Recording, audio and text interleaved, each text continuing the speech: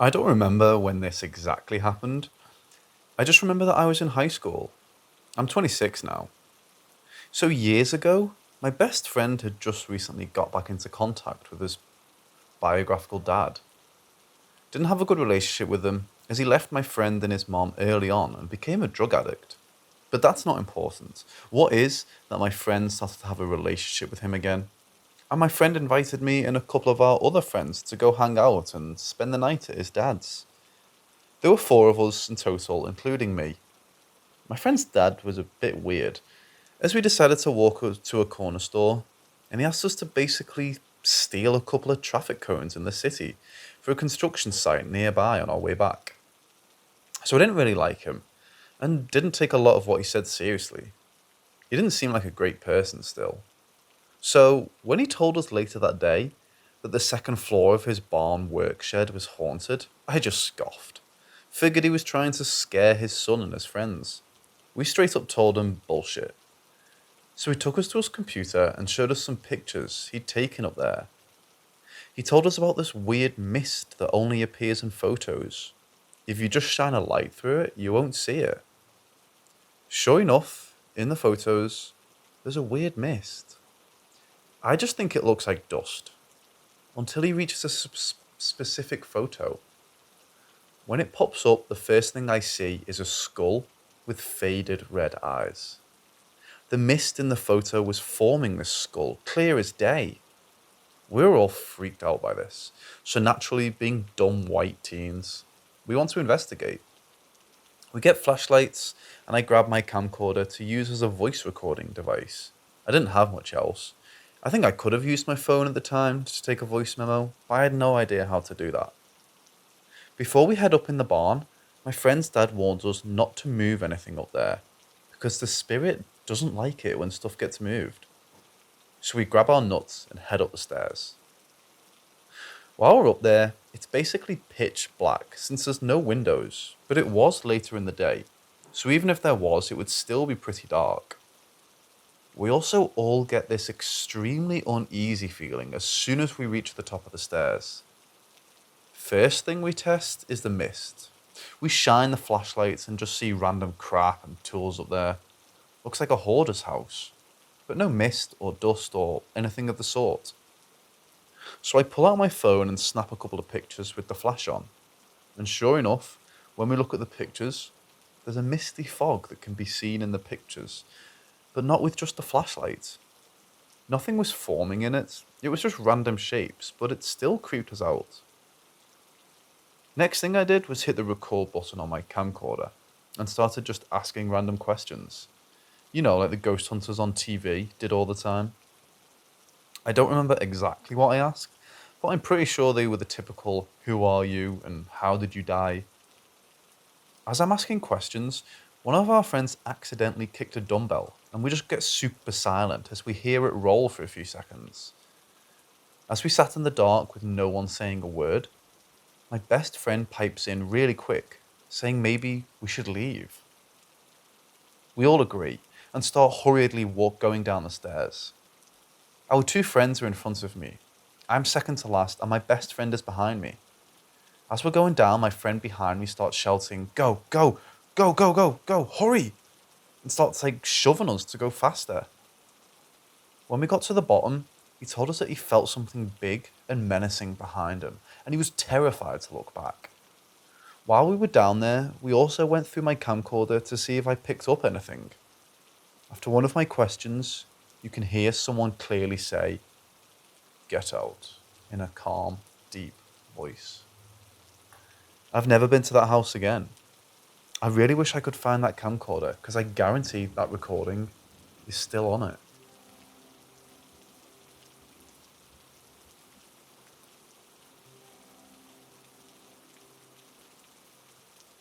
The activity escalated slowly. I would be on my couch in my room playing a game, and I would suddenly get goosebumps and feel very cold, like a very cold draft would suddenly rush through my room in the winter. Then there were the noises that started. I would hear quiet tapping or soft footsteps on the painted cement floor off and on. Just a couple taps or steps here and there, or shuffling along the floor in my room, but always just little enough I would think my ears were playing tricks on me. Then, one day something tangible happened. The only bathroom in the duplex was upstairs, and there was a heating vent that opened down to my room, but also straight up to the bathroom. I went to the bathroom, and while I was in there, I heard the distinct sound of an empty can landing on the painted cement floor. As I go downstairs, I ask my roommate, who was gaming at his desk downstairs, if he missed a recycling bin with a can. He had his headset on and said no, and looked confused. When I went back into my room, there was an empty can laying in the middle of my floor. Weird. I wasn't a clean freak, so having a few empty cans in my room wasn't uncommon. I also didn't dust much, so I was able to find the location the can was in before. It was about 3 inches in from the edge of the side table. There was a perfect ring of dust, like it was neatly picked up and dropped on the floor. I threw the can in the recycling and went back to my video games. But this is when the activity escalated even more. I also got a cat shortly after this, as my friend needed a new home for him. His fiancée did not like his cat.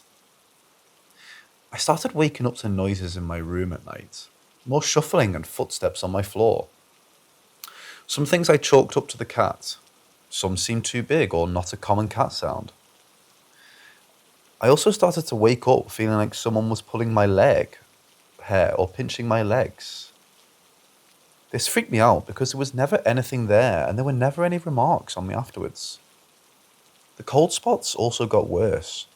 I started to randomly get cold feelings on my arms and legs while on my couch, like someone was beside me and put their hand on me. One of the most memorable cold spot happenings led me to believe one of the spirits was a child. Have you ever had a kid standing behind you while you sit on a couch? I could literally feel the cold go up my back, like a kid behind me leaned on my back. I then remember feeling the cold spread to my shoulders and around, like the kid leaned on me and wrapped its arms around my shoulder. It was unmistakable. The shuffling also became very real one night. I must have left a grocery bag on my floor that night. I could hear it rustling around, kind of sounded like my cat playing with it though as well. I could hear it travelling from my couch over to the foot of my bed, and then it stopped. Then, all of a sudden, I heard my cat hiss loudly from the window above my bed. He then jumped down next to my head and took off out of the room. I grabbed my phone, but before I could turn the flashlight on, I could feel the weight on my bed by my feet, like someone sat down almost on my feet. I quickly pushed myself up to a sitting position and turned on my flashlight. Once again, nothing was there.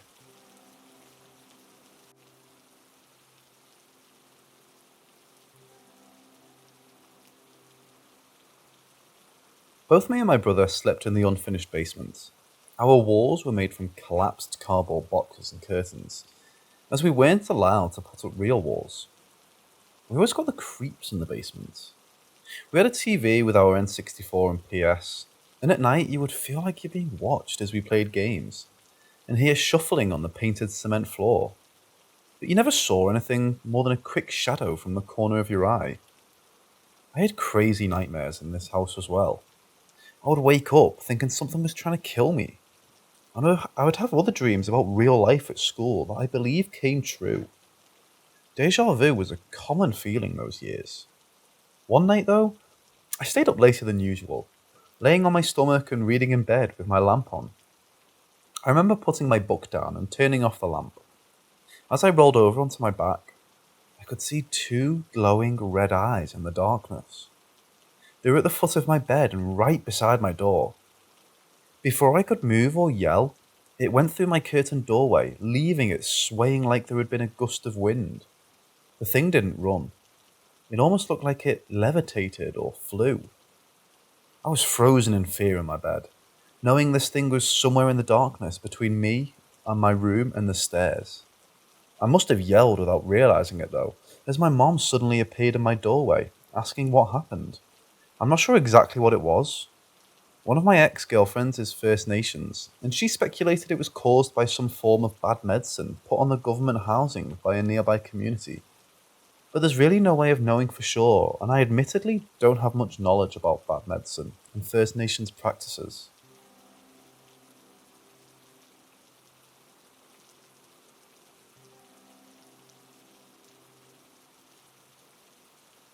Okay, so about 1 or 2 years ago, I moved into a new house with my parents, and me and my family have witnessed very suspicious activities. First, when I'm trying to study or read a book, sometimes weird things happen. It's like the book I'm reading is getting grabbed by an invisible creature or person because it doesn't fall or anything. It literally gets grabbed, violently grabbed. The movements of the book when he gets grabbed clearly shows that it's not falling. Someone is grabbing it. And then, when I get it back, it gets grabbed again. It happened multiple times, and that really creeped me out, especially because the movements are very human like. Second, weird things happen in my kitchen. Sometimes the oven turns on alone, and I feel like someone is playing with the dishes at night since I hear weird noises. Also, sometimes when I'm eating alone or I put something on the table, it's the same thing as the book. It gets grabbed. I didn't get to screenshot anything on photo except one thing. When it was night and I was just listening to music, I heard a couple noises near the window. I thought it was just the wind, but a couple minutes when I woke up, I noticed a human's hand trace. Well, not that human. It looked very skinny, like it was a skeleton. I took a screenshot of it and immediately went downstairs to tell my family. My mother went upstairs and checked if everything was okay, but the hand trace just disappeared, like it never existed. She and I looked outside, but there was nothing. Since I was upstairs and it was a balcony, I don't know the story of the house or anything, but it's kind of big. We have a garden and a front yard. The garden has a pool, chairs, and well, basically everything a garden has. While the front yard is where our cars are. We have 2 bathrooms, one downstairs, one upstairs, a huge living room, a kitchen and a minibar. We also have a garage, 4 rooms, 2 toilets and 2 dressing rooms. We also have 4 dogs, 2 cats and a parrot.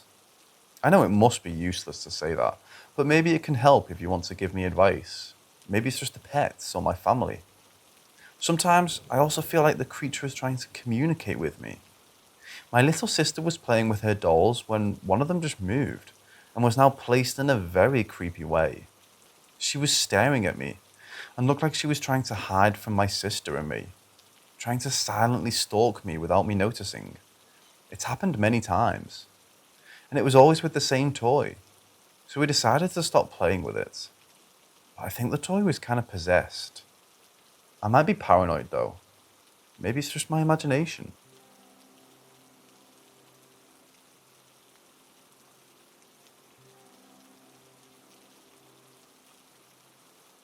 I've been an HVAC service technician in Jacksonville, Florida for almost 19 years. I go to hundreds of different properties each year for work, troubleshooting AC equipment, and I've had more than one unnerving experience over the years. Dark attics of homes from the 1800s, narrow and damp basements, tight and pitch black crawl spaces, the absolute worst, etc. This happened 6 years ago in St. Augustine, Florida, which happens to be the oldest city in the United States, founded in 1565. A wealthy customer of ours purchased a house, you could call it a mansion, and was having it remodeled. The homeowner was a huge history buff and an avid collector of authentic artifacts from the Middle Ages, swords, armor, etc. One room was being custom built to showcase his collection of weapons and armor. It was the most talked about room on the job site. The tradesman called it the night room because there were legit suits of armor in there that were actually worn into battle. One suit of armor was particularly disturbing because the knight died while wearing it, supposedly in a jousting match. It had a very large puncture in the chest. It always kind of creeped me out. Picture a large room with an 8x8 table covered with glass for swords and shields in the center of the room, and cubbies on all 4 walls. Each cubby displayed a suit of armor and had a small LED light on top to light them up. The carpenters did a great job with that room. It legit looked like a museum. Well, after a year of working on this job, It was finally done, and the homeowners were planning on moving in within a few days. It was Friday, and I had a list of small final touch things that I needed to get finished. One of the security alarm guys walked over to me and asked if I had been experiencing any electrical issues with the HVAC controls. He said they kept having issues with the motion sensors and couldn't figure out why. I told him I hadn't run into any issues with the ACs, asked him what kind of issues they were having. He said everything worked normally except for the motion sensors in the night room. He said the sensors were glitching the last few nights and showing multiple motion triggers throughout the night. That would be impossible because the building was locked up daily and the video showed no movement when the sensors tripped. I could tell he was frustrated. He thought there might be a problem with the supply voltage. I wished him luck and got back to work. Unfortunately, I didn't get my list completed in time and decided I would just come back early the next morning to finish. The next day was a Saturday, so I'd have the whole site to myself and we'll be able to finish up in peace. So, I drive back to the site the next morning around 6 a.m. and turned onto the long, narrow gravel driveway to the house. This was the first time I had actually been to this job site without sunlight, and I vividly remember feeling slightly unsettled as I slowly approached the massive construct. I noticed a small blinking reddish coloured light from one of the windows. The light seemed to be coming from inside the night room. I instantly remembered what the security guy told me about the motion sensors tripping yesterday, causing my arm hair to stand on end. So here I am, completely alone, about to enter this very old and very big house in the oldest American city, in the dark, knowing that something just tripped the motion sensors inside that house. I remember like it was yesterday how my hands were shaking as I tried putting the key in the lock. I remember pausing for what felt like 10 minutes but was probably a few seconds and telling myself, "You're being silly. There's nothing in there to be afraid of." But I admit, I was kind of scared. Eventually, I turned the key, pushed the door open, and stared into the very dark corridor that led directly to the night's room. As I peered down the mudroom hallway from the quarter-open door, I could see a red, glowing light. I knew it must have been the faulty motion sensors, but at that point, my mind was racing. So I stood, frozen in place, peering down that pitch-black hallway, watching that red light slowly come on and then fade away. When it lit up, it would softly illuminate the single suit of armor I could see from my vantage point. The night was facing me and would light up an apple red color for a moment, seemingly at random times. The light wasn't a steady pattern either, which I thought was strange. If I took 10 minutes contemplating turning the door key, I must have spent an hour engaged in that intermittent staring contest with the silent, unmoving suit of armor. I really, really did not want to enter that dark hallway. The fancy interactive room lights weren't functional yet, and the closest working light switch was about 20 feet down the hallway.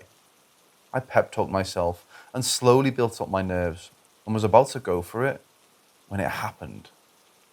Something clashed deep inside the house. Something inside that house just made a loud noise, which meant something inside the house must have been moving.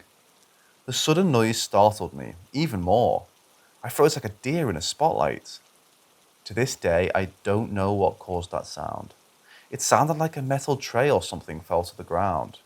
It made a clang, clink, clink, clink sound, and then silence. Not a sound. The house was still. My armored adversary was still watching me, standing me completely motionless at the other end of that long, dark passage. Now, I'm not one who easily gets scared, especially not scared enough to completely stop what I'm doing, and especially if I'm at work. I'll keep it 100 though. The last noise I heard in the house that morning was the sound of me closing and locking the door. I told myself, hey, it's Saturday. I'll just come back on Monday when I'm not alone to finish up. So I got in my truck and left. I never did figure out what that noise was. From what I hear, they ended up disconnecting the motion sensors in the night room because they couldn't stop them from tripping. So weird. I ended up never going back to that house. TLDR, medieval knight sets off motion sensors inside very old, possibly haunted home in the oldest city in America. But I wasn't scared.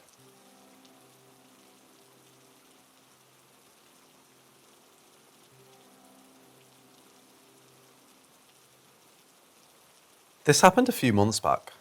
I was home alone and just chilling in my room. My dogs often like to lay with me, and this particular day, they were doing just that. My parents were at work, dad in another city, and mum at the school she works at. And my siblings were at school, and I know for sure that no one was home. So I'm just doing my homework, and I hear a couple of knocks at my door. My dogs immediately look up and stare silently towards the door. Maybe my brother was just home. I call out his name and open the door when I don't hear anything. Well, you guessed it, there was no one there. Odd. The thing is, if it was a random person who just happened to break into my house, my dogs would have went berserk and are weirdly keen at only barking at strangers indoors. Besides, I never hear any footsteps. I double check the time and notice it's only 10 a.m. Unless my siblings or mom got sick, there was no way they were coming home at this time. I was later assured that no such thing happened. I've had a couple of odd occurrences, such as things going missing and being replaced in the same exact spot only hours later. I used to dabble in the occult as a middle schooler, so maybe that's why. Our house was brand new when we got it, and it was only built on empty farmland.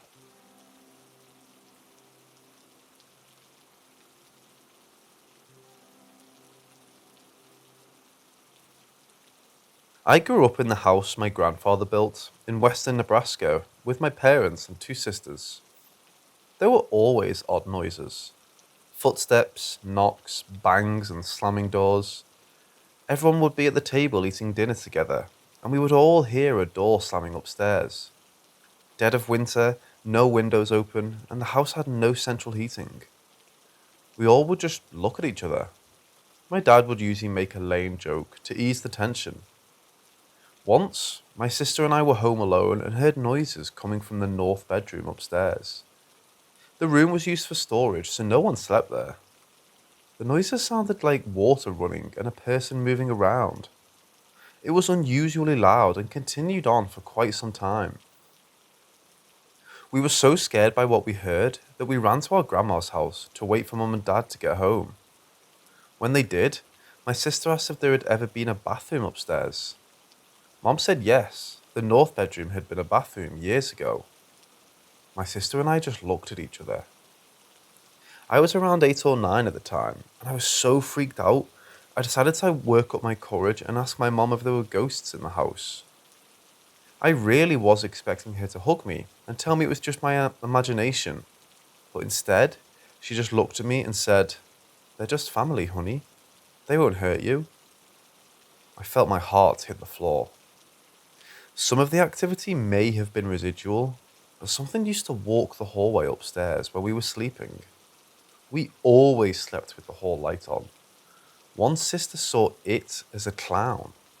I don't remember what the other sister saw, but me being a child of the 60s saw cousin It from the Addams Family. It looked like a grey mist, kinda in the shape of a person.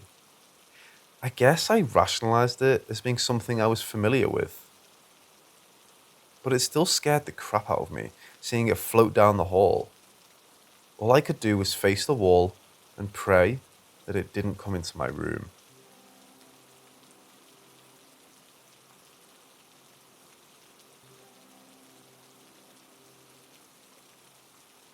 So, from our living room area, you can see down to the double entry front doors.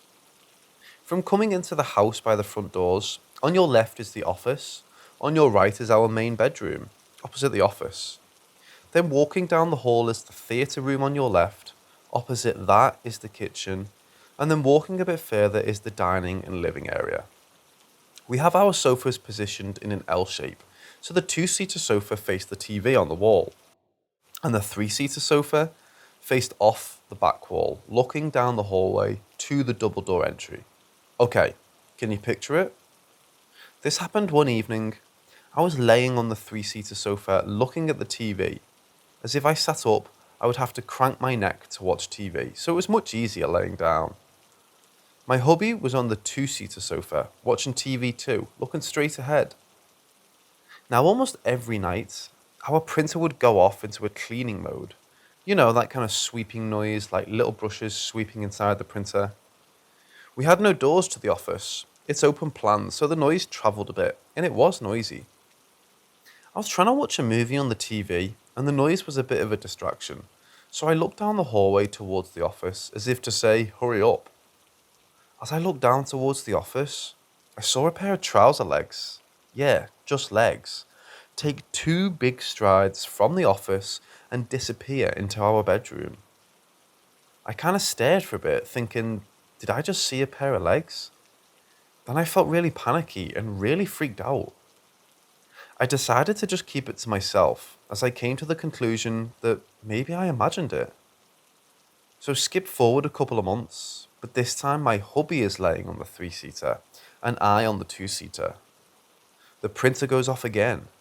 My hubby turns to talk to me, but as he does, his eyes look down the hallway, and I turn to look at him, thinking he's going to say something. And he says, "What the hell?" I say to him, "What?" And he starts to tell me he saw a pair of trousered legs just take two strides out of the office and disappear into our room. So I did see it. Whenever the printer went off again, I made a point to never look down towards the office.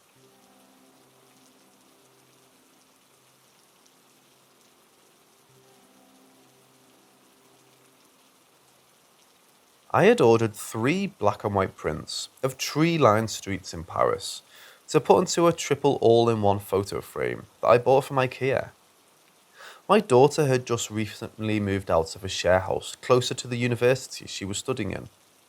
Her room became our spare room, and I decided to put a single bed in the room with a bedside table plus lamp, etc., and a craft desk there to do some scrapbooking in my spare time. As well as furniture, there was a long IKEA picture ledge on the wall with a couple of photo frames in it. Now let me describe this picture leg.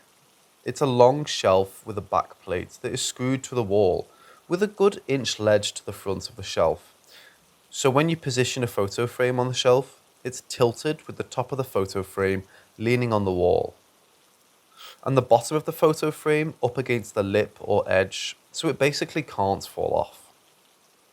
I received the prints from eBay and arranged them into the triple photo frame, and then added the photo frame to the long shelf sitting in the middle of the shelf, with frames sitting either side of it.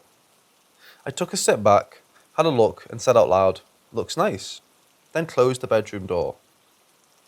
That evening after dinner, my hubby was in the office. My son went to his room playing his war games on his computer, and I was finishing the dishes in the kitchen. Hubby shouted from the office, "Can I have a cuppa, please?" I switched the kettle on, grabbed a cup from the cupboard, then heard this almighty crash, which sounded like a brick had come through one of our windows. My hubby came running down the hallway to the kitchen and asked, "What happened?" Then my son came out of his room and said, "What did you break?" I told them, "I haven't done anything." We all then decided to check around the house. My hubby checked the rooms and windows around the house. My son checked the garage to see if anything had fallen down, and I checked the garden. We were bewildered. The only room we didn't check was the spare bedroom. My son and hubby went into the bedroom to find the triple photo frame buckled and smashed, laying on the carpet. To this day, we cannot figure out how it could have possibly fallen from the shelf and end up buckled like that.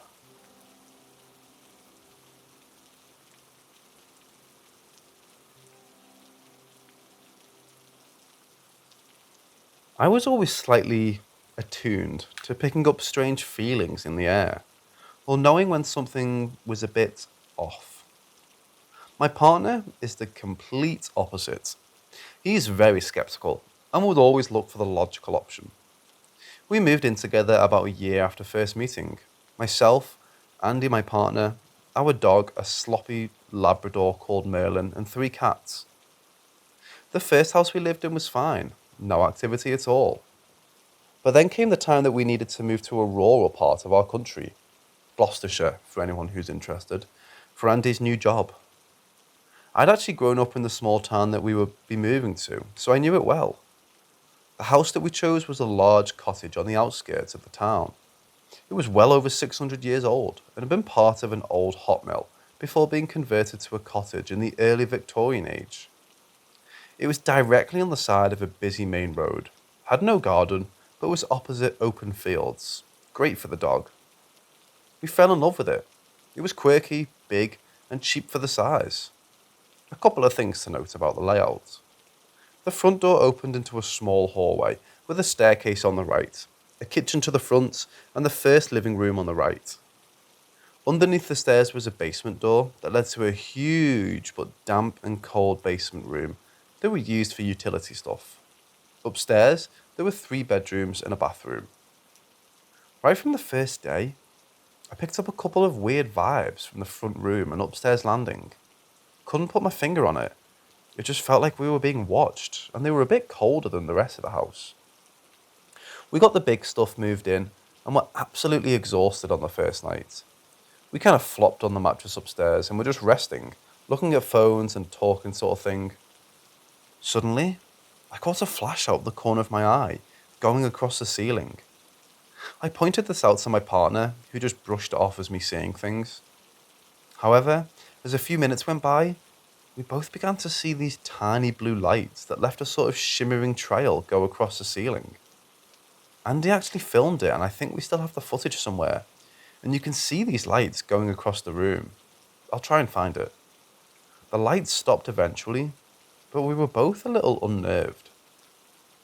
We lived there for about 3 years, and I found the activity seemed to come in waves.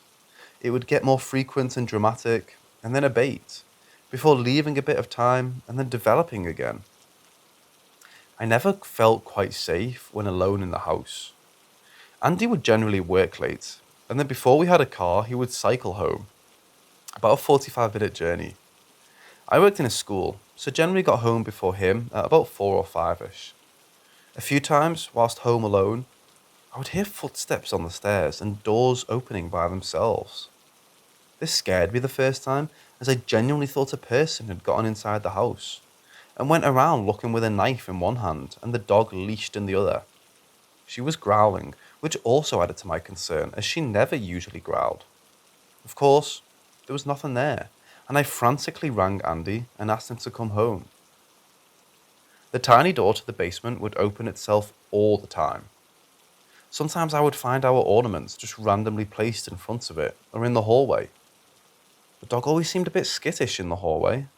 A couple of times she would just stand and stare at the stairs and growl, which freaked me out. The living room also had a strange feel. It was wood-panelled and faced the road outside, so unless it was nighttime and quiet, we would constantly hear cars and trucks going by.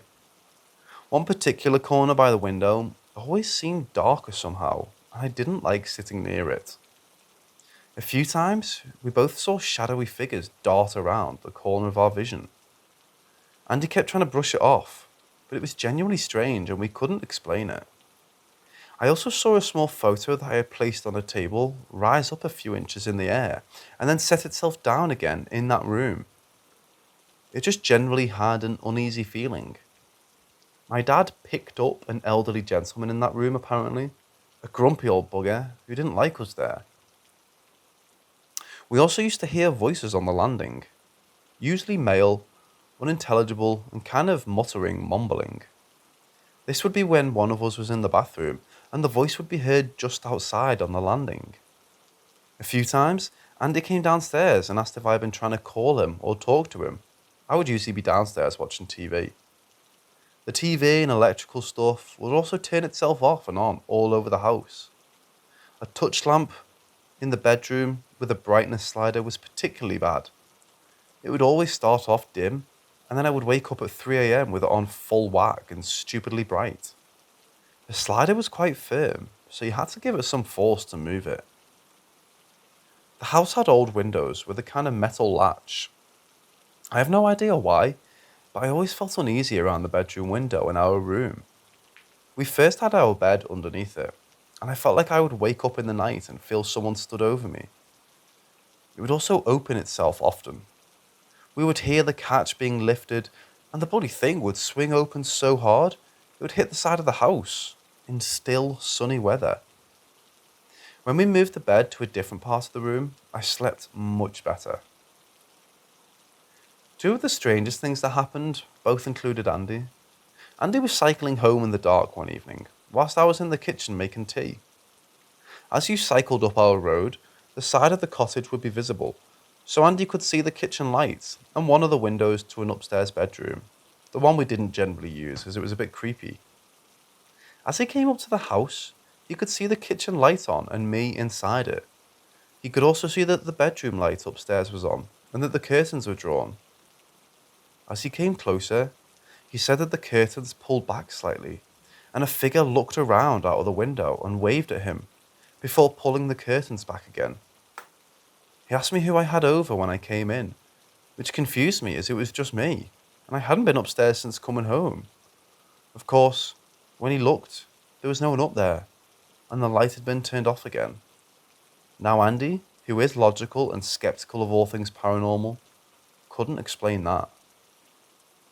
The other really standout thing was pretty scary. We were both chilling in bed one night, cats and dogs with us on the bed. On the back of our bedroom door was a hook, on which I hung a fairly large slate heart with a cute saying printed on it. For some reason, we both looked towards the door at the same time. The heart began to lift itself up slowly in the air, and then it absolutely slammed itself back down so hard that the whole door shook. We were spooked.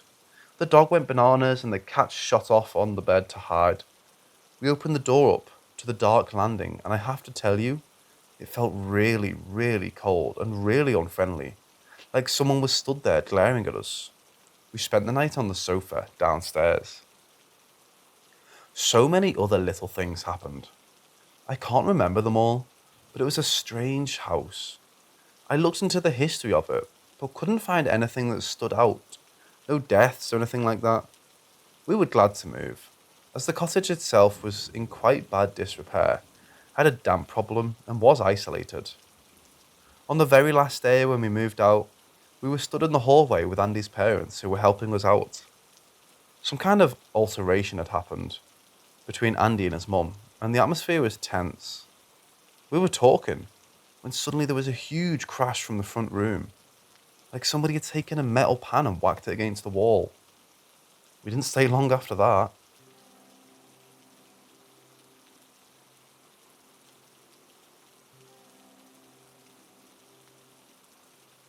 We moved there when I was about 13, and my sister was 12. The house was huge, with a 20-foot living room, where the shop front would have been, and a converted annex on the side of the house. The annex was the reason we moved, as my dad's mum has had a stroke, and we needed to care for her. The annex, the kitchen, and the bedroom above were the recent extensions added to the house. The rest was early Victorian. My bedroom was part of the older house. It was fairly smallish and had Victorian features, like an old fireplace in the wall.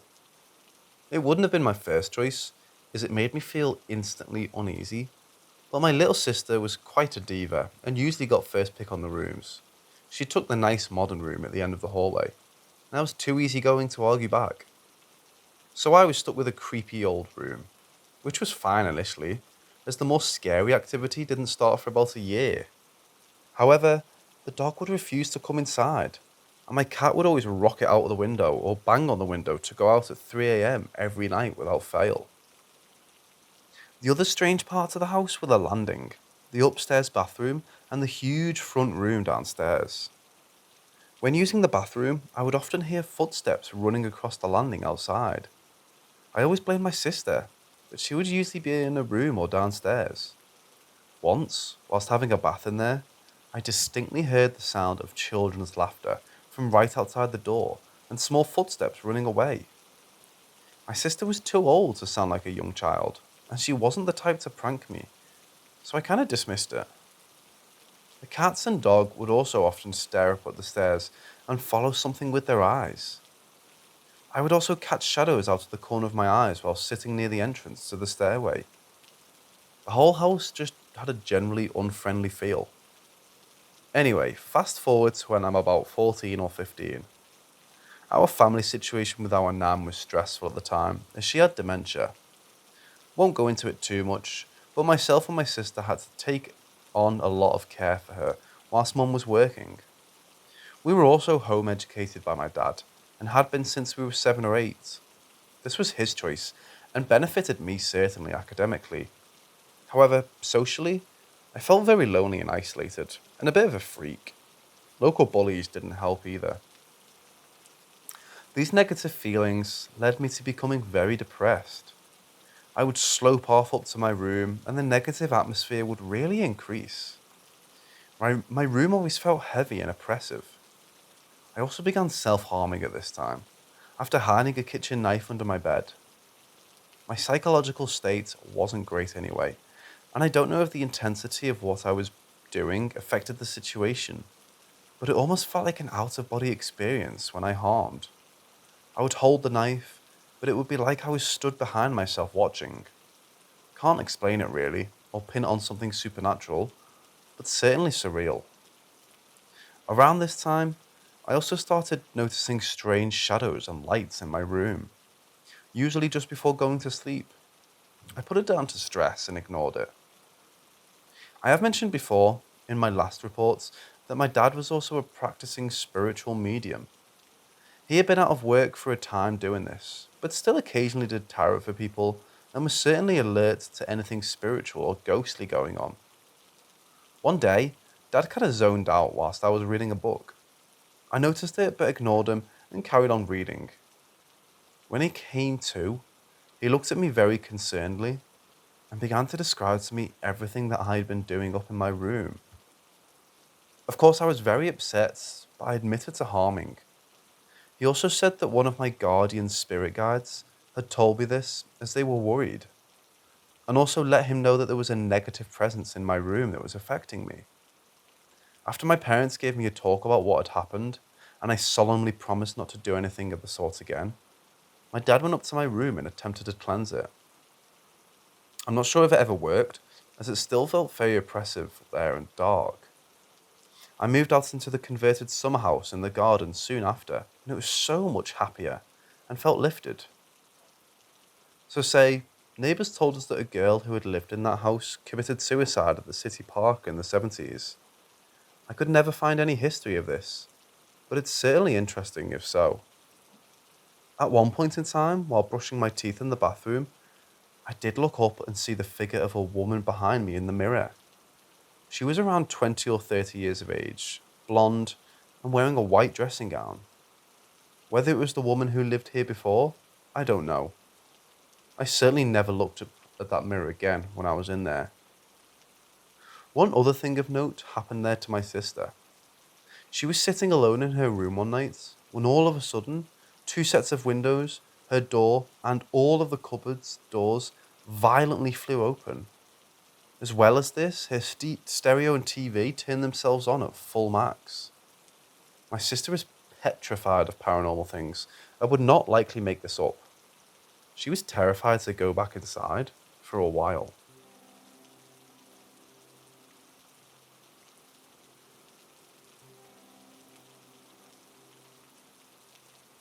My dad was a musician in the late 80s, 90s, and he would normally work together with his best friend, who also played the music and edited what they wrote.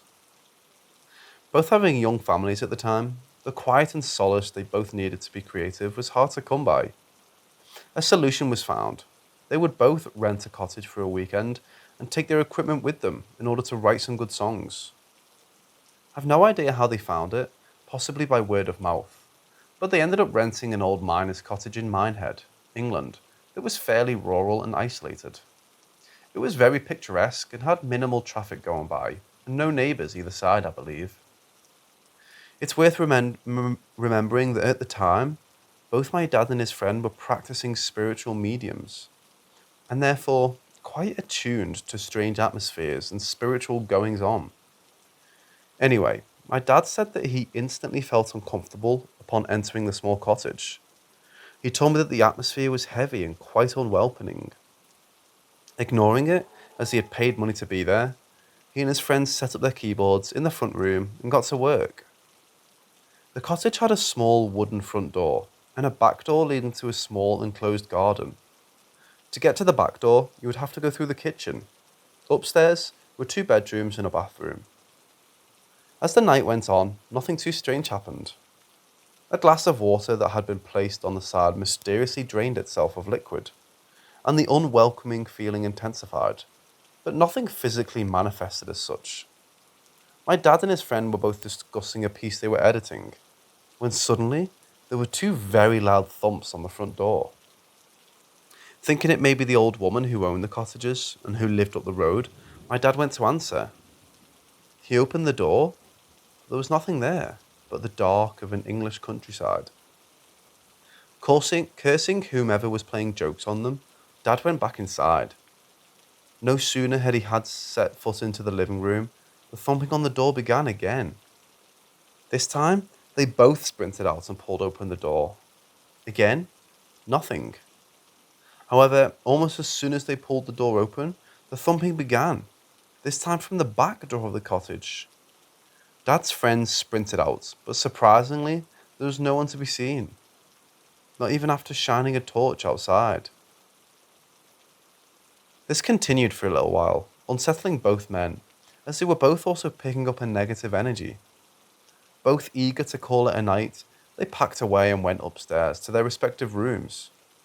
Dad found it hard to settle, and read a book too about 1 a.m. before drifting off into a night's sleep. This was short-lived, and he awoke to his friend screaming as if he was being violently attacked. Dad rushed to the adjoining room, where he found his friend cowering in a corner and shaking.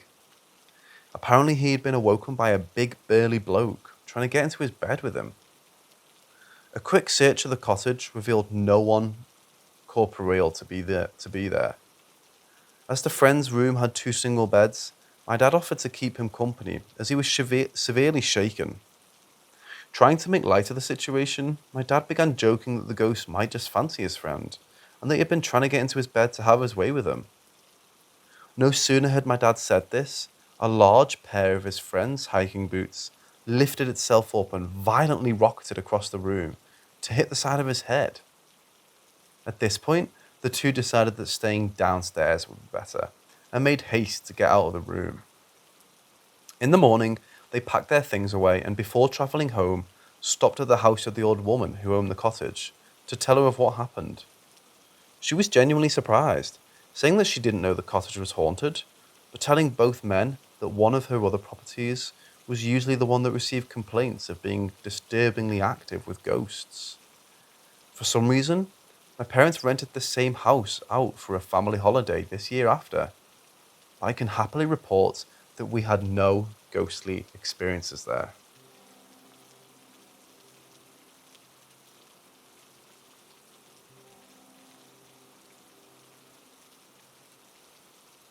We moved from a small, cosy home to a much larger old Victorian terraced house in a busy part of the city. The house had been an old shop and had a separate new annex that had been built along the side of it.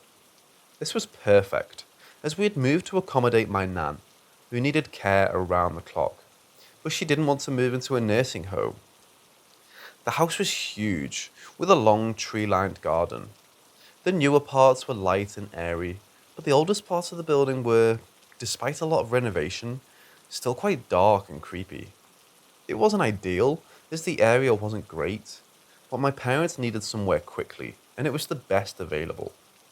Mum worked long hours in a sales job, and Dad schooled myself and my sister from home. This meant that we could also help care for my nan when Mum wasn't around. The 5 or so years that we lived there were very stressful, to say the least, with money worries and health worries for our nan, who sadly had dementia. I won't go into huge detail, but I just wanted to paint a picture for you. As mentioned before, my parents were heavily into the spiritual and supernatural, but more in an investigative way. Dad had previously worked as a medium, but had distanced himself from the scene due to not taking people seriously anymore, and feeling a bit disillusioned with the whole thing. My sister being a bit of a princess, had bagged the largest bedroom for herself when we moved.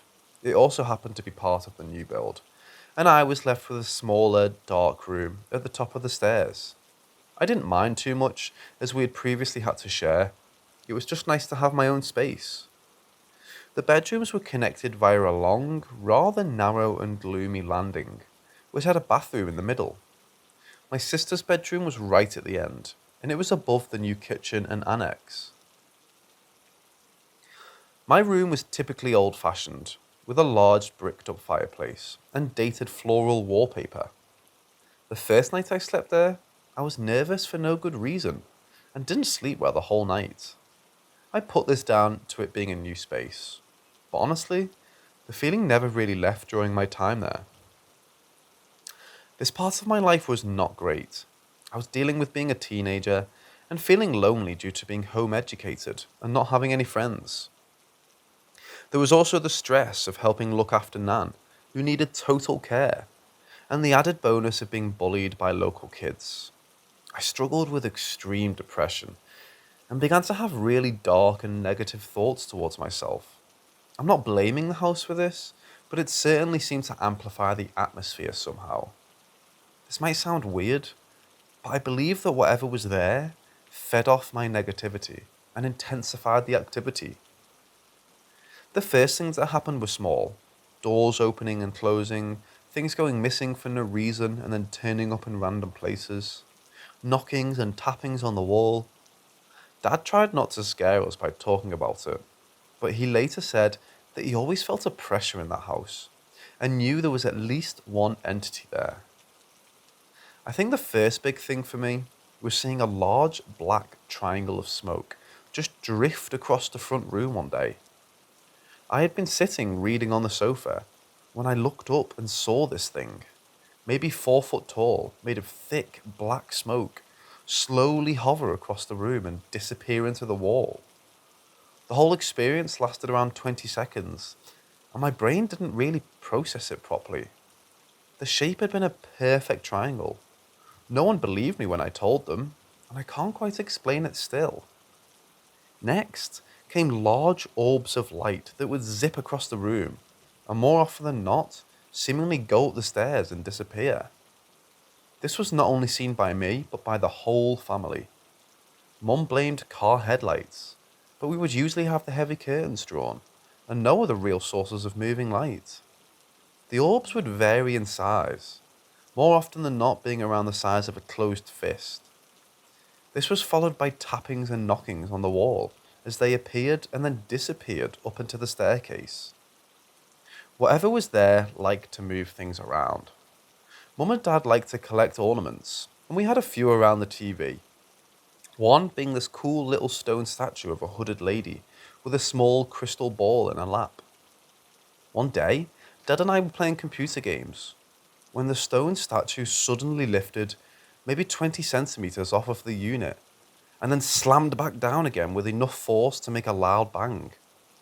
That was the beginning of the more intense activity. I began to hear my name being called. This would only happen when I was downstairs, in the dining room that was linked to the staircase upstairs.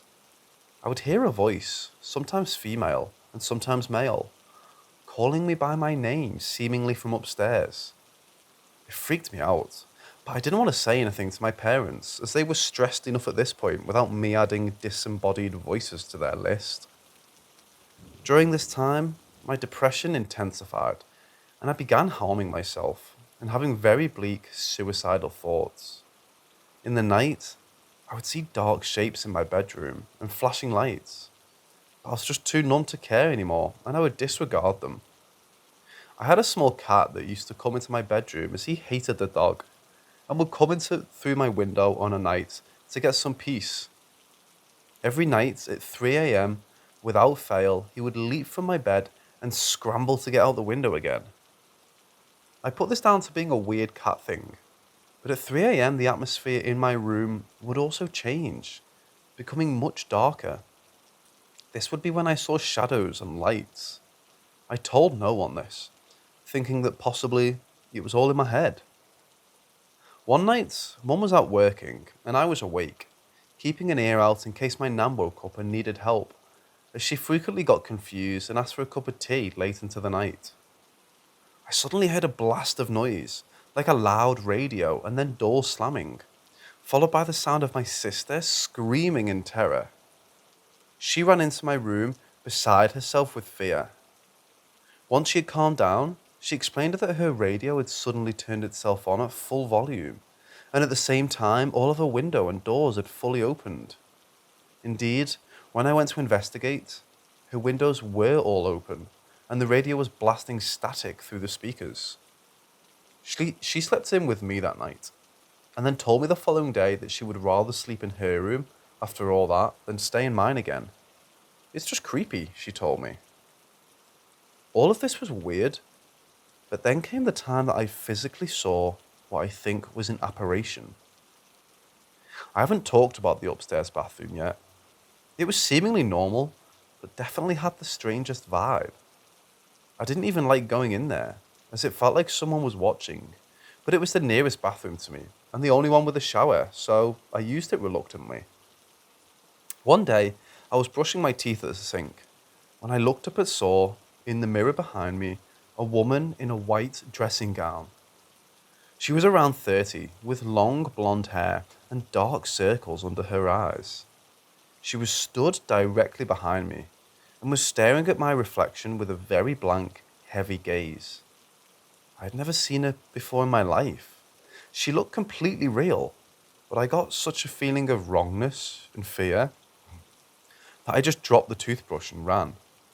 Of course, no one else had been visiting, and the rest of my family were downstairs. This shook me up so much. I refused to go into that bathroom for a while, and would wash my hair in the kitchen sink instead of showering. I told no one about her, but tried to draw her from memory in my sketchbook.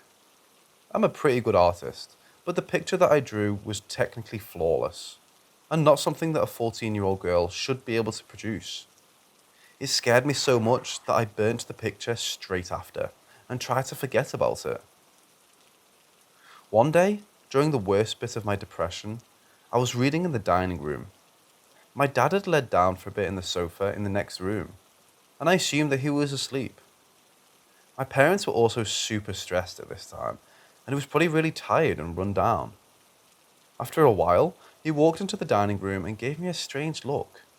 Now, bear in mind that he used to work and make a living from being a medium for this next bit. He asked me who had been visiting my room in the night. Confused, I replied that no one had.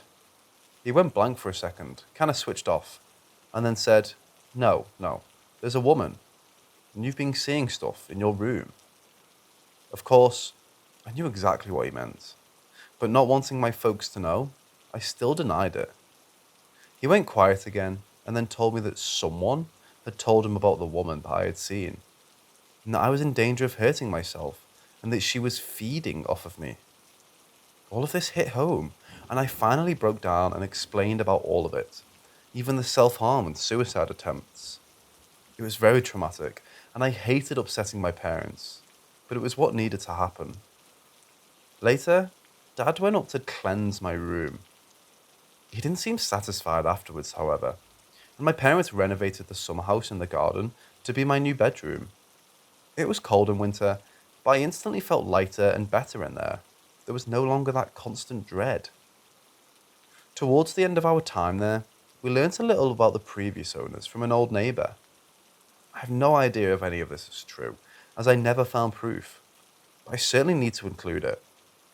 Apparently, in the late 90s, a family had lived in the old shop.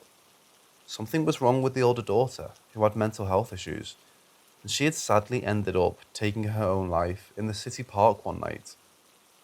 Like I said, I don't know if this is true, as I never asked for her name, but it does make me wonder if part of her never left the house, and if she had used my bedroom before me. It would certainly explain a lot of the activity.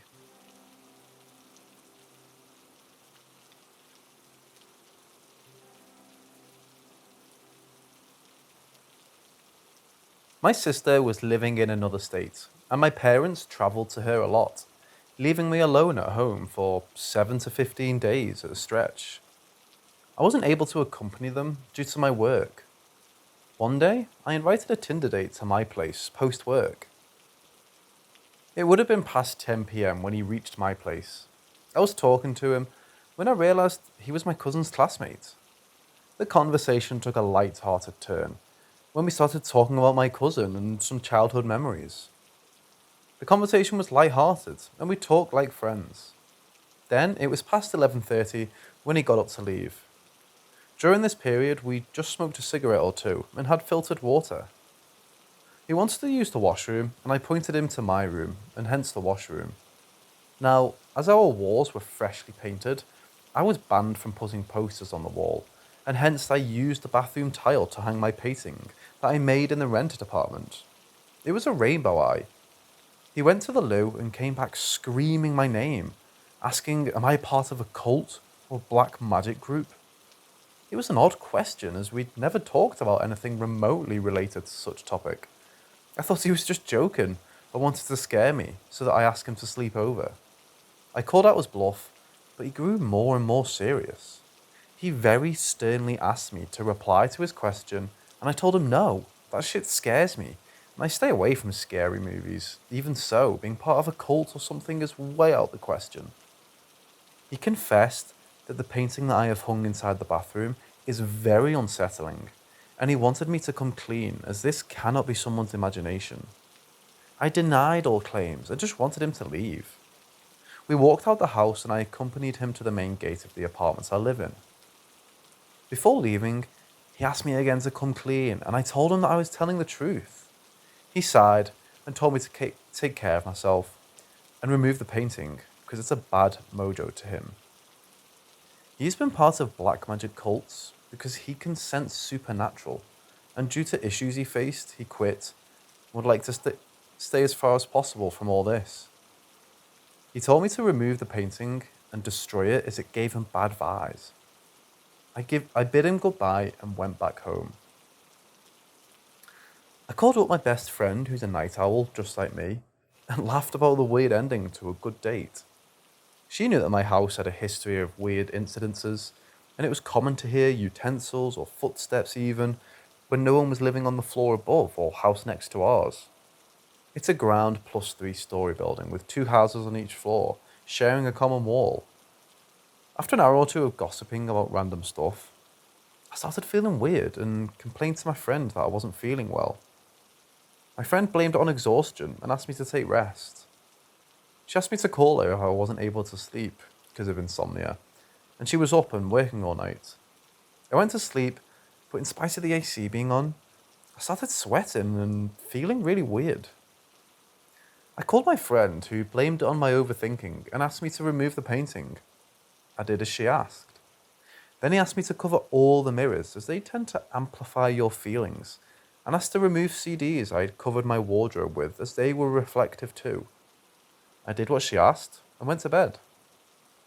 With all night of tossing and turning, I woke up with a high fever and an urge to puke. I wasn't able to take in water as well. I called up my office and asked for relief. I fiddled with medicines but felt very uneasy. As time passed by, I took a telephonic consultation from the doctor and asked my other friends who lived close by to drop off some medicines for me. While I was sick in bed waiting for the medicine, the Tinder guy called up. He told me about his medical condition, which was strikingly similar to mine. He also asked if I had taken down the painting. I was angry, but I couldn't waste my energy and replied yes. He told me to take him seriously and get my house cleansed as he definitely felt bad vibes all around the house. He didn't mention the severity to do so, as I was home alone last night and advised me to stay somewhere else till I got my house cleansed. He wasn't joking, and he was very concerned. I ignored everything and focused on getting better. I had to take 2 medicine shots, injections, the next day, as my fever wasn't going down from 104 degrees, and I was constantly puking out medicines and water. After I got well, I took the painting and hung it again. I felt some kind of relief in doing so. I still feel I shouldn't have taken down in the first place. To this day, it's an unsettling painting for people. and I still feel better whenever I look at it.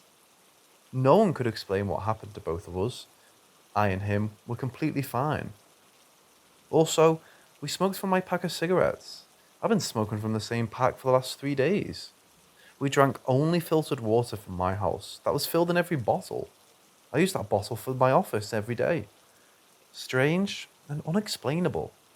I'm still friends with the Tinder guy, but till now, even after years have passed, he refuses to enter my house.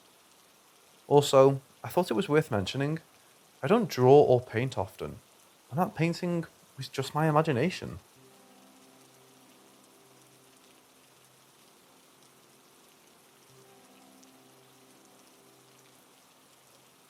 My dad changed stations in the Navy.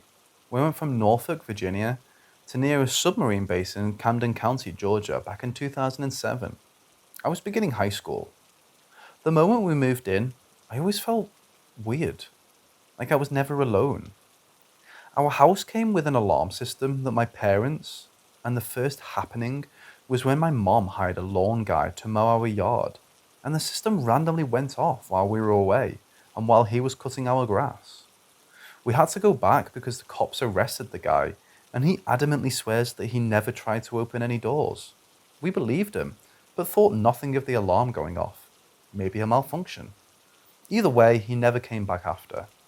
However, the alarm going off became a nightly occurrence, waking us up from anywhere between 12 to 5 a.m. for 3 months.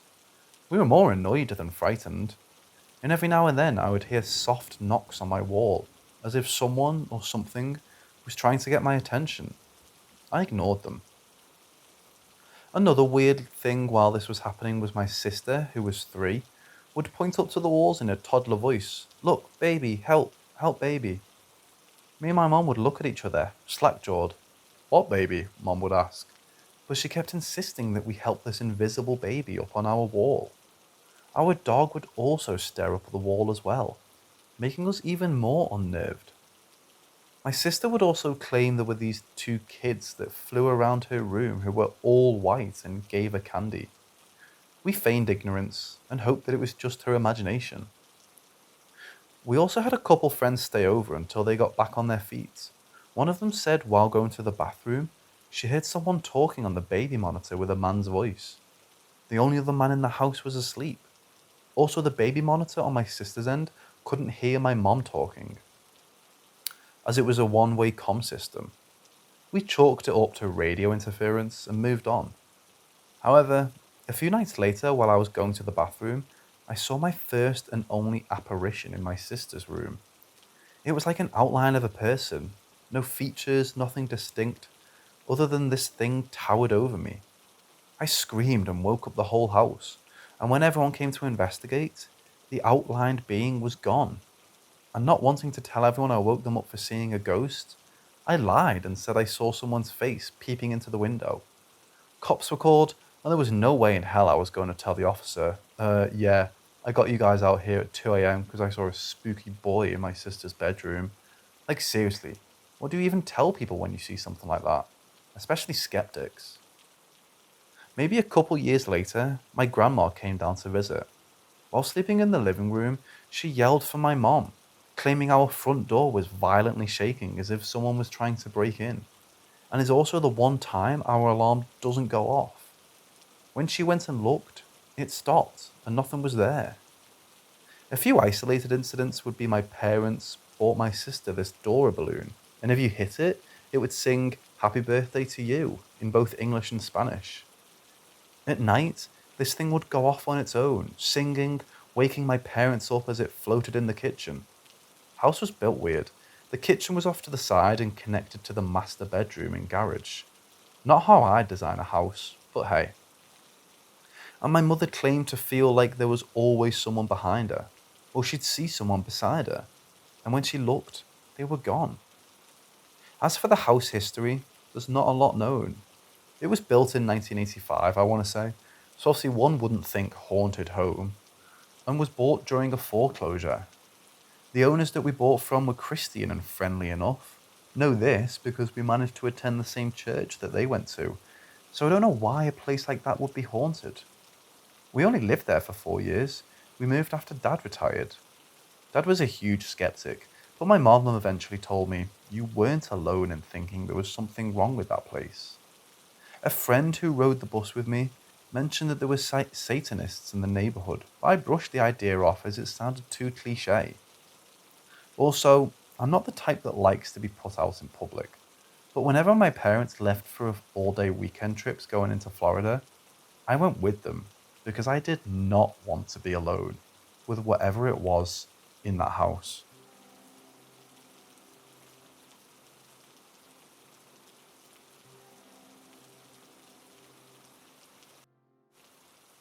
For a little bit of background, I no longer live on the same property, but this particular house always gave me bad vibes.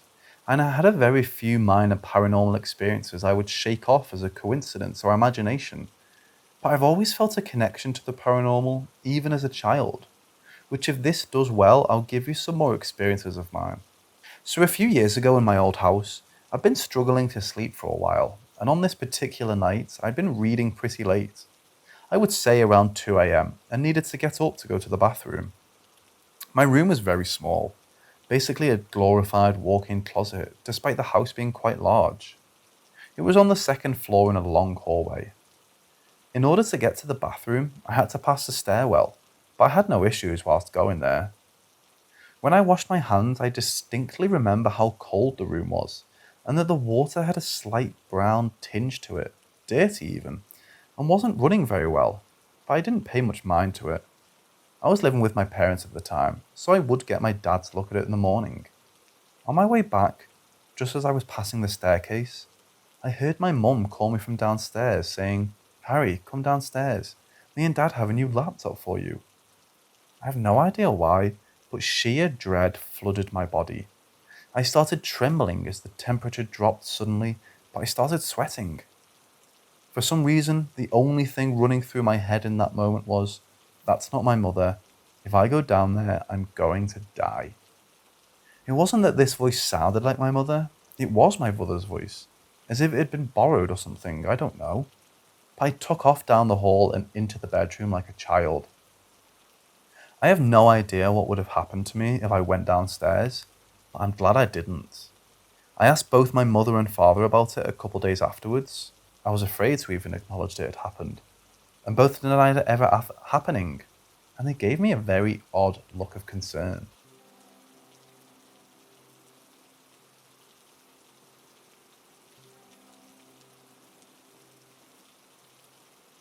In my travels, I've gone out of my way to visit haunted locations.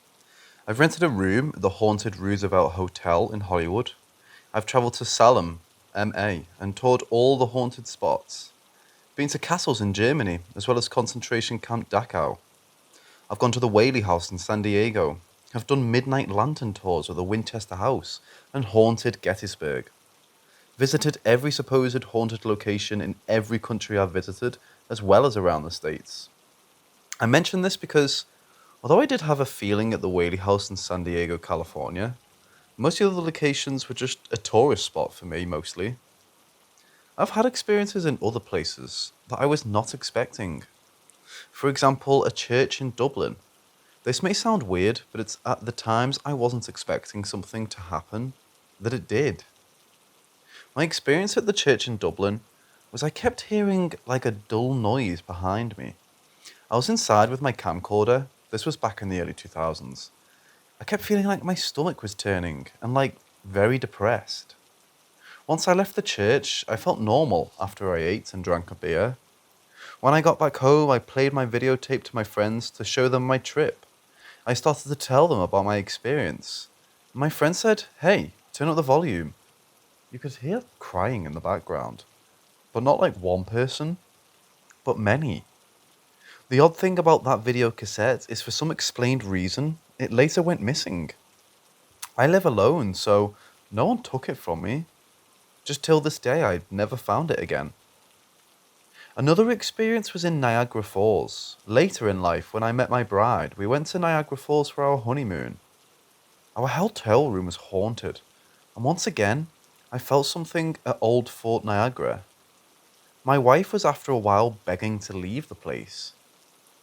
Another thing happened to me once when I was traveling for business. I was staying in some small town north of Seattle. I don't remember the name of the hotel, but at night, someone knocked on my door. I just happened to be awake and on my laptop, so I jumped and looked through the peephole, and no one was there. I opened my door and no one down either side of the hallway. No one could have been that fast, as I was in the middle of the hall, but still, no one was there.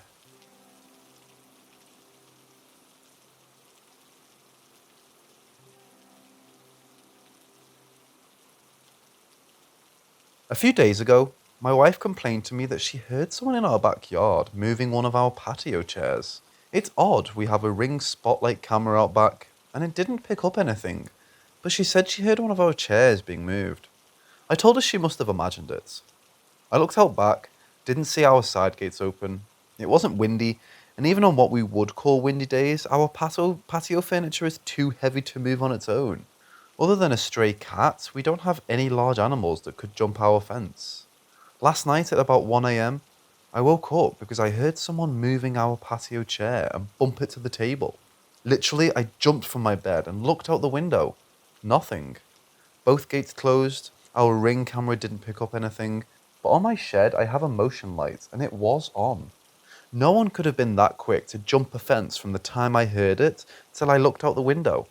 It wasn't windy last night, but like I've said, our backyard doesn't get high winds or anything, and we never had wind move our furniture.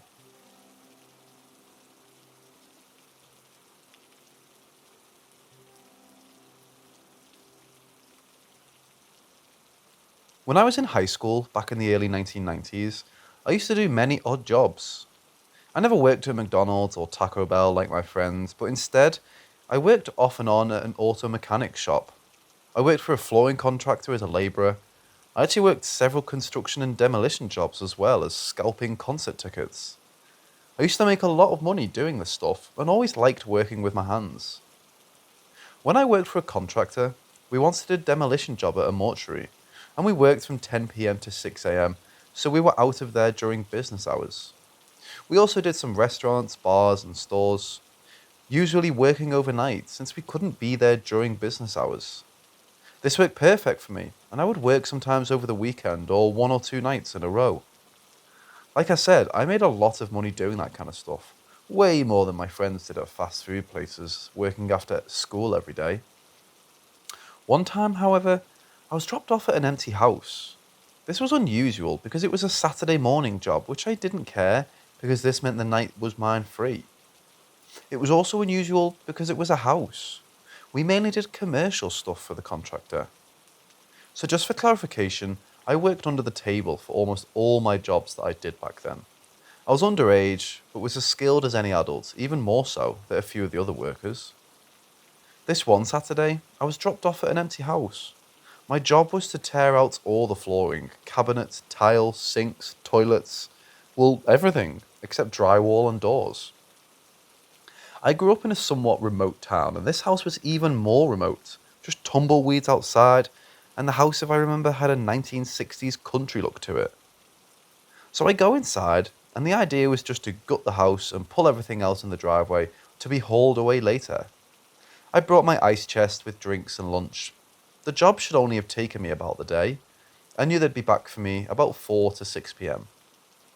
I remember getting started in the kitchen, and I remember being upset that there was no electricity on because my radio's battery was almost dead. This is where things start getting fuzzy.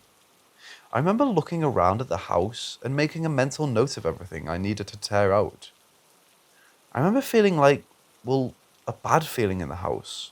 It was older, not like it had been abandoned for a long time, but like maybe someone old lived in there for decades and never updated anything. I started to have weird feelings that soon led to complete lack of any power. Like literally, I felt like I had no energy. I ended up in a back room with the radio playing in the kitchen, and the next thing I knew, it was evening. I felt like I startled myself to wake up. I remember feeling like, where the hell am I? I got up, and it was silent. No noise, no light. I stumble outside and look around, and was shocked to see that hours passed nearly the entire day. I went back in and started gathering my stuff, and just locked up and waited outside for my ride to get me. I kind of got yelled at, but since I got paid for what I did and not time, it wasn't a huge deal. But I did refuse to go back out there, and two guys went out the following week and emptied the house out. Just so I know it's going to ask, no, I didn't use any drugs or alcohol. I've actually always been very anti-drug. Seeing my older brother spiral down with his life at an early age made me against all drugs. I wasn't sick, and there was no gas or propane on at the house, so no fumes caused it.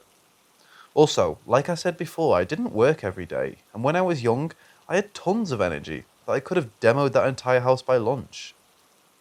The house just took all my energy and knocked me out. I wouldn't have normally slept like that in a dirty job site, especially one that gives me the creeps inside.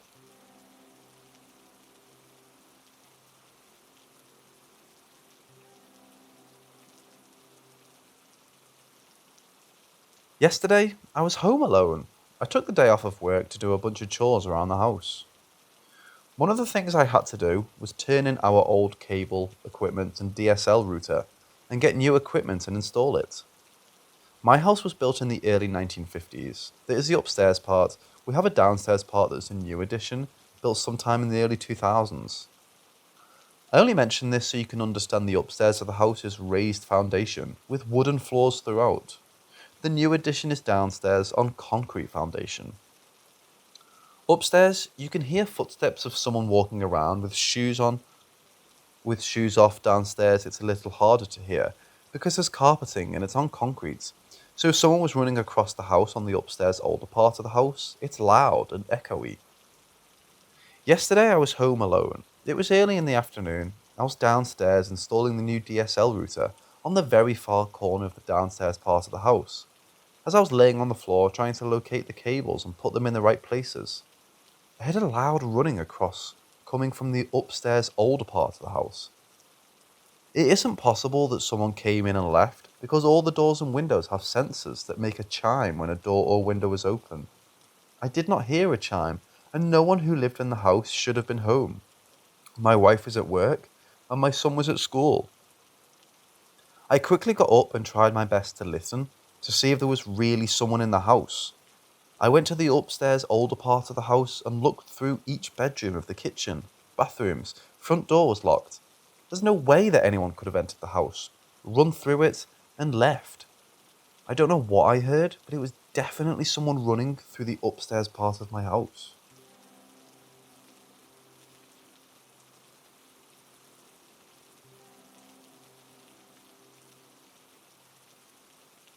When I was in my mid-20s, I had a girlfriend that was 10 years older than me. I lived with her 3+ weeks out of the month.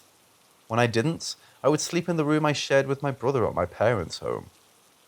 One night, about 3:30 in the morning, I slowly awoke to the warm feeling of a nude woman behind me. She was up against me to the point that I could make out her body type and grooming habits. Her arm was around my waist and was giving off some heat. That is most likely what woke me up. As I was awakening, I made out the fact that I was at my parents' house and my brother was sleeping in the bed across from me. At that point, I was like, who the hell's behind me? I actually waited until I knew I was completely awake, moved my hands and feet a little. Meanwhile, I could feel the hot breath and breathing behind me. I jumped up as fast as I could and threw the blanket off, looked down, and there was no one there. My brother was like, what the fuck? And I was feeling the bed that was still warm to the touch behind where I thought I was sleeping. I was really expecting to find someone. My childhood home is haunted, but mostly steps and opening and closing of doors. My father said he saw a blonde girl in the hall once, but in the 17 years I lived there, this was by far the most intense.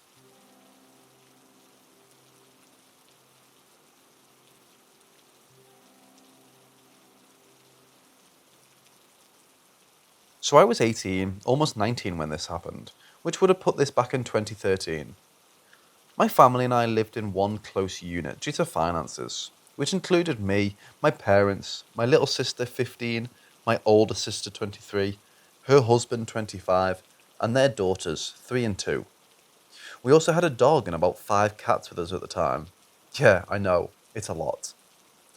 Long story short, we were moving down from a part of northern Florida down to a more of the central area. The new house we were supposed to go into wasn't quite ready yet, so instead of fighting with a hotel for weeks on end, we decided to rent a house. An owner in the area had been nice enough to rent it to us for pretty cheap for a few weeks, which makes sense later. So right off the bat, the place wasn't terrible. According to the owner, the place had been built in the 1950s, but no one had officially owned it and lived in it since the early 2000s. It had pretty much just been passed to different owners and renters. The neighbourhood? Not the best.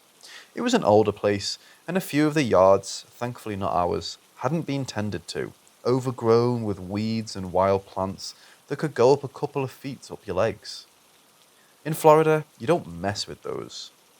Not only can deadly bugs and snakes be hiding in there, but a lot of the plants have the ability to sting you and mess your skin up. Hence why Florida is discount Australia, as we call it down here. I guess calling someone in to deal with the wild lawns was too much money or too much effort, especially since some of these homes didn't look like they were being lived in. The insanity didn't really start until we first brought the cats inside.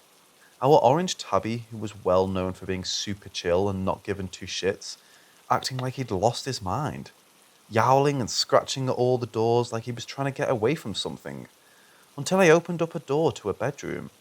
As soon as he could, he took a dive under the bed and hissed at anyone who tried to ease him out. It took him nearly a full 24 hours, even going to the bathroom under there before he came out. Note, all tile flooring, so while gross, this at least wasn't an issue to clean up. For the most part, other than that, things went well for the first few days. Rushed, cramped, but good. After about 3 days, my dad decided to return to a hotel closer to his new workplace, paid for by the company of course, and my mom decided to go with him, leaving the rest of us teens, young adults and toddlers at the house. We were in an older suburb in a pretty busy area and had a couple different cars, so we weren't being abandoned. Long story short, that's when the nightmare started. I can't remember any prior experiences there other than the cat. All of us, including the kids, had horrible nightmares of either being chased or unalived, as it were. I don't remember all of the nightmares everyone mentioned, but I remember mine pretty clearly, of course. I woke up in a dark basement in a place I'd never seen, and just knew something was after me. I had to run, knowing whatever it was always there and wouldn't give up. I woke up in a cold sweat. This kept happening every other night, and nearly a week in, my little sister, brilliant on her part, decided to hit up an online friend she'd had for years who lived an hour away to ask if she could stay with them, especially after the 3-year-old started talking about scary lady walking across the house.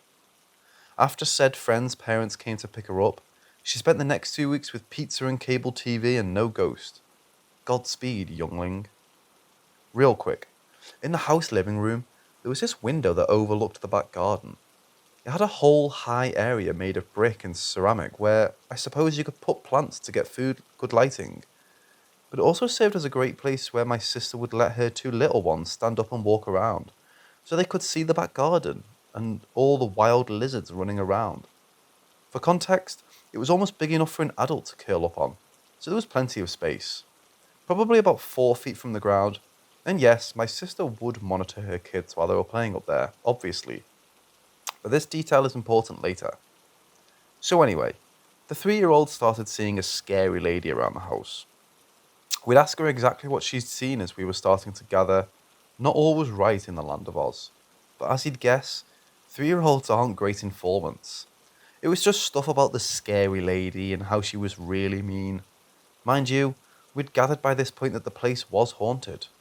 One does not simply wander into Mordor and brush off the horrific bullshit placed before them. The problem was we couldn't leave. No one else had anywhere to go, especially with that many pets.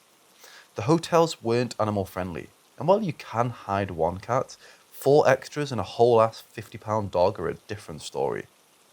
So then, I had my own encounter with this thing. It was close to maybe 2 weeks of a 3-week stay.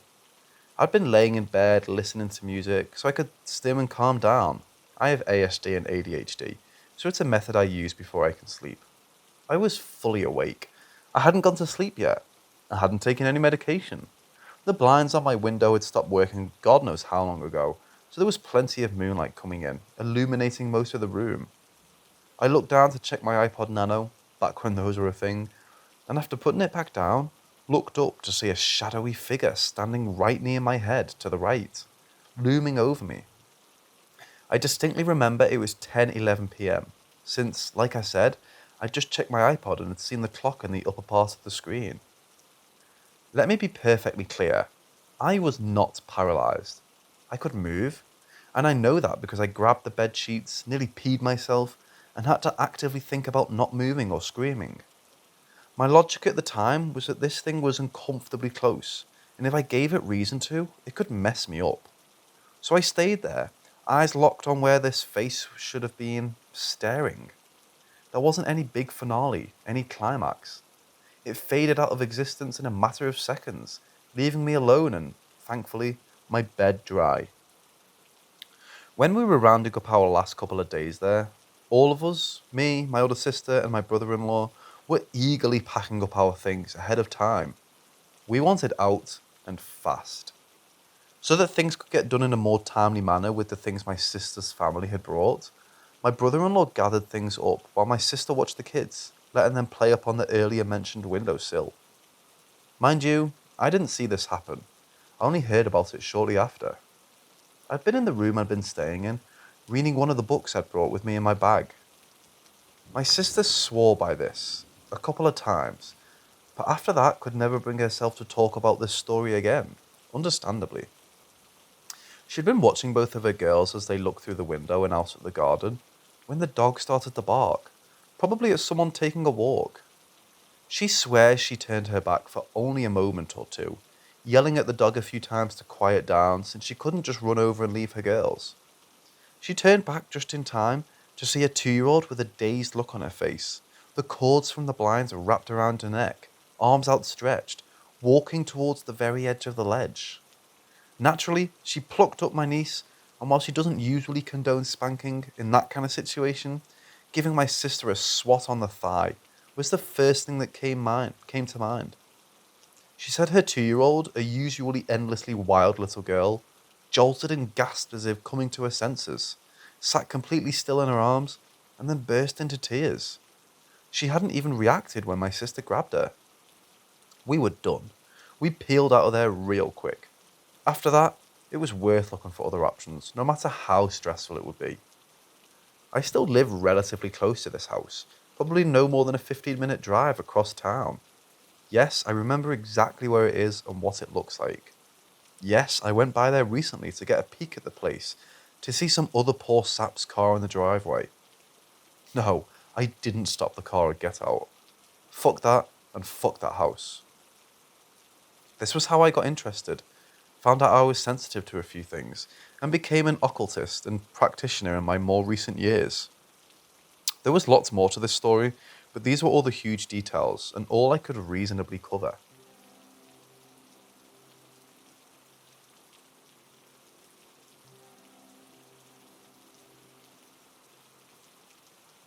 It happens almost every time, every day, at random times, but only when I'm alone at home. This began mostly being noticeable several months ago. TVs come on in different rooms that I'm in.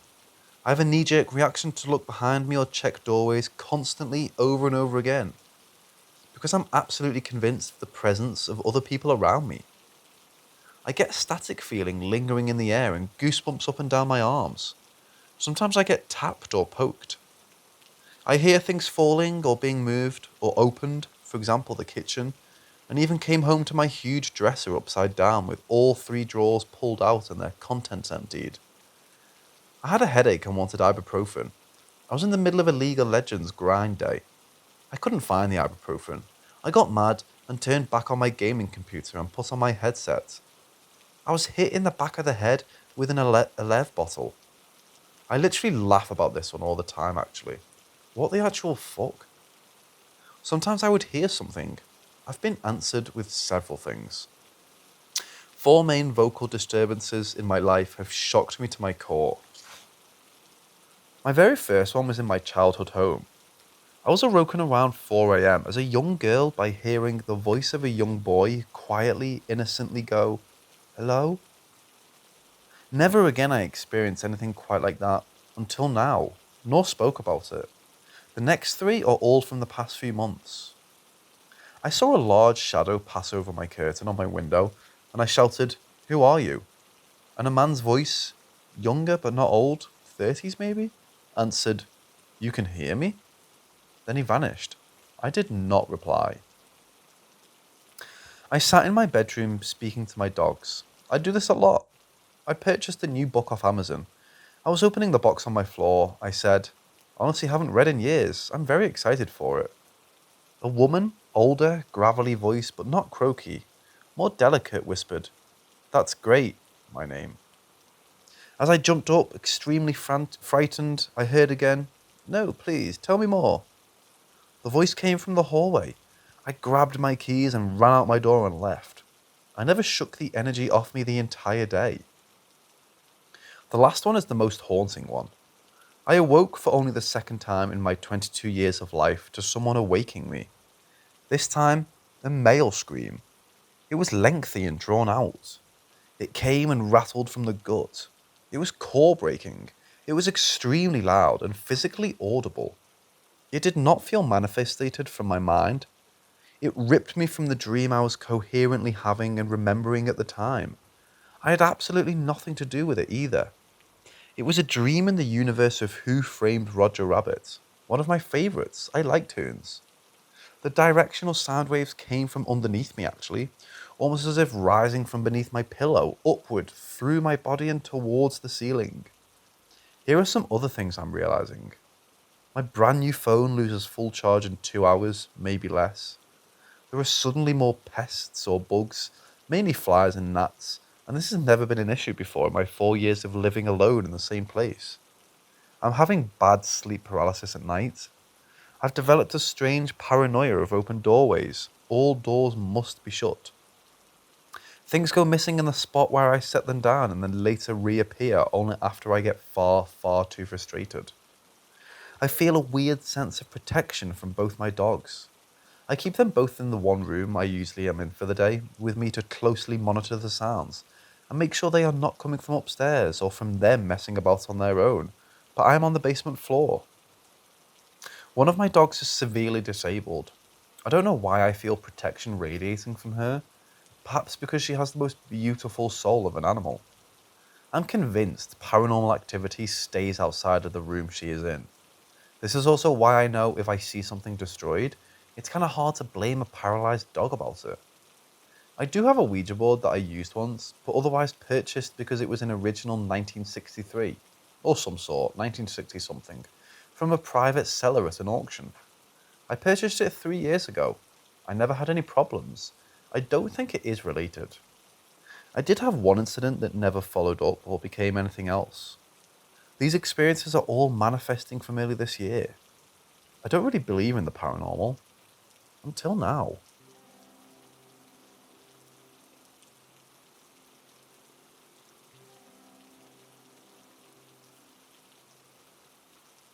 The house I used to live in was in a rural area. It was an older house built in the 60s. There were about 6 acres of land on the property, and it was near the end of a dirt road neighbourhood.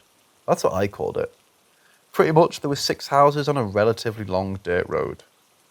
The house I lived in was second to last on the dirt road. Only 2 other houses in the neighbourhood were occupied at the time we moved in.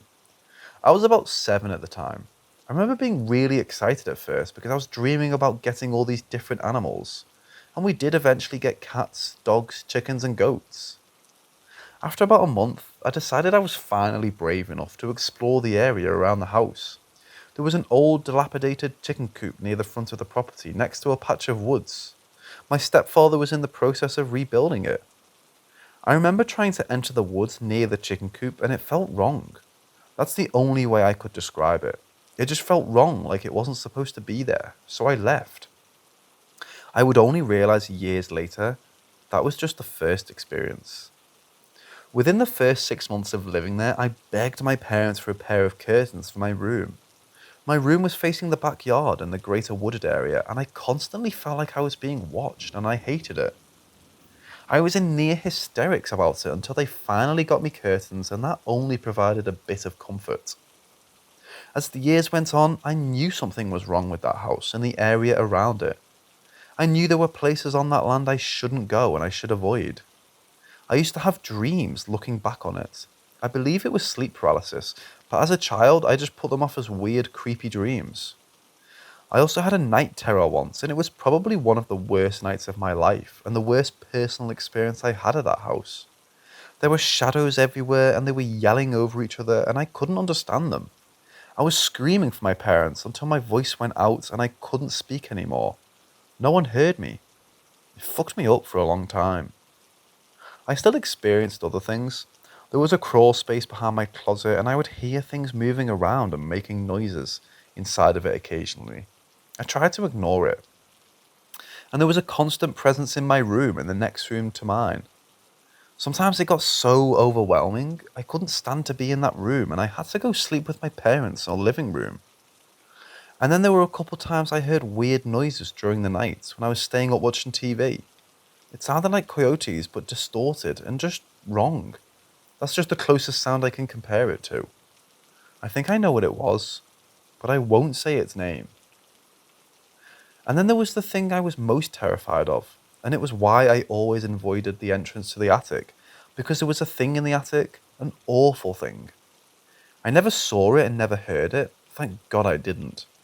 But just walking past or near the entrance to the attic would make me terrified, sick, and uneasy. None of the animals would go near or past it either.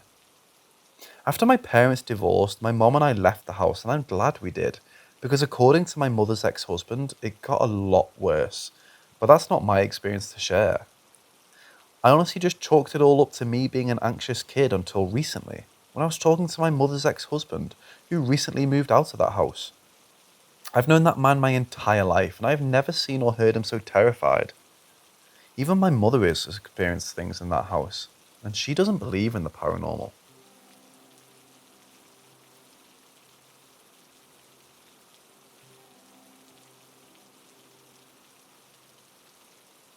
This was 2009 or 10, and I'd lived in a house for several years with my wife and 2 dogs. I don't know much about the previous owners, but they had lived in the house since it was built in 2005. Several times I had seen what appeared to be a dog, small, black and quick, disappear around the corner, sometimes in dim light and sometimes during the day with the windows providing plenty of light. I told my wife, and she said she had similar experiences. One evening, sitting on the couch with the dogs reading, I heard the distinctive trot trot trot of a dog coming down the hall from the bedrooms. Of course, the dogs were with me on the couch, and when I looked towards the sound, there was nothing there.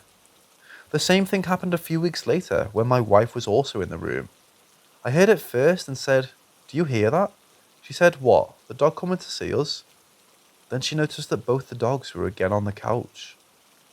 The craziest part happened a few months after we started noticing things. We were asleep in the main bedroom with the door closed. The dog slept in the bedroom with us, the little one on the bed and the big one on the floor. We had just dozed off, and we were awakened by a distinctive and disturbing sound. A dog was getting ready to throw up. As any pet owner knows, you usually get 4 or 5 dry heaves as a warning to get the dog off the carpet. We both identified the sound as coming from the hallway, and I sprang into action. Finding nothing on the other side of the door, I looked for the dogs in the bedroom. As before, they were both fast asleep. We spent the next 20 minutes talking about it, then went back to sleep. That was the last we ever saw or heard of our little visitor.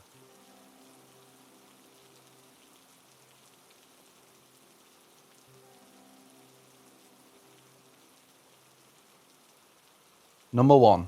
Old farmhouse. In this house, I experienced the most paranormal activity.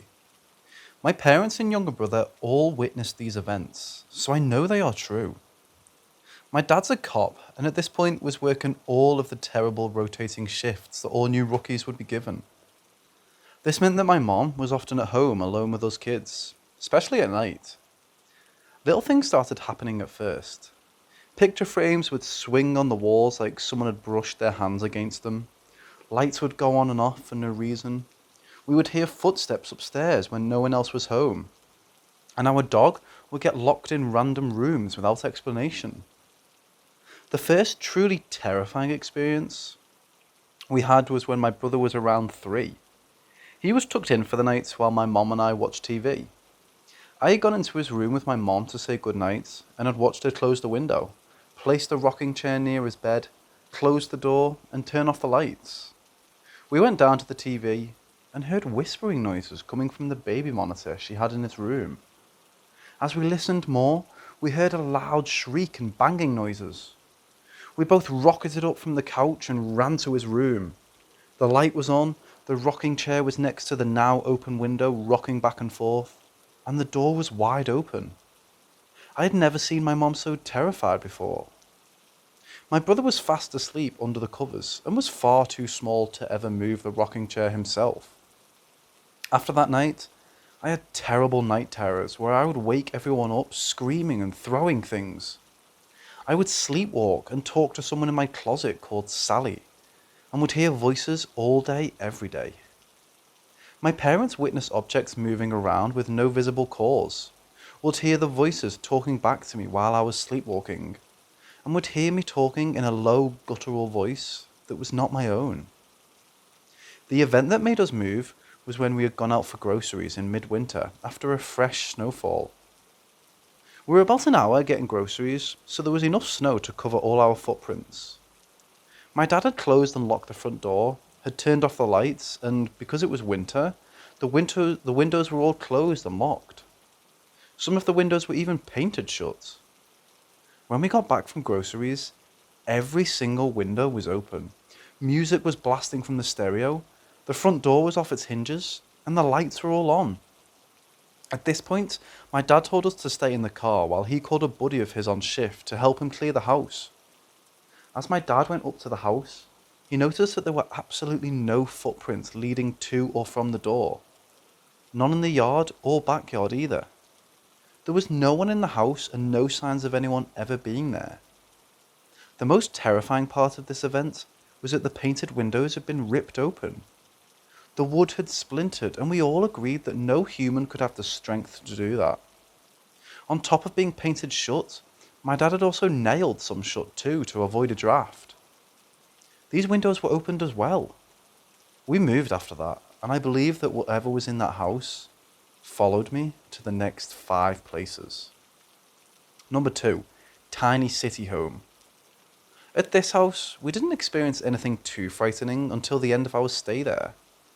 Little things happened throughout the first 3 years that spooked us a bit, but were harmless.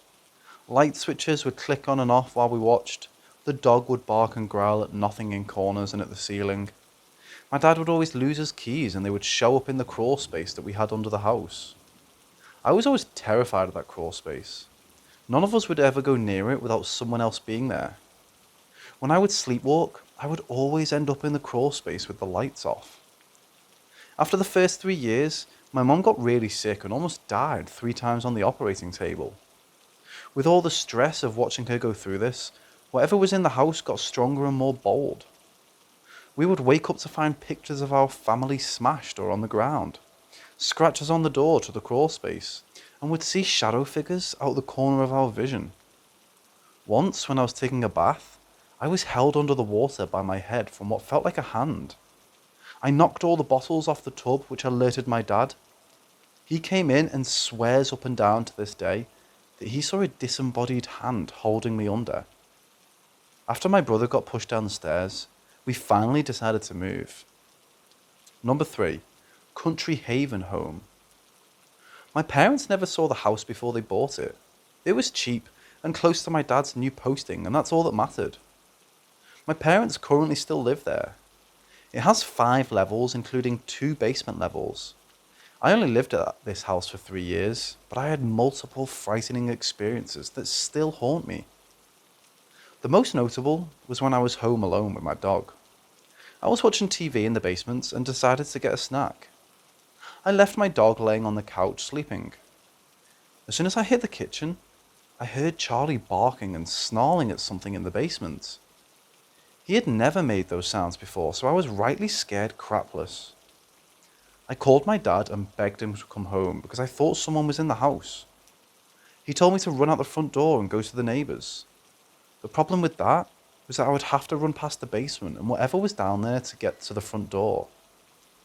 Even running to the side door had the same issue, so I booked it. As I ran past the basement, I saw a shadowy figure standing in front of my dog. Charlie had all the hair on his back standing up. When Charlie saw me running, he hightailed it out of there too and joined me at the neighbours. My dad came home with his gun and went through the house. No one was there.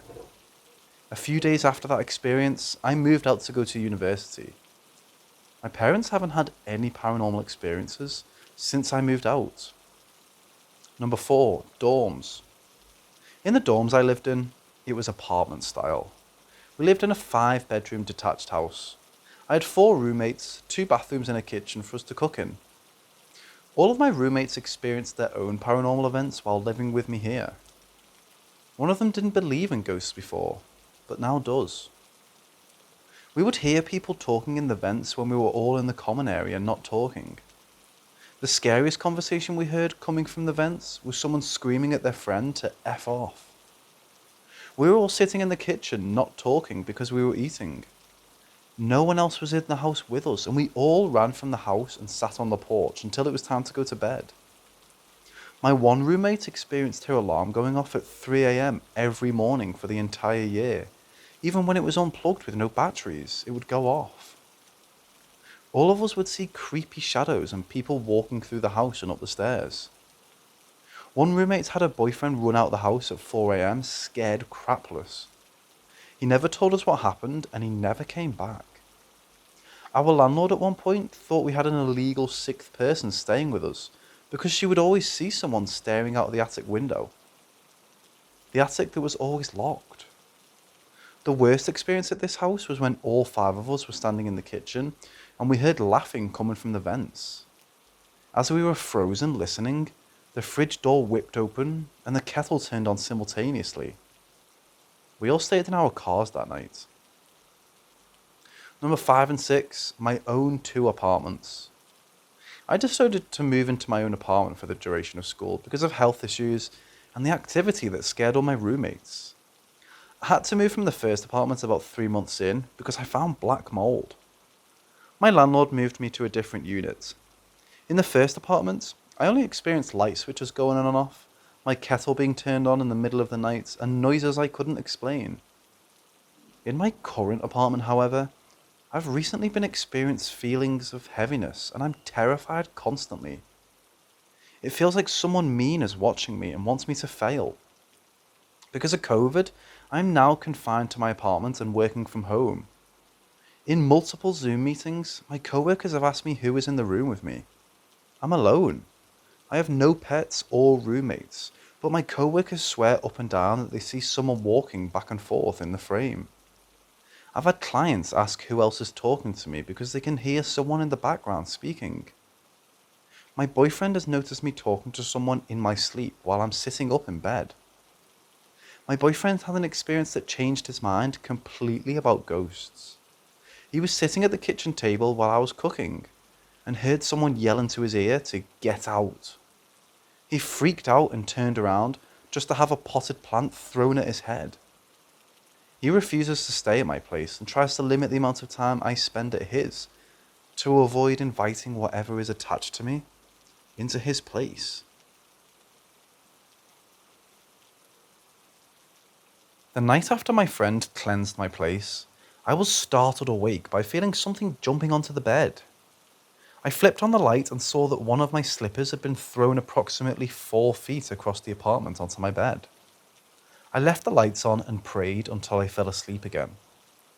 When I woke up in the morning, clothes, shoes and papers were scattered around my previously clean apartment. For that day and night, I didn't experience anything else. I figured whatever my friend did helped. About 3 days after the cleansing, I was standing in my kitchen cooking when I heard scratching coming from the wall next to me. For context, that wall light leads directly into my closet. I opened the closet door expecting to see a mouse or rat, but instead, I found a tidy closet with nothing pushed against the wall. The wall is thin, basically just a sheet of drywall, so there was definitely nothing in the wall. The entire time I was cooking, the scratching continued and got louder. I turned on some music and tried to ignore it. That night, I felt something crawling up my bed, almost like a cat or a dog would. I have neither of these in my apartment. I had left the kitchen light on so I could see my room pretty well. I could see imprints of whatever was walking up my bed towards me. I freaked out and ran to the living room. I slept on the couch that night. My co-workers are still experiencing something walking in my camera during Zoom calls, and my clients have begun hearing whispering voices on my end of the phone, even when I'm home alone. The final experience that I've had since the cleansing was when I was sleeping over at my boyfriend's place. I had begged him to come and pick me up after the experience with the scratching. I had brought Missy with me and we were all cuddled up in his bed watching TV. My boyfriend fell asleep and I had turned off the TV when I heard some muffled footsteps outside his bedroom door. He has roommates, so I brushed it off and went to sleep. At around 3 a.m, my boyfriend sat straight up in bed and looked at the bedroom door. We've been dating for 2 years now and have been friends for 4.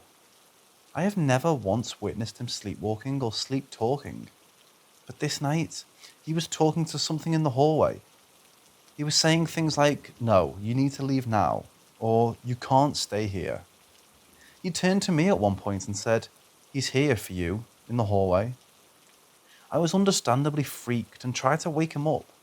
He kept saying, "He's here, he's in the hallway, and you can't escape."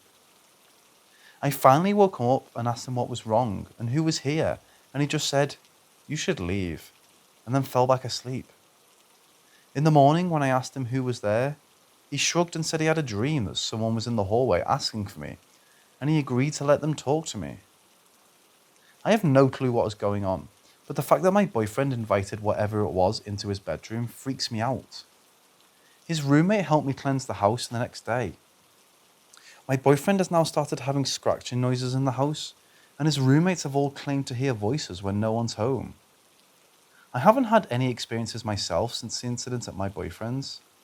We are currently looking into bringing my parish priest in to bless us on my apartment. Whatever it is isn't violent, and it doesn't seem threatening, but it is very terrifying. Many of you suggested using a Ouija board or something else to talk to it, but I feel like that would make it worse and give it more energy to torment me. My mother had a bad Ouija board experience when she was young, and so did my father, so I'll never touch it. Hopefully, my new daily regimen will help. I don't think I've been doing it for long enough to make a difference.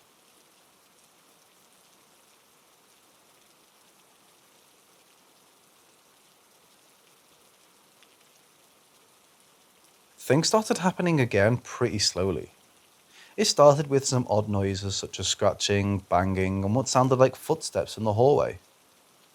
A few weeks after the cleansing, my boyfriend and I were getting photos taken by my parents.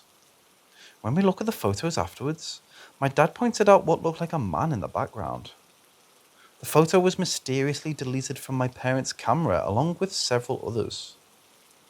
It continued to escalate to the point where I was being dragged out of bed in the middle of the night by my feet, and my boyfriend was being touched and scratched by whatever was in my apartment.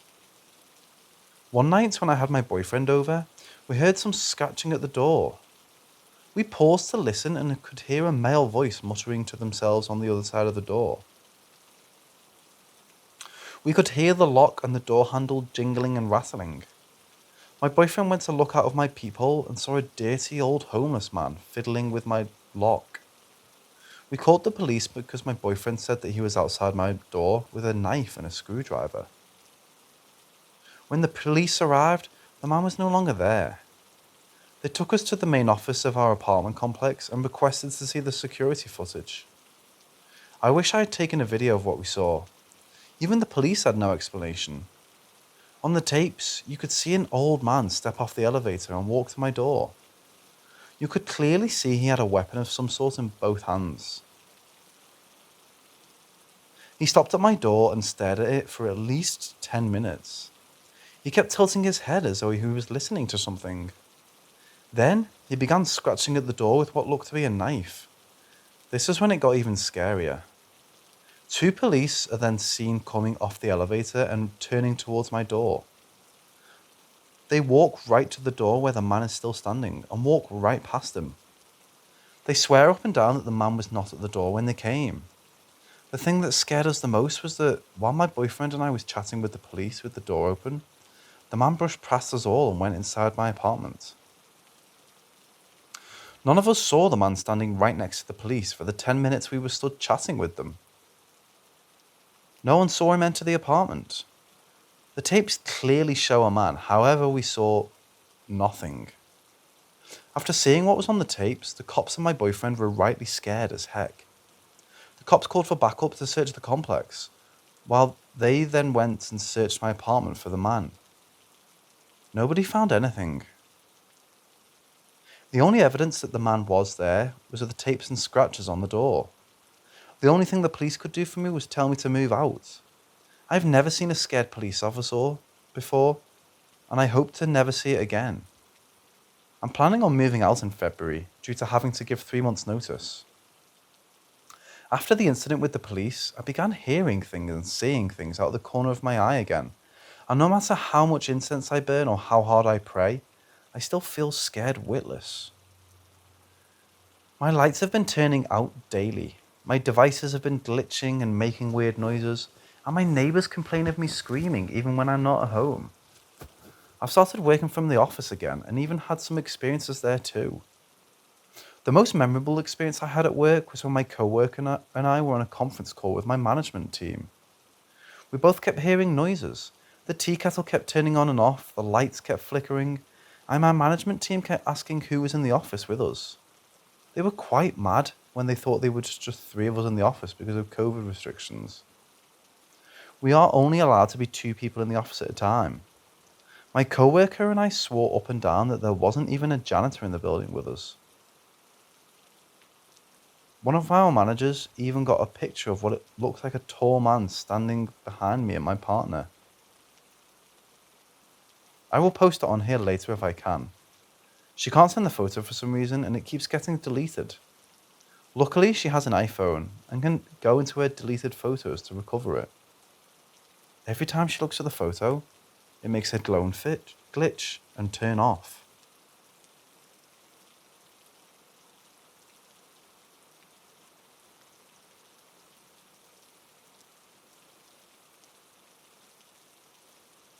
My boyfriend and I recently moved into a new apartment after experiencing some crazy paranormal activity in our last apartment. This apartment is larger and newer than our last. It's a recently built 1-year-old condo building in a quiet part of the city, away from traffic and noise. It's the only building for 3 kilometers in either direction. We're on the top floor, so we don't have to listen to neighbors upstairs, and we have no neighbors beside us. The whole complex sits adjacent to a forest with multiple trails and a large lake. We thought it was paradise. The first month we were there, we had no paranormal occurrences and no suspicious activity. Our cat wasn't reacting to empty space like she had been before. My boyfriend and I were sleeping better and hiking all the time. We enjoyed the patio a lot and even had a little garden room for our plants. We hadn't needed my cousin to cleanse the place since we'd moved in, so we were very positive about finally being free of ghosts and demons. When we got comfortable, that's when the activity started again. It started small as it always does, with missing keys, shifted furniture, the cat being touched by something, and of course, small noises like scratching and tapping. We ignored it the best we could. We made noise in our space and stayed positive throughout all the new experiences. One night, we couldn't ignore it any longer. We had opened the closet in the hallway to fold some sheets we had washed when the door was ripped out of my boyfriend's hand and slammed shut. We had all of our windows and doors closed and didn't have any air conditioning on. When we tried to open it again, it wouldn't budge.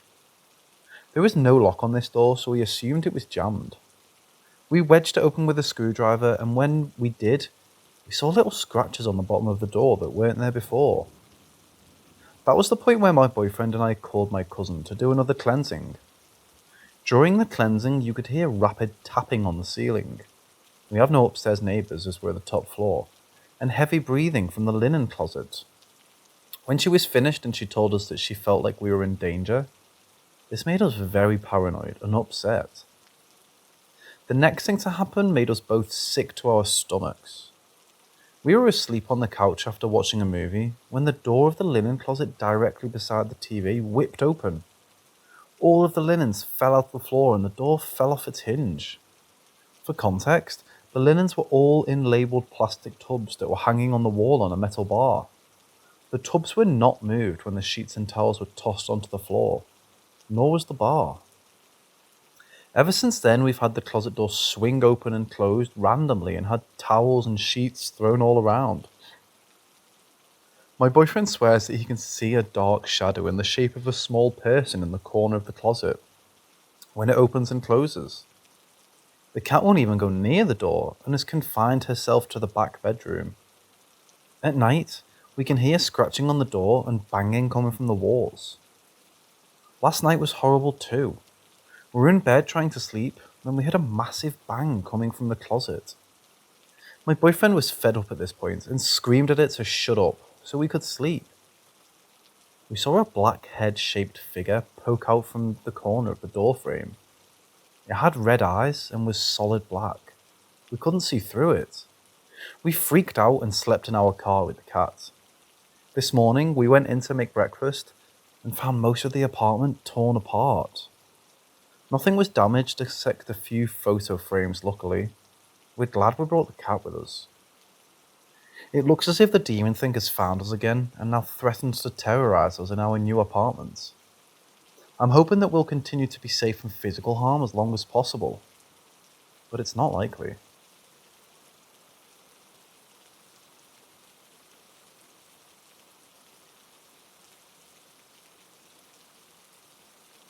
When my grandma left my abusive grandpa, many years before I was born, she moved herself and two of her three daughters, my mom and aunt, into a new house.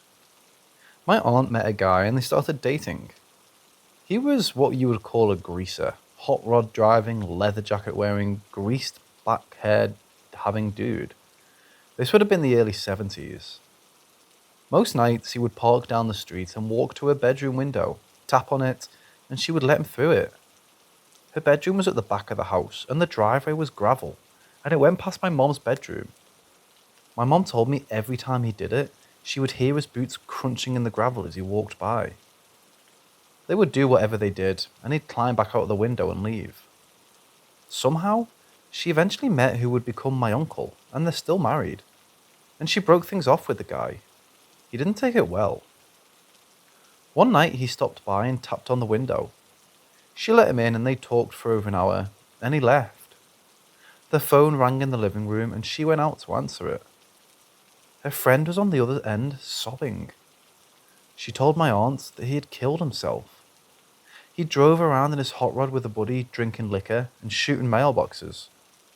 They pulled into a convenience store parking lot and he shot himself in the face, killing himself. My aunt said that was impossible as he had just left her house. She looked up and saw him standing outside, staring at her through the living room window, with blood all over his face. She screamed, woke everyone in the house, and he disappeared. My aunt told them that night what had gone on. That was the only time she ever spoke about it. I've asked her a couple times to tell me, and she wouldn't. Grandma and Mum eventually told me about it years later at different times. From then on, my mum would hear his boots crunching in the gravel every night, and my aunt would hear him tap on the window. It got so bad for my aunt that she begged my mum to switch rooms. They did, and my mum heard the tapping on the window. Also, my grandma told me they'd always find his brand of cigarette butts in the ashtrays, and only he smoked them. A few other things that happened in that house before they moved, like my grandma woke up one morning an inch from the ceiling. When she screamed, the bed fell back to the floor. Back in 2008 or so, I happened to deliver pizza to that house. I asked the woman if anything strange went on there, and she froze.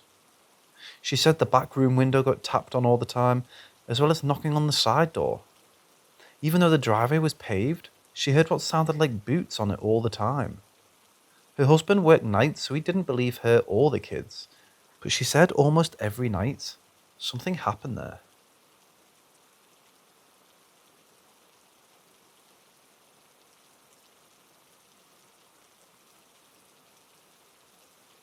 I was living with my grandma at the time for a number of reasons. I was only 18 or 19 then, and my grandpa had passed away a couple years before, leaving her in a two-family house all by herself. When I found out she was lonely and I needed a place to stay, when she offered to let me live with her, I happily accepted. I lived in the second family space. My grandfather had built the house back in the 30s and sometime later had added the big addition on the back so his daughter from his first marriage could live there for a while. I didn't change much of anything when I moved in. The furniture all stayed, which at that point was just a couch, love seat, two chairs and some end tables with lamps on them. I only had my clothes and a small TV to bring. I laid a spare mattress she had on the floor between the couch and my TV. There was about a foot of space on either side of the mattress to the couch to my left and the TV to my right. I had my own door and stairs that went down to the basement. At the bottom of the steps was a small landing, the door into the basement, and a screen door to the right of it that went outside. The steps were concrete. I'm not sure when or why it started, but one night as I tried to fall asleep, I heard the door handle on the door at the bottom of the steps rattle, as if someone were trying to open it. I knew the sound it made well, because it was loose and rattled like that every time I opened the door to do laundry or whatever. I was scared that maybe someone had broken in, so I went to check it out and found nothing wrong and no one there. A few nights later I heard it again, and then again a few nights after that. I checked each time and still found nothing. Then I started hearing footsteps climbing the concrete stairs to the door and at the top of the steps, and then that handle would shake. It scared the hell out of me because I was sure someone was there. Once again I checked, and once again I found nothing. The incidents became more and more frequent until it was happening every night. I quickly decided to not check every time, and I just lay there listening to it happen until it would eventually stop and I'd fall asleep. Every now and then it would extend farther to include footsteps on the floor between me and my TV, which was almost always behind me, since I liked to sleep on my right side facing the couch. One night I heard the floor there creak again, and I quickly spun my head around, expecting to see someone standing there. But once again, I saw nothing. I turned back around, laid my head down, and closed my eyes. And then, for whatever reason, I opened my eyes for a split second and shut them again. In that split second, I saw her. She was sitting on the couch, and though it was dark, I could see her well. Her skin was pale, and she was wearing a white nightgown that went to her knees. She had long, straight, white or blonde hair that hung past her shoulders, and her head was cocked to one side. I saw no face. I quickly opened my eyes again and screamed, but she was gone. That was the first night I heard any of those noises for a long time.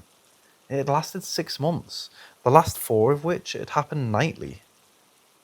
I heard the footsteps on the stairs a couple times after that, and the doorknob jiggled once or twice, but that was it, as far as that went.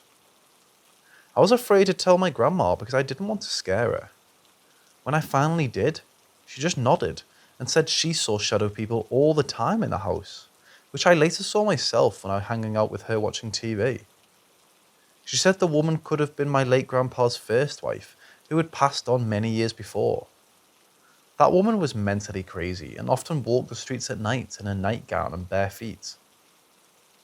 She would buy drugs from whomever.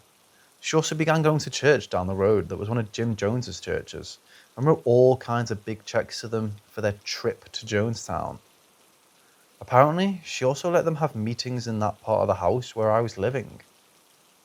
When my grandfather found out about the money and craziness that went on in the church, he made us stop going. It was right before the members all went on their trip to Jonestown. I'm not sure what spirit or spirits haunted the house if it wasn't her, or why they would be there. Nothing was there before the house was built except farmland. Years later, my wife and I moved in there and we saw a couple of weird things. At the time, we had a rebbed min pin, and I saw his backside rounding a corner and disappearing into the hall or another room, only to discover it wasn't him and nothing would be where I thought he was, numerous times. I have no idea what that was about. I also continued seeing shadow people. Currently, my mom lives there, though I haven't heard if anything has happened lately. For a while, my wife and I lived in that same space I used to stay while my mom lived in the main house. She once asked me if we had issues with things going missing, and if they ever turned up in different places. We did. I'm not sure if anything is going on now. I'll have to ask her.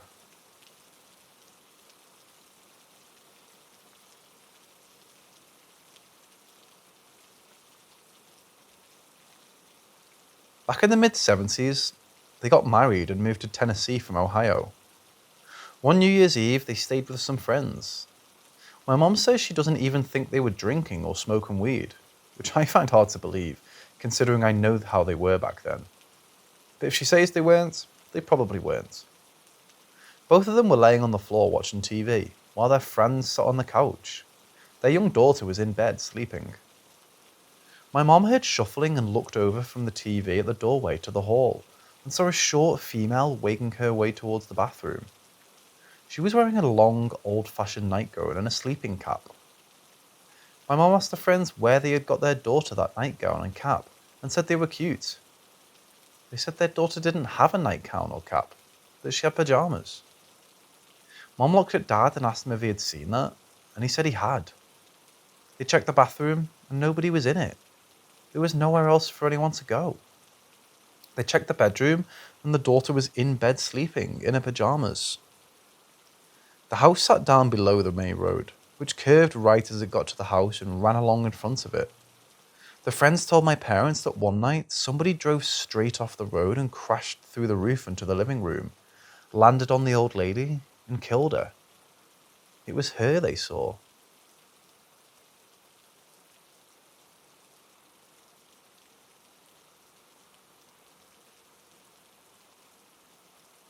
I'm a freshman in college. I've had more than just one paranormal encounter, but this is by far the worst. I attend an all-girls Catholic school, and it's almost 100 years old with cemeteries on campus for the nuns we have. That's not relevant to the story, but I just wanted to provide details. Anyway, it was about 10 PM on a weekday when I started getting bubble guts. I had to use the restroom, and I mean use the restroom. I hate going number 2 in the restroom on my floor because someone is always in there. Before I tell you this next part, I just want to say that I've been doing this for a very long time and never faced any problems until that day. I use the restroom in the basement. I promise the basement doesn't look like what you think it does. It looks decent and it connects from the first floor lobby via a small staircase, so I was never afraid. Not only that, but the restroom down there is pretty nice and clean. When the elevator brought me down to the basement, I walked in getting ready to do my business. When I opened the bathroom door, I noticed the stall door was closed. I was surprised because in all my times doing this, no one was ever in here besides another freshman teammate of mine who did the same. Immediately thinking it was her, I peered under the stalls to see her blue Crocs.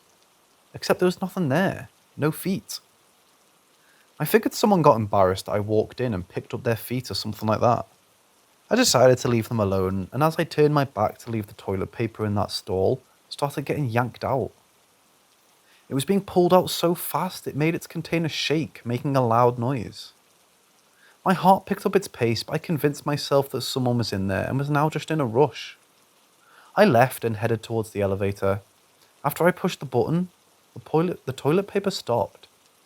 It was taking forever, and just as I was losing my patience, I heard the stall door from inside the restroom fly open. It flew open as if someone had kicked it. At this point, I knew the stairs were the smart option.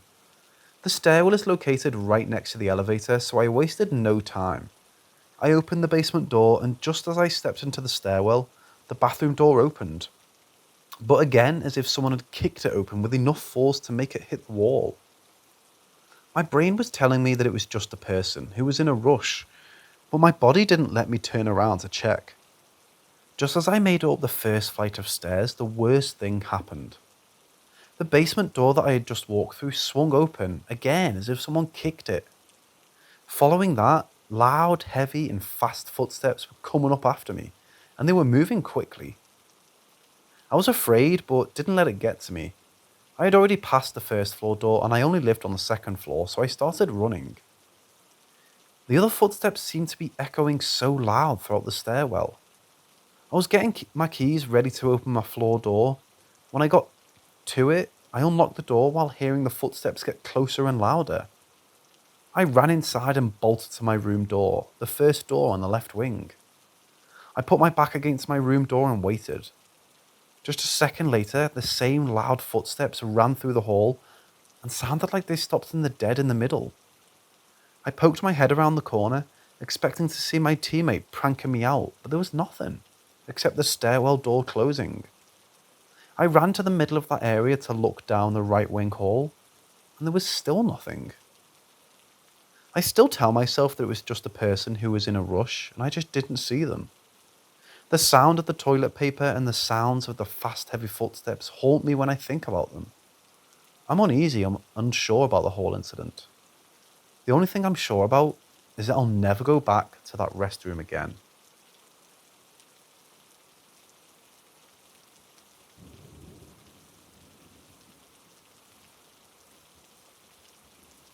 During winter break, my roommate decided to bunk our beds. I was home and she stayed on campus, so she and her cousin had done it.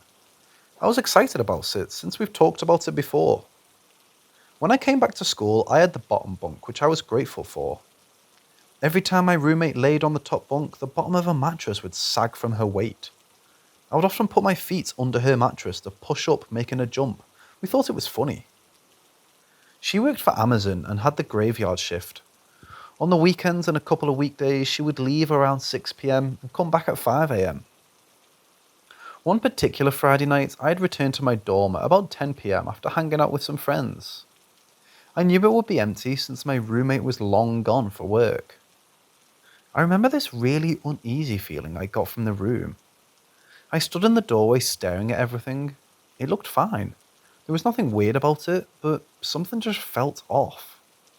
I even thought about sleeping in a friend's room, but I was too exhausted and just brushed it off as post-hanging out sadness. I changed, threw on my headphones, and before I knew it, I'd drifted off. I don't know what time it was when I woke up.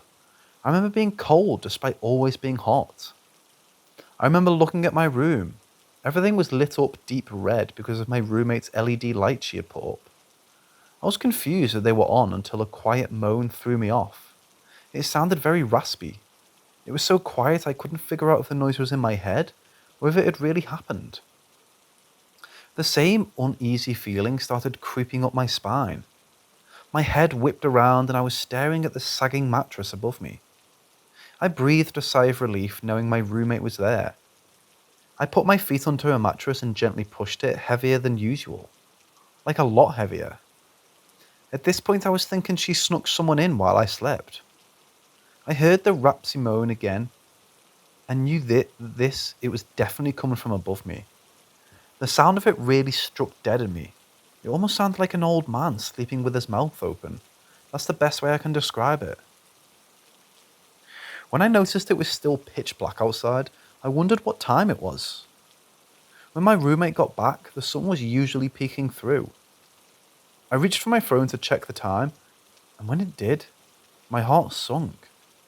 It was only midnight, and my roommate never got off early, let alone 5 hours early.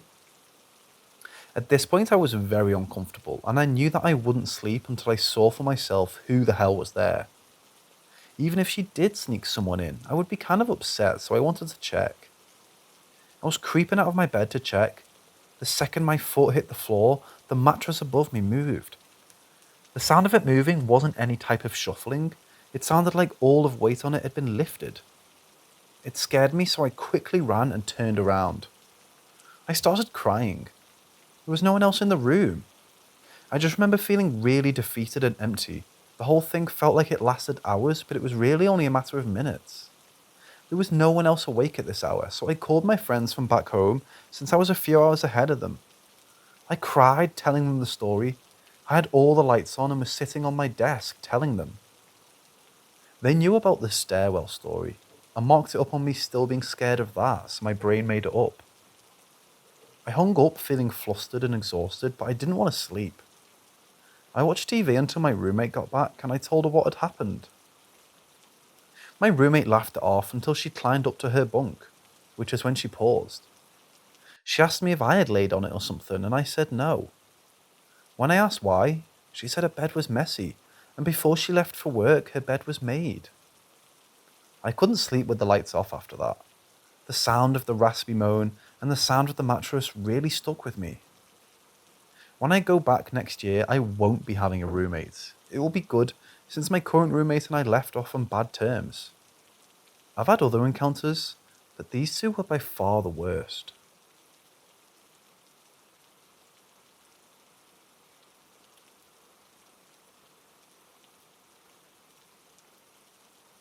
I'll start by giving some context.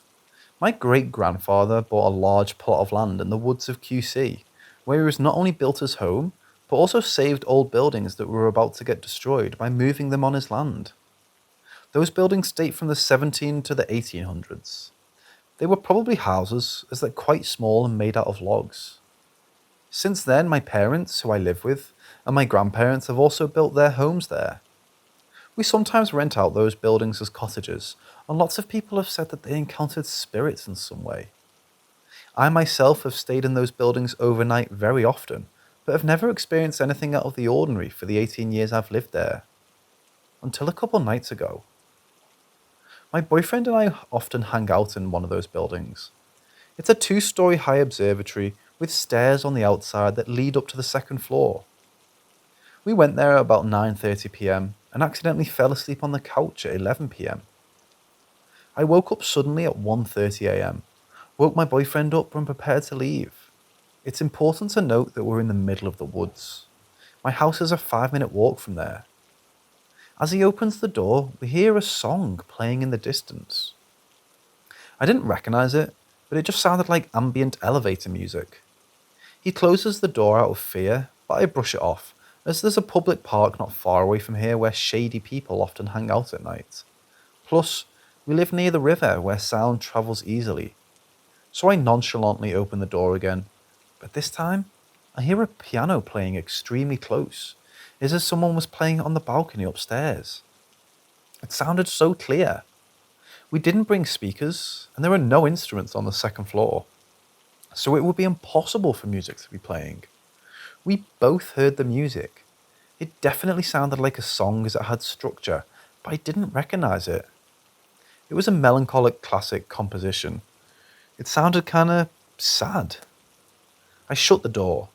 We could only hear it when the door was open, so it came from outside. My initial thought was it was somebody on the balcony upstairs, and at that point we're both terrified, so I call my mom to pick us up. After a couple minutes she pulls up, and when we walk outside, the piano wasn't playing anymore, and there were no signs of a person being up there. We didn't hear footsteps or any other noise, just the piano. If I were alone, I would have thought it was some kind of hallucination as I was half asleep, but the fact that we both heard it made it so real. When we got in the car, she tells us that my sibling had woken her up 5 minutes before we called, because she heard a high-pitched noise coming from outside her room. My mom also told us that when my sibling woke her up, the dog, who was usually a heavy sleeper and very calm at night, was crying.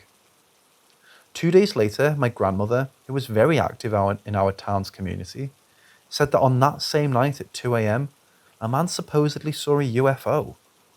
He said he saw flickering lights in the sky and that they suddenly disappeared. Could these events all be related? They all happened in the same half hour and in the same town. I don't know if this could be helpful, but my grandmother had recently moved about 20 antique objects to the second floor, so perhaps a spirit was attached to one of those objects. I'm just having a hard time explaining where the music comes from.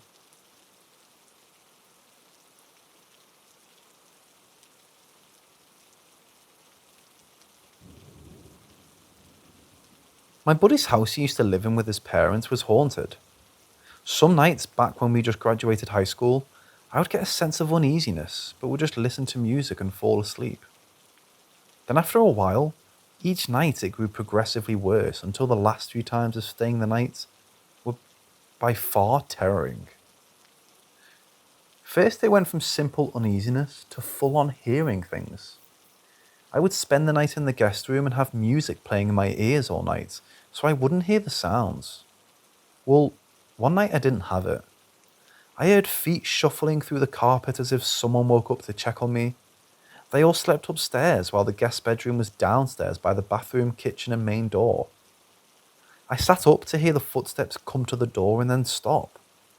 You can just feel it that they were peering in, but nobody was there.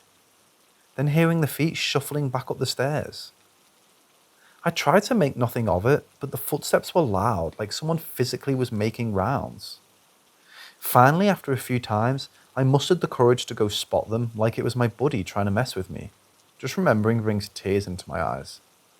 And what I saw was not my buddy, but a pair of slightly transparent feet in socks shuffling towards me, stopping mere steps away, then turning to the bathroom on the right and walking in there. I hauled ass up to my buddy's bedroom to wake him up, but he wouldn't listen. He claimed it was the wind. It wasn't windy at all. It's the rain. It wasn't raining that entire week. It's ants. Yes, the wise man has been a marvel. I gave up and was forced to return to the guest room, terrified. How could I sleep? What can I do? I prayed and prayed. I didn't have my music player at all to distract me. I would hear the rounds again, upstairs to each room, down the stairs, in the living room, dining room, then my area, then back up. But each trip they would come further into the room, watch me, and then leave. First was lingering at the door, make a round, and then just in the door, make a round, then at the foot of the bed, then at the side of my bed.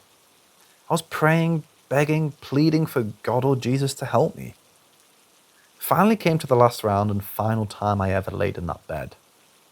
After it stopped at the foot of the bed, waiting, not leaving, suddenly a terrifying sensation crept throughout my body. My fucking hair on one side of my body stood on end with goosebumps, adrenaline rushing, heart beating 100+ beats per minute, as the sensation overwhelmed me slowly from leg up to my head, as it enveloped the entire side. Then out of fear, I couldn't really move. I needed to, I wanted to, but it was like I didn't know how. As it got worse and worse, more and more intense, you just know what is happening, but can't stop or control it. You feel invaded, and that horrible negative intention is outright terrifying. I eventually overcame my fear and forced my way, somehow, out of that cursed room, rushed up to my buddy's bedroom, woke him up again, had to give him a video game of mine to convince him to stay up with me as I waited to leave. Bastard still laughs at me and tells people, lol, he thinks my old house was haunted. Fuck that. Never again.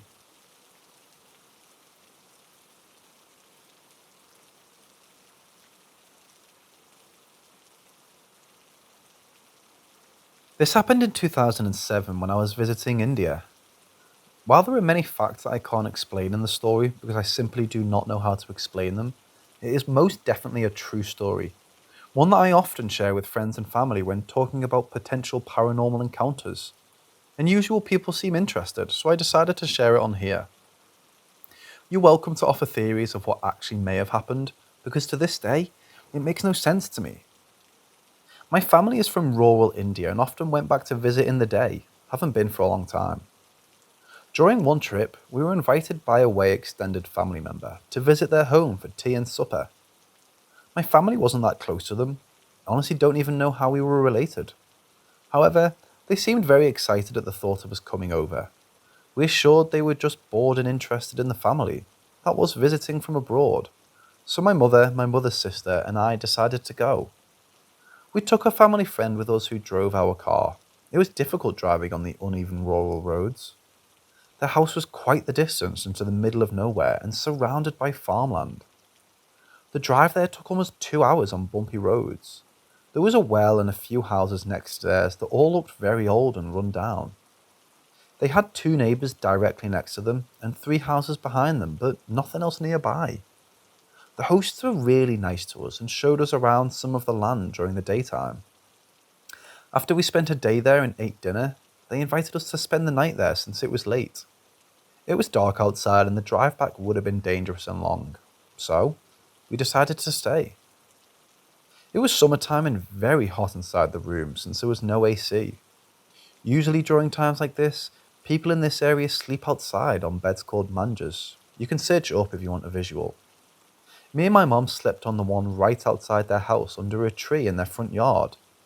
Not like a typical western yard with grass and a pathway, more like an empty area of nothing except dirt and a few trees before the big gate to exit their property. The others were sleeping kinda far away from us. I don't know why it was like that, but we just didn't place our manja right next to everyone else. Sometime in the middle of the night, my mom woke up gasping for breath and crying, which woke me up. I asked her what was wrong, and she said some man was just on top of her and strangling her. She seemed very panicked and scared. I assumed she must have been having a bad dream.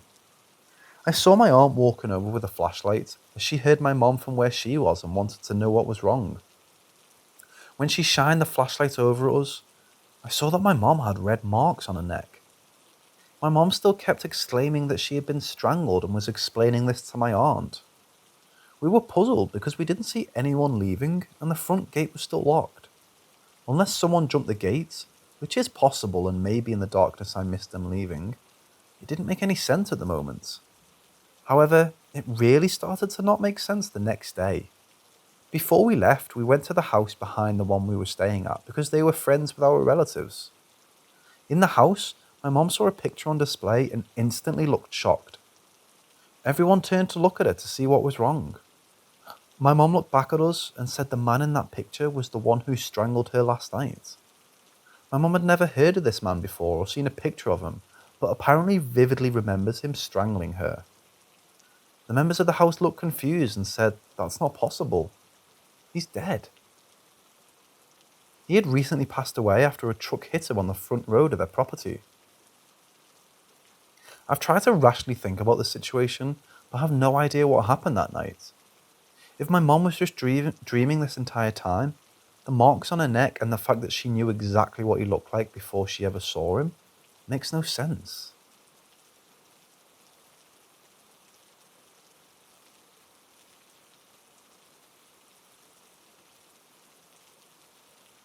A few years back, I went to my friend Shane's house to pick up some ganj. Shane lived in a recently built house and shared it with two other roommates, a male and female. Both of his roommates were gone while I was there, so it was just me and Shane in the house for my entire visit. After we chit-chatted for a bit and I tell him how much bud I want, we both fell silent as he began to weigh it out. The house was completely quiet, no TV or radio on, as we both stare focused at his scale. When, out of nowhere, I hear in a sing-song tone, a little girl's voice very clearly say, "Shane, Shane."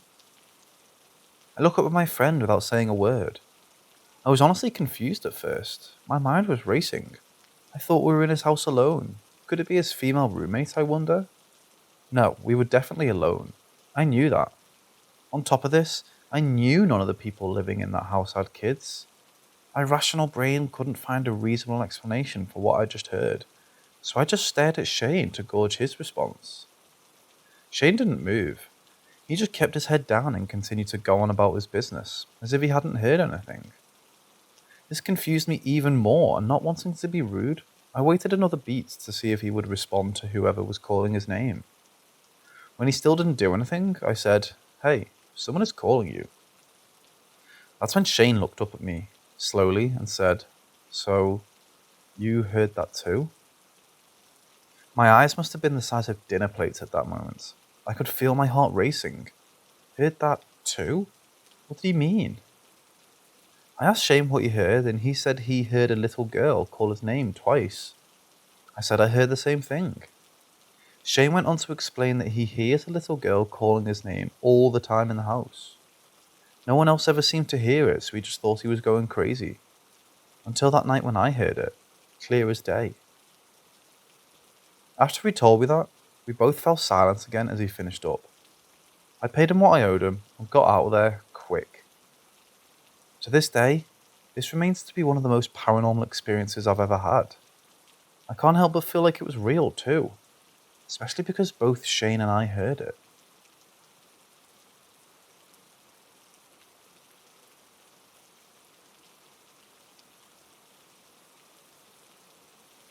I want to start by saying that, though I have a history of mental health struggles, that I'm not, nor have I ever been schizophrenic.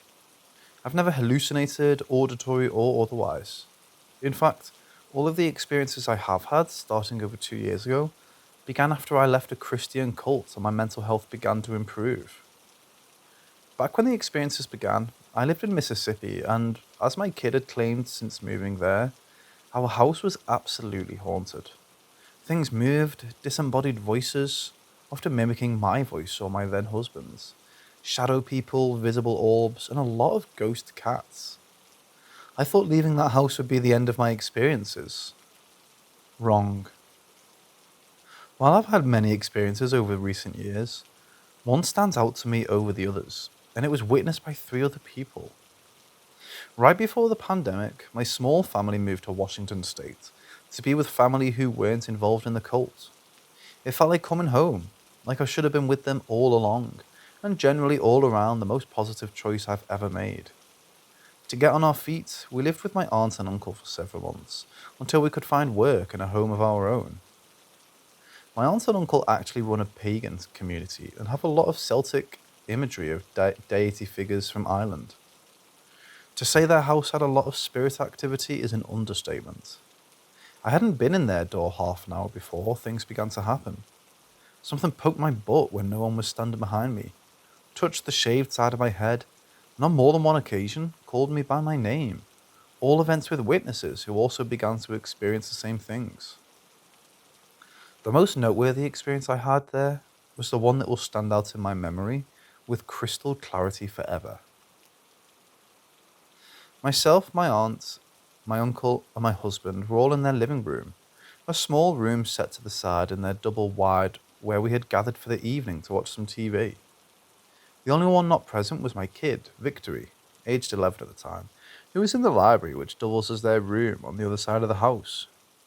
I was sitting on an easy chair when I look up to see my kid walking by the entry to the room to head into the kitchen. They locked eyes on me, and I instantly knew something wasn't right. For context, my child is on the autism spectrum. They don't like to make eye contact, and if they have to, they de-escalate the sensations by being a total goof. They didn't wave, they didn't smile, they didn't do anything but meet my gaze stoically and continue on to the kitchen. I can't overstate the not rightness I felt. I at first thought something was wrong, that they were upset. Understandably, they were going through a lot with the move and being shunned by our cult family members. So I got up to go do the mom thing, calling after them and hurrying up to catch them. I could have only been a step or 2 ahead of me. I left the room, rounded the corner to face the kitchen, more words on my lips, and no one was there. I was confused. I saw them go to the kitchen, so I called out for my kid, and their voice called back. From the other side of the house, still in their room, having never left. I went back to the living room and asked the others if they had seen Victor walk by, a little unnerved. My uncle said yes, as did my aunt. Tim said they had thought they saw him walk by but paid little mind. So, unless this was some weird shared hallucination, we all saw it. I've since found I am sensitive to the energy spirits give off, and apparently as it runs in the family, unknown to me till now, spiritual gifts are inherited. They call me a baby medium, so I feel confident in saying that I know whatever spirit took the form of my kid did not do so maliciously. They wanted to be noticed, absolutely worked. In fact, most antics from spirits seem to be this, and I have come to accept that they are around me and my family, even after moving into our new apartment.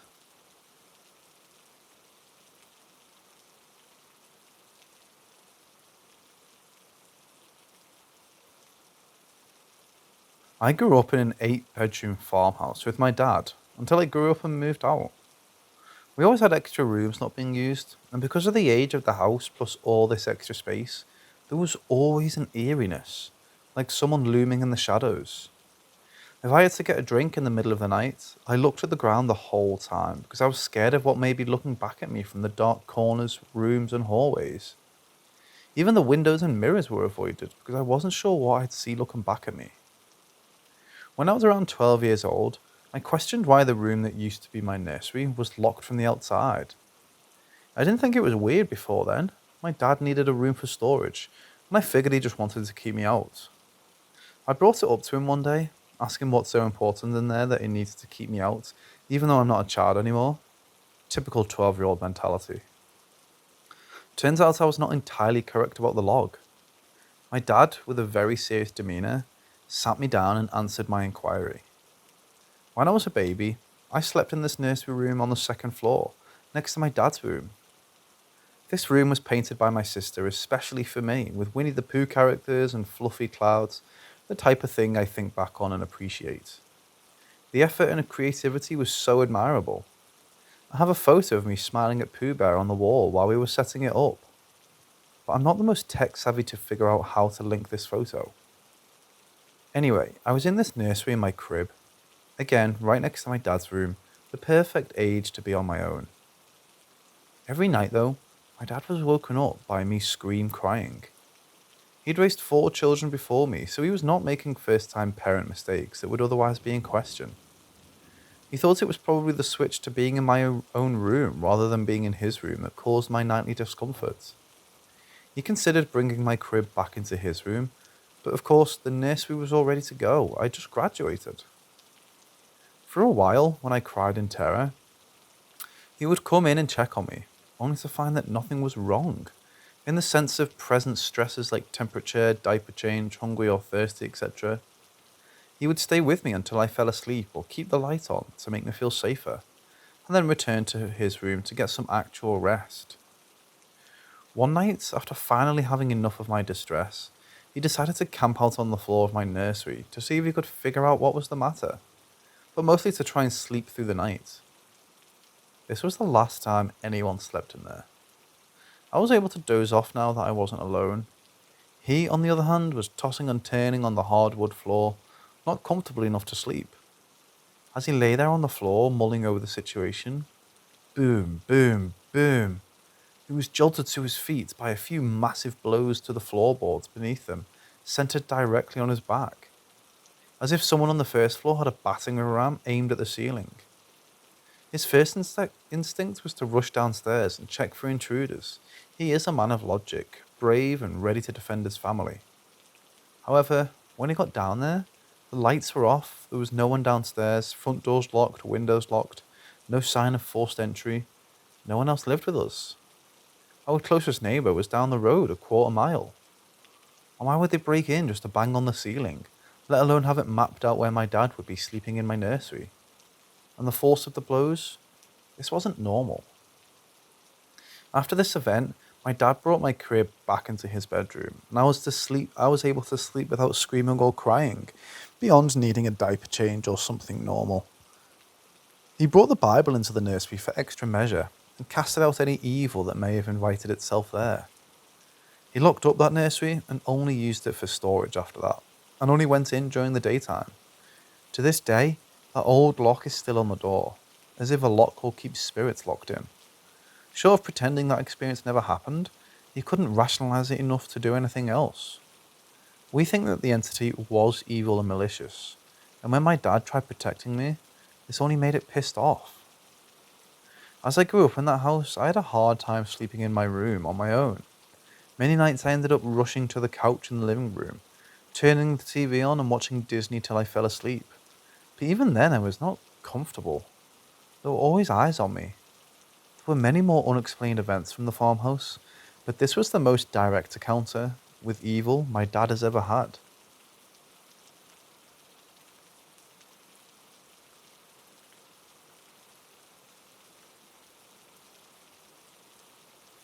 I've always been a bit of a skeptic when it comes to paranormal experiences. My family's religious and believes in spirits and demons, and I do as well. But I never exactly bought into any of the actual stories of entities inhabiting houses and stuff. Now, however, I'm not so skeptical. If anything, I'm downright terrified. I still have no idea what really happened. My boyfriend came over last night to watch a movie and chill, nothing out of the ordinary. I'm currently dog sitting for some neighbours down the streets, nothing big, I've done it quite a few times for them before, so I know the routine and everything. Never really felt nervous at night or anything. At around 10 p.m, my boyfriend and I left the house to go walk the dog. It was dark out, we were just chatting as we went down the street. We approached the driveway, and I just got this weird feeling in my stomach. But I chalked it up to being a stomach cramp and continued up the driveway. I opened the garage door and walked inside. As I'm walking in, my boyfriend just stopped dead in his tracks in the middle of the garage. I kind of assumed he just didn't want to go in, since it's an unfamiliar house and all, so I continued on. There's 2 layered doors leading into the house, a big wooden one followed by a glass door. I opened the wooden one and instantly got this weird feeling in my gut. Let me preface by saying that I personally am not a fan of the dark and prefer to keep the lights on, especially when I'm alone in someone else's house. For this exact reason, I'd always made sure to keep a few lights in the house on for when I went to dog sit at night. As I opened the glass door, I realised that every single light in the house was off. The only sliver of light I could see was coming from the closed bathroom door. I murmured something about it to my boyfriend, who also noticed the bathroom light and was still standing in the garage. I finally stepped inside the house and instantly faltered. The atmosphere was just so aggressive. I felt extremely vulnerable and exposed the second I walked in. The dog's kennel and food is directly to the left of the door, so I turned to go take her out. As I was getting ready to open her kennel door, I just got this inexplicable urge to look behind me.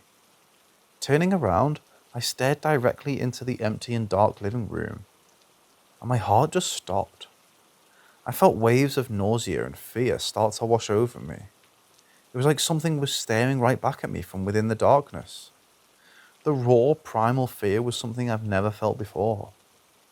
It felt as if whatever was watching me from there was just waiting for the chance to hurt me. Every instinct in my body was screaming at me to run and just get out of there. My boyfriend was saying things to me from the doorway, but I genuinely couldn't understand him. I was too scared to talk. I finally turned to look at my boyfriend, who stared straight back at me and whispered that we needed to go right then and there. He looked like he was about to throw up. I could tell from the look on his face that he was feeling the exact same fear as I was. I opened the kennel as fast as I could, grabbed the dog, and we bolted. I was instinctively tearing up as we left the garage from pure fear, and I could tell my boyfriend was as well. We waited until we were at the entrance of the driveway to even risk talking. My boyfriend told me he felt like something was horribly wrong in the house, and that he'd felt as if he was about to vomit from fear and nausea. I got even more freaked out hearing him describe the same symptoms I felt. If I'd been the only one to experience this, I would have chalked it up to a simple fear of the dark reaction, but hearing his words just made it so much worse. At first I was assuming that this was part of a home invasion, convinced someone was waiting in the dark with a gun. I contacted the owner of the house, who confirmed that they owned automatic lights, but that they shouldn't have all gone off like that.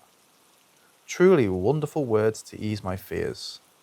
I then called my mom, who was still at our house, telling her what happened as we walked the dog down the street. My boyfriend was attempting to calm himself down as I talked, and I think we were both just super shaken up at that point.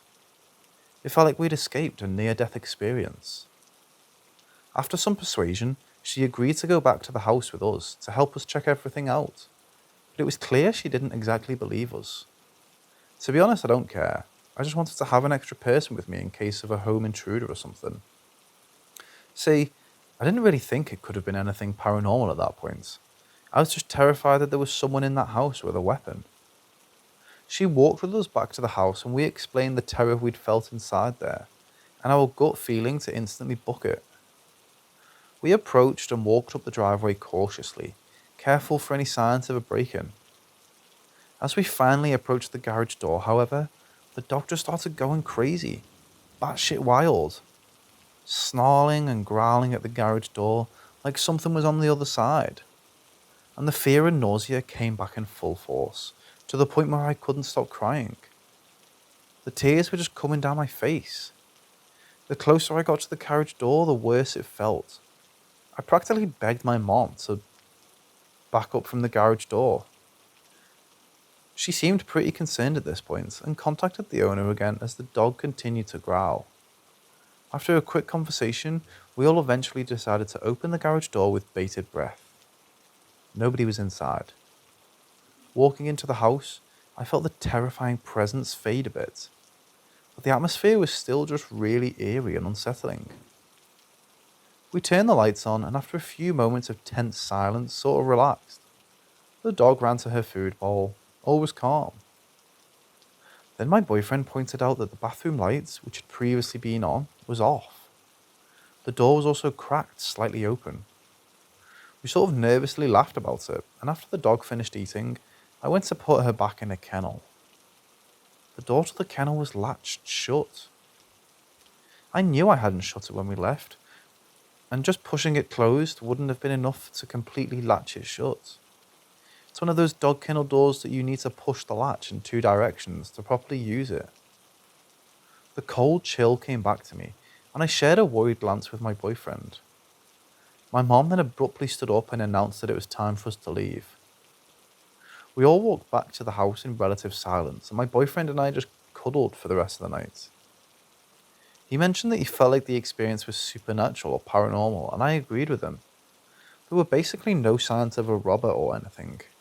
It definitely felt like some kind of malicious entity, but maybe it wasn't. Everything that happened was just so surreal, and I'm not even sure anymore. I get chills thinking about it though.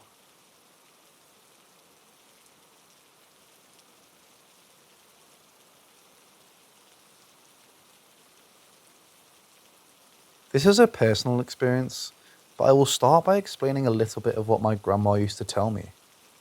We have this not so old house, around 50 years or so, that my grandparents used to live in. My mum and I when I was younger as well, before moving to a newer house on the outside of town. She always said that there lives a friend, or so she calls it, who will sometimes roam the house during night, and rarely you could hear him during daytime. He never harmed her or anyone, at least not that I'm aware of, but he will always caught your eye in a glimpse. You know when you think you see a shadow moving, so you turn in order to inspect? That sort of thing. There isn't any amulet around the house except for a plate with salt under the bed my grandma used to sleep.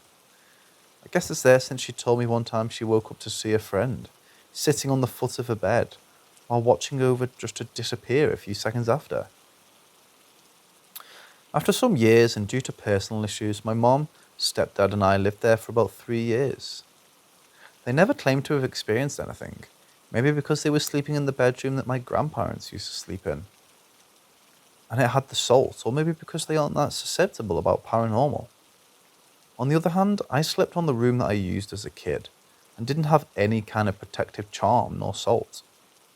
For the 3 years that I lived there, a lot of times I used to hear things at night, as well as seeing shadows move here and there during night and daytime. I'm not that much into paranormal things either, so I don't know a huge amount, but every week at least 2 or 3 times I would wake up in the middle of the night with a feeling of being uneasy, like something was around or had just passed through. Being an old house, we didn't have an AC, so some night during the summer, I would sleep on the couch in the living room while there was a nice breeze of air. I remember clear as day that on my last summer in that house, 2 of those nights, I woke up in a sweat, my mom claiming that I was screaming. And what I would claim, that there was sleep paralysis. Never actually seen this friend like my grandma did, but I can assure you there was something in that house. Now I live in the outskirts at that same time. You know where? Exactly, in front of the graveyard. I've been living here for about a year, and so far no shadows out of the corner of my eye. No weird sounds, nothing at all. The nights are peaceful, and I never woke up again. Sometimes I go to that house to search for things that I forgot to pack, but only for a short period of time, so I never felt anything again. Still, those experiences will go with me until the end of my days. Bonus encounter. This was before living in the old house. I lived in a flat at this time when came back from a long car travel my parents left, and I went to take a shower.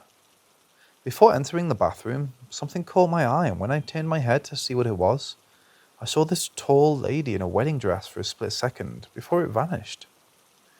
I was paralyzed and rushed inside the shower until my parents came back.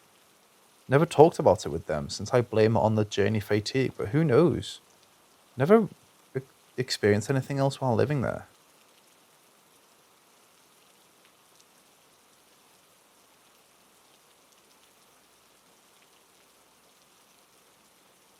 I'm 18 now, but from ages 3 to 11, my family and I lived in a large 4-bedroom Victorian home. It wasn't really the location you would expect a haunted house to be in. We were right next to a busy street in a row of other houses, all very old though. The house had 3 floors as the attic had been converted into 2 bedrooms, and a large walk in storage cupboard that separated the 2 rooms. I lived with my 3 older half siblings, and so it was very common for us to swap rooms every few months. I'd slept in every room, my parents' room quite often, as I was terrified every night. More on that later. The large room opposite theirs, and the 2 attic rooms. Each one seemed to have its own different type of horrors. For the first few years, I was too terrified to sleep on my own as a kid. I barely slept, and when I did, I suffered from terrible nightmares. So I would sleep in a camp bed in their room. That was where I had my first encounter with sleep paralysis. I couldn't have been older than 6, but I still remember it vividly. A small boy with a paper bag over his head seemed to emerge seemingly from the wall next to my mother's side of the bed, and slowly but surely was walking around their bed towards me. I remember looking to my side, and there was what I can only describe as a tall, black stick figure, like one of those drawings, who was looking above me. I couldn't move. I was sweating profusely, but I knew I was awake. The next thing I knew, he was crouching down to me, and the boy had reached the foot of my bed. It was that moment I managed to let out a scream. I've never had anything as vivid as that again, but I'll never forget it. When I was 7 or 8, I started wanting to have my own room. I did a lot of reading to distract myself from the fear, and often would stay up to the early hours reading, too terrified to sleep, waking up in the morning with my books still in my arms. I was given one of the attic rooms. By that point, my older sister had the room opposite mine, but she'd gone off to university, and so I was alone up there. I would never dare sleep without the light on, and to be honest, old habits never die, as even now I still sleep with a light unless I'm with my boyfriend. Most nights would be me reading as long as I could, until I just had to close my eyes. It was then that the voices would start. Like there was a couple arguing in the hall. On some of the worst nights, I swear I could hear breathing coming from under my bed. It came to a point where I was so scared, I had to have my dog and cat sleeping in my room with me, but they couldn't settle. My dog would just keep crying and my cat was constantly spooked. They hated being in there, so I had no choice but to remain alone. The night terrors continued. I'd wake up and just couldn't stand to be in that room anymore, so I'd creep down to the 2nd floor and sleep outside my parents' door. I don't know how I even functioned with so little sleep. Most times I couldn't have sleepovers, as my friends would complain of being scared and hearing things. My siblings had similar experiences. When my sister had her friend over, often a friend would recount waking up in the night, and my sister was sitting up in bed, still asleep, but talking to the dark corner. My brother would have his covers pulled off him in the night, and my other sister recalled her toes being pinched while sleeping. Everyone had their own experiences in that house, even non-believers. My dad recounted being locked out from the outside of the house when he was out in the garden. Even though he was the only one home, seeing a dark shadow figure glide next to the door as he struggled to open it. Times I would be sitting outside my parents' room at 3 in the morning, and I would hear the cutlery drawer downstairs being shaken, the TV being turned on for a split second and then off, even though everyone was asleep. I couldn't do anything in that house without the feeling I was being watched. If I was alone in the house, I'd stay out in the garden the whole time. Even then I felt extremely uneasy.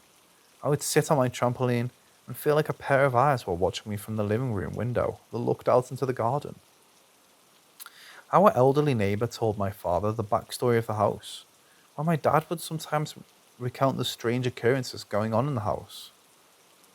He told us years before we moved in, there lived a very reclusive middle-aged woman known to be very cold and unwelcoming. She didn't often leave, only to go to work as a gym teacher. She was known to be sadistic and cruel to the children she taught. He mentioned something extremely chilling, though, which was that she had confided with him once that she lived in fear of the house. She refused to go in the attic as it terrified her. She died several years before we moved. One of the most chilling things was that once she passed, the house was completely renovated. The attics turned into rooms, as I mentioned. The flower beds Mrs. Evans had so much pride in, torn up. Everything changed. The work was mostly done by one man, who had been hired to do so by the local council, who inherited the house. Miss Evans had no family to speak of. Just days after he'd finished up the renovation, his daughter died in a freak lightning accident. I personally have no idea if it's tied. It was terribly unfortunate either way. But the neighbours seemed to think that whatever was in that house certainly did not take kindly to it being damaged, and decided to take some revenge. That is just hearsay, mind you, but it's chilling nevertheless. I believe there were several entities in that house, including possibly Mrs. Evans herself, but the strongest residing in the attic. I felt things up there that I've since never encountered again. A genuine feeling of something evil, something that wants to hurt you. I can't even recall how many times people were seemingly pushed when going down the stairs from the attic, or whatever. My cat, who was usually the most lovely boy, was near those stairs. He would viciously attack you with no explanation for this outburst. The whole house had its moments. It was in a constant state of darkness and bitter cold, but the attic? I don't even have the words to describe what that was. When we finally moved when I was 11, and as if by magic, the nightmares disappeared. I could finally sleep easy. We've moved several times since then, and I've never encountered a house like that before. Honestly, I haven't had any paranormal experiences I can think of since being in that house, but that's fine for me. It was enough for a lifetime. I do think it will always be with me, though. Sometimes I'll have the most vivid dreams that I'm back there, and I'm so glad to be there, almost as if it's calling me back.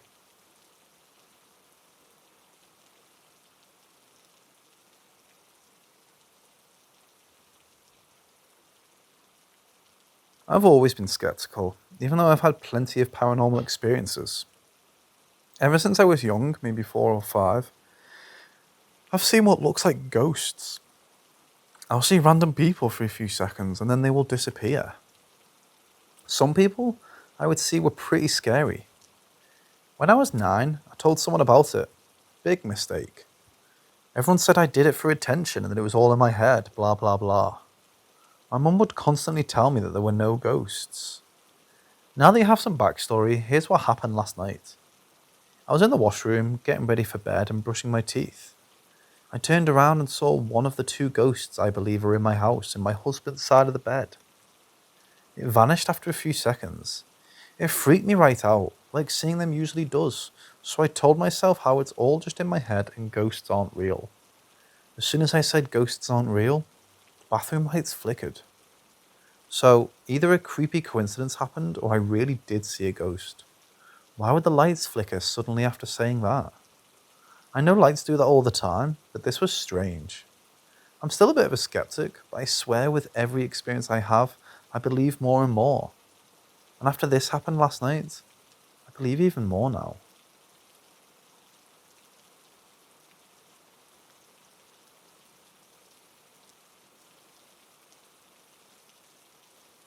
This story belongs to the medieval times.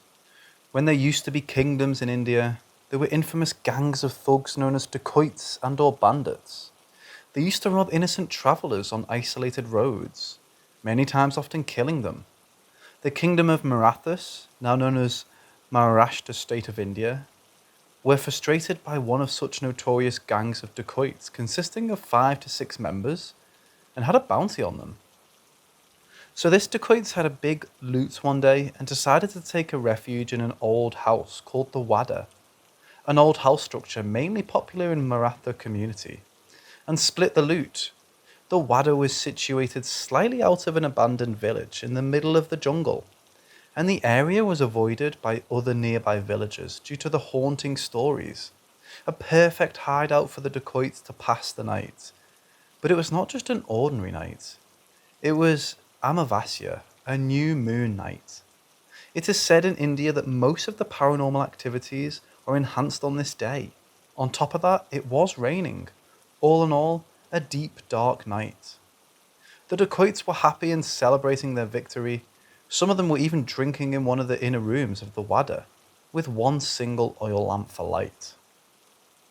As the night was slowly passing by, during their conversations and laughing and arguments, some of them started hearing a very low and strange voice of a lady singing.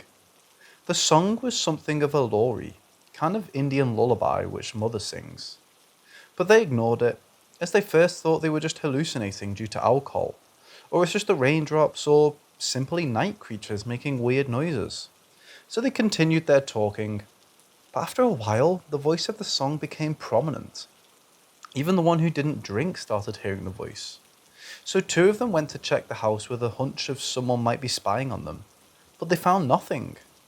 At last, all of them came to a conclusion that they are just hallucinating, and started their little party again. The celebration slowly started to grow into arguments as to who will keep what. The greed started playing its part.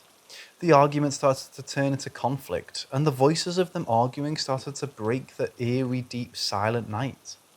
When all of a sudden, out of nowhere, a loud noise of a small baby crying came from a deep, dark room around the corner. All the dacoits who almost drew their weapons to fight froze.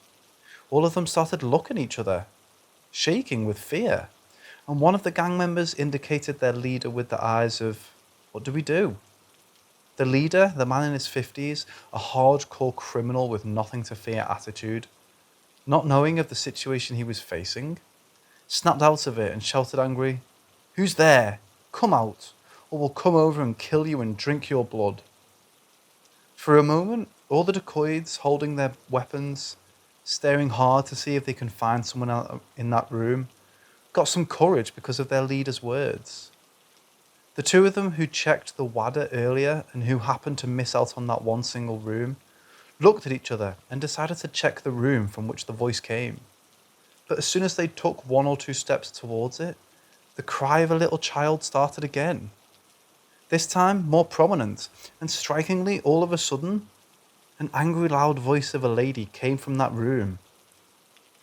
"How dare you wake my child up? Don't you see my child is trying to sleep? Get out of my Wada." It was at this moment all of them realized that they have disturbed something more sinister, something which they cannot kill with their mere weapons. All of them went into flight mode and started running in whichever direction they could. One of them died on the spot due to shock. All of them started shouting loudly in panic, "Help, Mother Kali, Indian goddess, help, help us." The cry was the same as their victims would during the loots, as if karma had come back to bite them. All of them running into different directions due to panic and lost their way to the exit of the Wada. With no lamps to navigate or any source of light whatsoever, a simple big old rusty house became a maze for them, but somehow they managed to escape. One of them who knew the nearby village somehow managed to reach there. Coincidentally, a unit of soldiers who were tracking the dacoits were in the same village. They caught him immediately, or rather, this terrified thug who was wounded all over due to cuts and bruises because of running into the jungle crazily, surrendered immediately.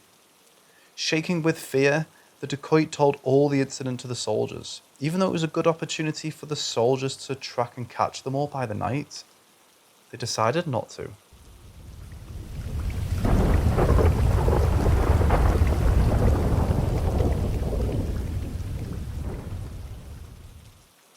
Initially, me and George did not get along very well. He was pretty restless and would often stomp around upstairs, opening and closing drawers and opening them slamming shut doors. Usually when I was either in my room, also upstairs, or downstairs in the living room. It often would be so obvious I would have to grab my baseball bat or a knife to go through the house to check for intruders. After quite a few times of this happening, I gradually realised this was the work of something else. I'm no stranger to paranormal experiences, but I hadn't dealt with something this explicit, particularly during the day as it so often was, although he did have his fun at night. Eventually it got to the point where I was getting irritated. I was watching TV downstairs when, again, the door to the master bedroom slammed shut and drawers started to open and close alongside stomping. I'd been downstairs for a few hours, so I knew it wouldn't be a burglar or intruder.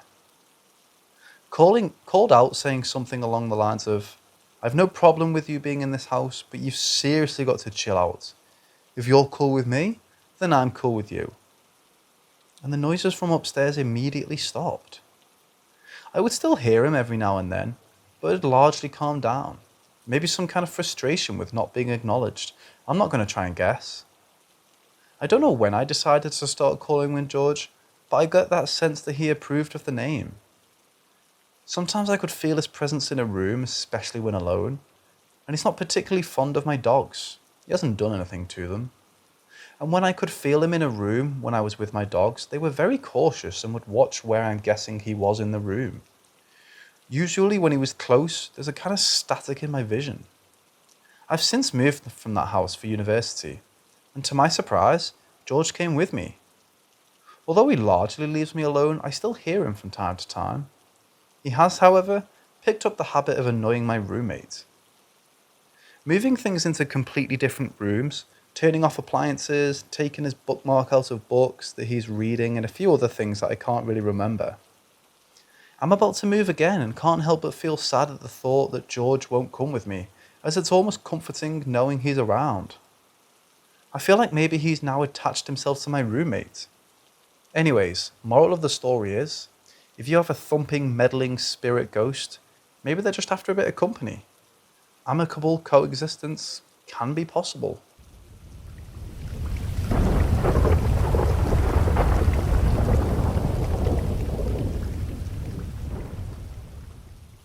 I want to preface this by saying that this happened as an encounter for my husband, and as a sort of sleep paralysis for me. We're in the process of moving out of our home. He got a teaching job elsewhere in the States, and they're doing in-person learning now, and the 3+ hour drive to get there just isn't practical anymore. Last week, he was cleaning some shower tiles, and 2 of them broke off, revealing crumbled sheetrock. This house was not built to code. He told me that a few days ago, he saw that he could only describe as a cross between Samara from The Ring and Cousin It from the Addams Family, just standing there in the bedroom, less than 5 feet away from him. Coming up to his about chest height, he's 6 foot. He walked right through it, a little further into this vacuum cleaner. We've been sleeping on top of the covers the past few nights because it's been too hot to sleep under them. I don't know if I was already asleep, starting to fall asleep or what the case was, but I remember looking on the doorway out of the room and seeing a figure that had the same features, same height as what my husband saw. The difference is, it made a grabbing motion with its hand, palm inward. Of course, I got startled and slid under the covers and didn't look again for the rest of the night. This isn't the first encounter I've had with ghosts. Our dearly departed dog is still among us and makes his presence known with his snoring. However, this is the first time I've seen a human-like ghost, clearly, and not just as a mind trick. I also want to mention that I was working for a client for a few weeks in her home, and she told me about a ghost in her closet that grabs all of the female caregivers if they don't enter the closet with caution. Apparently, the last tenant in her house hung himself in the closet. I took note of what she said, and always knocked and greeted before entering, stating my purpose. I'm not aware of any backstory to our residence. Is there any explanation for what has or is happening here? My husband is thinking that maybe he's unhappy with us leaving. I just don't want to be afraid to fall asleep if there's no cause for alarm.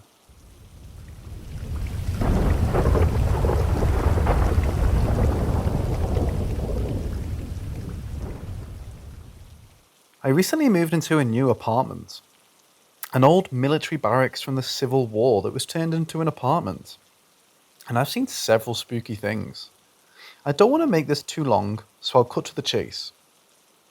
Out of the corner of my eye, I have seen black figures walking around out of my bathroom, a male figure poking his head around the corner of my door, a gentleman who just sits at the window, and one in my closet. The one in my closet physically gives me the shakes, as he's the only one out of the figures I've seen that gives me the feeling of being unsafe. The apartment itself is set on a giant field, the literal battlefield of my city where the Civil War happened, and my parents say the figures I'm seeing are likely soldiers who died an early death. I've spoken my concerns to my father, who's a retired 82nd Airborne guy, and he claims when he lived in the barracks he saw all kinds of things like this, and that no one ever got hurt. However, with the following things I'm going to list, I'm questioning my safety. Again, it's just one in my closet who frightens me. I moved in with 2 cats who refused to go anywhere near the closet, and when the door was open, they hissed at the closet several times.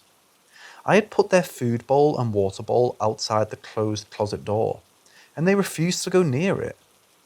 I moved the bowls and tried to put their litter near it, but again, they refused to go near it. They've since been transferred to my sister's house because they wouldn't stop yelling, meowing insanely loud all night. I also own 2 TVs. When I moved out, I received my parents' TV on top of mine, and the one that is plugged into the wall close to the closet door, within a few inches, constantly turns itself on and off, changes channels, and sometimes goes to static. Every other electronic in my house is perfectly fine. The closet just gives off this awful energy, and everything that goes near it seems to malfunction or just hate being there. I'm unsure what to do. I'd like to add I have made a friend in the apartment complex, and she claims to see things as well. However, there's another figure that I didn't mention here because I don't see a reason to, but for those sticklers who are going to ask, across the field, outside my window, is a lady in a pitch black dress hanging and swinging from a tree. The friend claims she's never seen that figure across the field, but I can see the figure clearly from my window. I'm on the top 4th floor where my dad and landlord both claim generals would meet at random times. Sometimes at night, but very rarely, it's usually midday or around noon.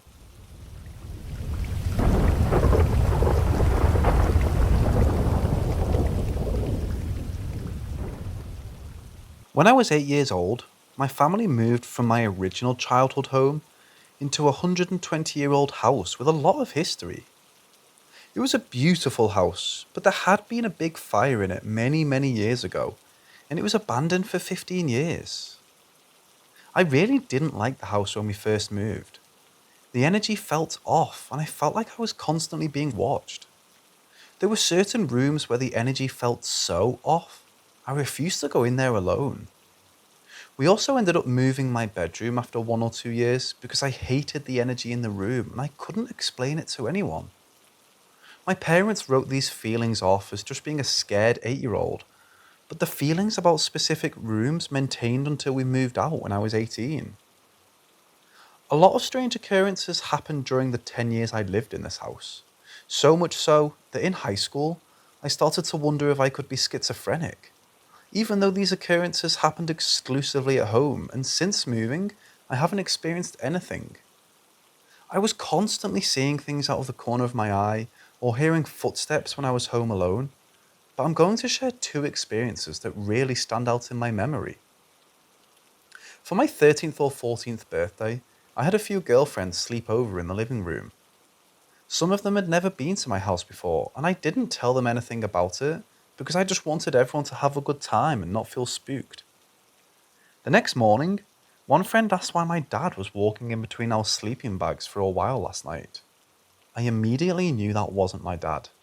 My parents went up to bed while we were still awake, and my dad confirmed he didn't get up in the night. My friend didn't particularly want to sleep over after that first night. Another experience that I vividly remember happened when I was coming home from a party in high school. It was after midnight, but I was definitely sober because I drove that night. I was entering the back door that was in the backyard and opened into the kitchen. We never used the front door. As I was putting my key in the door, I looked through the glass pane of the door. The view went straight through the kitchen and into the hallway near the front of the house. At one side of the hallway wall in view was a full-length mirror hanging up. In the brief few seconds I was looking through the glass on the door, I saw a very distinct, solid-looking figure run out of the mirror. It looked like it was in the position that sprinters are in when they crouch down to start a race, and it looked like it was wearing a royal blue morph suit. Weird, but I saw what I saw. The figure ran out of the mirror and dissipated into the staircase on the other side of the hallway. After seeing that, I could remember booking it to my bedroom, closing the door, and falling asleep with the lights and TV on. All of that being said, I believe whatever was in my house wasn't malicious. We took good care of the house, and I like to think that the spirits appreciated us for that.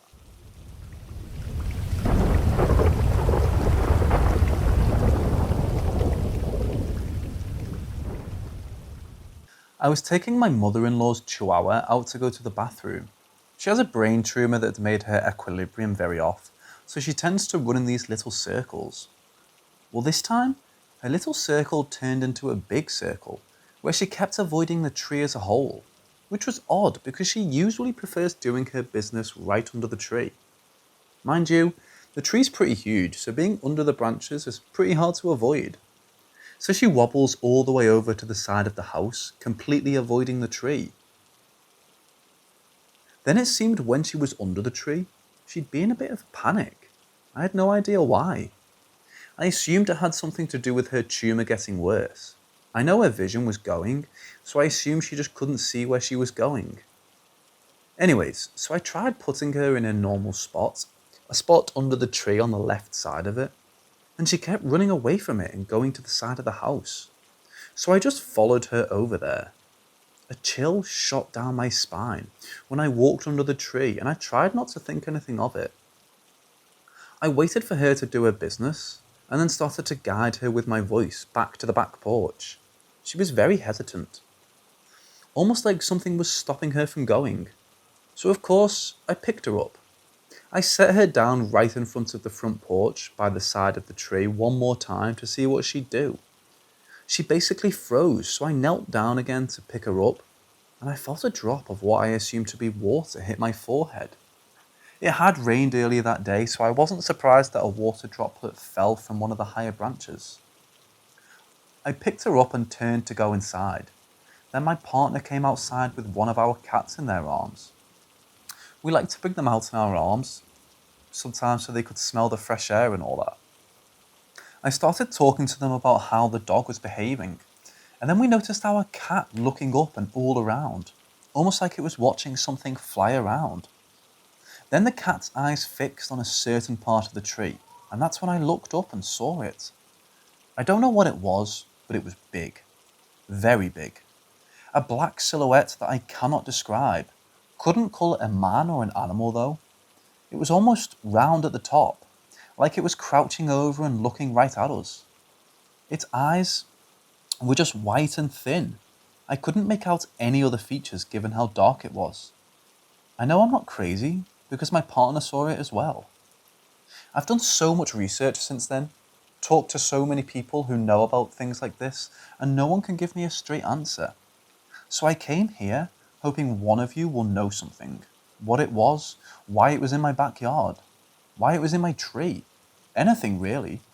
If you can give me anything, please do. Also, my partner just pointed out something to me that I didn't realise until they pointed out. It was crouching down, like I said, but it almost looked to be in a position like it was ready to leap off of the branch.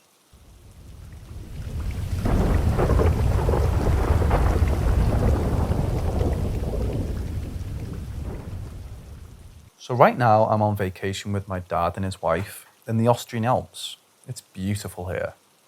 In a small hut on the side of a mountain, really far out.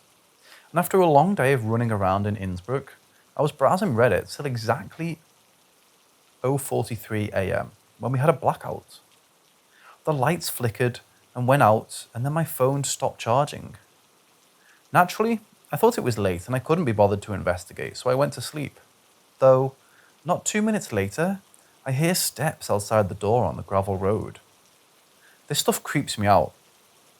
So I just put my wallet, my phone, and a little knife I keep around for utility next to me in bed. Anyways, the steps came closer, or that was the illusion, and I even heard them right next to my window once. They were parallel to the others, so they were coming from a different source. Anyways, they didn't stop or change, so I started to evaluate, and 4 ways came to mind. It was the goats pulling grass outside of the field right outside the door. It was a wild animal lurking around the house for some reason. It was the farmer of the cows. Yes, there's a cow shed beneath our vacation apartment, being worried for his livestock because they need electricity, I guess. Or obviously, anything paranormal. Though number 4 sounds the coolest, I'd really like it not to be the answer because, as I said, I hate stuff like this. Update while writing. Now my dad has gone to the bathroom and it scared the shit out of me. Holy shit, now the dog started barking as shit.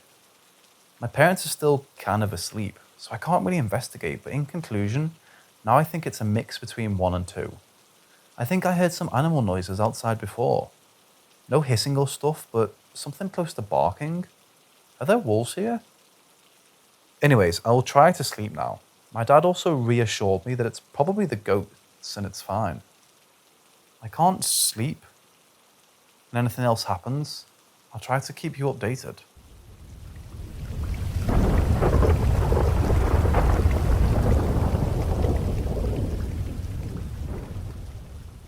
So this happened a few months ago. I was babysitting my baby brother late at night. I'd say around 11. I have a video baby monitor with me almost all the time, apart from this one time where I left it in my room whilst I went to go get a drink downstairs. Whilst downstairs, I hear a loud crash coming from my parents' room where he sleeps, and he's quite young. I also hear him crying. Obviously panicked, I rush up the stairs and find that my brother is sleeping soundly. But my parents' TV is on the floor and the screen is cracked.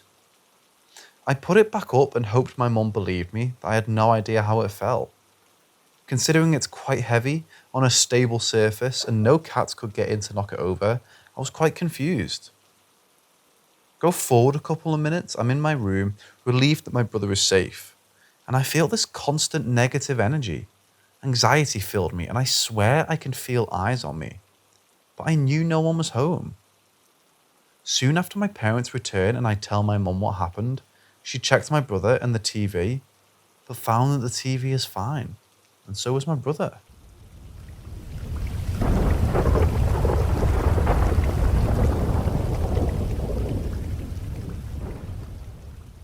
My grandmother lived with us for a few years, and when she would visit, she stayed in our guest bedroom. Because of old age, she had trouble going up the stairs, so we installed a stair lift. My grandma hated when anyone beside her used it, and being 10 or 11 years old, my friends and I thought it was fun, and they always wanted to use it. My grandma passed when I was 13. On my next birthday, 14, my friends all came over for my birthday party, and everyone lined up to use the stair lift. Since my grandma had passed away, it was no longer in use, and I figured, why not let my friends use it? I was standing at the top of the stairs, my friends at the bottom, with one person going up the stairs on the lift, when a ceramic framed painting suddenly jumped off the wall and shattered. It was right outside the room my grandma always stayed in. It was a painting hung in a way that you had to lift up off a wire in order to take it down, adding that the nail was at a sloped angle. Basically, there was no way gravity could have been the cause of the fall. I like to think it was my grandma coming back to say, don't use my stair lift, because it was something that truly bothered her. Either way, it wasn't scary, but comforting, knowing that she was still around, looking out for and watching us.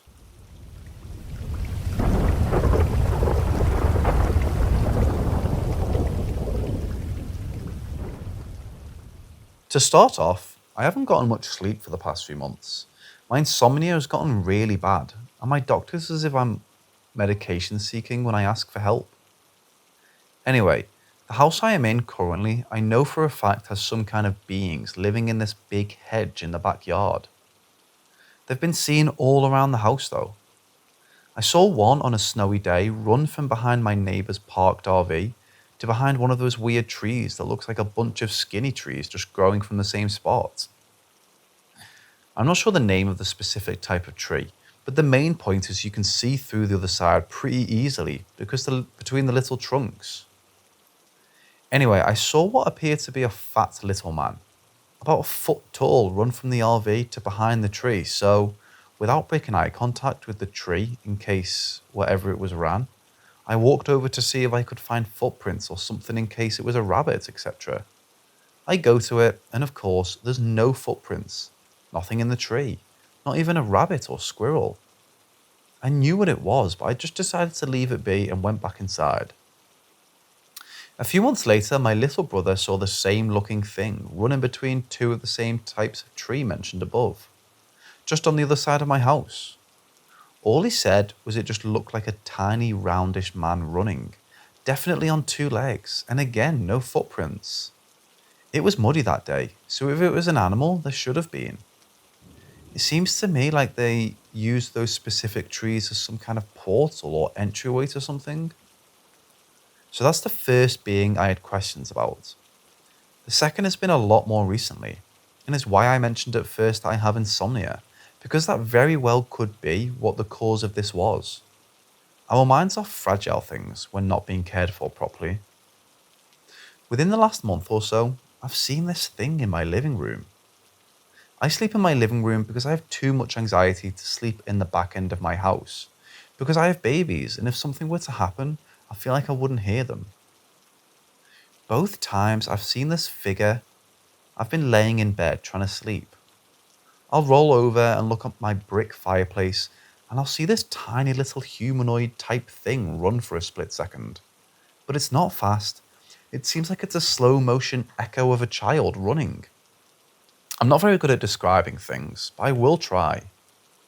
It was transparent, but I could make out what seemed like bones. It honestly looked like an X-ray or ultrasound of a child. It was like a sheer white colour, like a ghostly skeleton in a way. It had a disproportionately large head and a tiny body. It couldn't have been more than 10 inches tall. As I mentioned before, it looked like I just saw a slow motion flash of this thing running. It just kind of dissipated after I saw it. I've seen this thing twice now in almost the same spot. The spots are maybe 5 to 10 inches away from each other. I saw it the first time almost a month ago, then last night as well.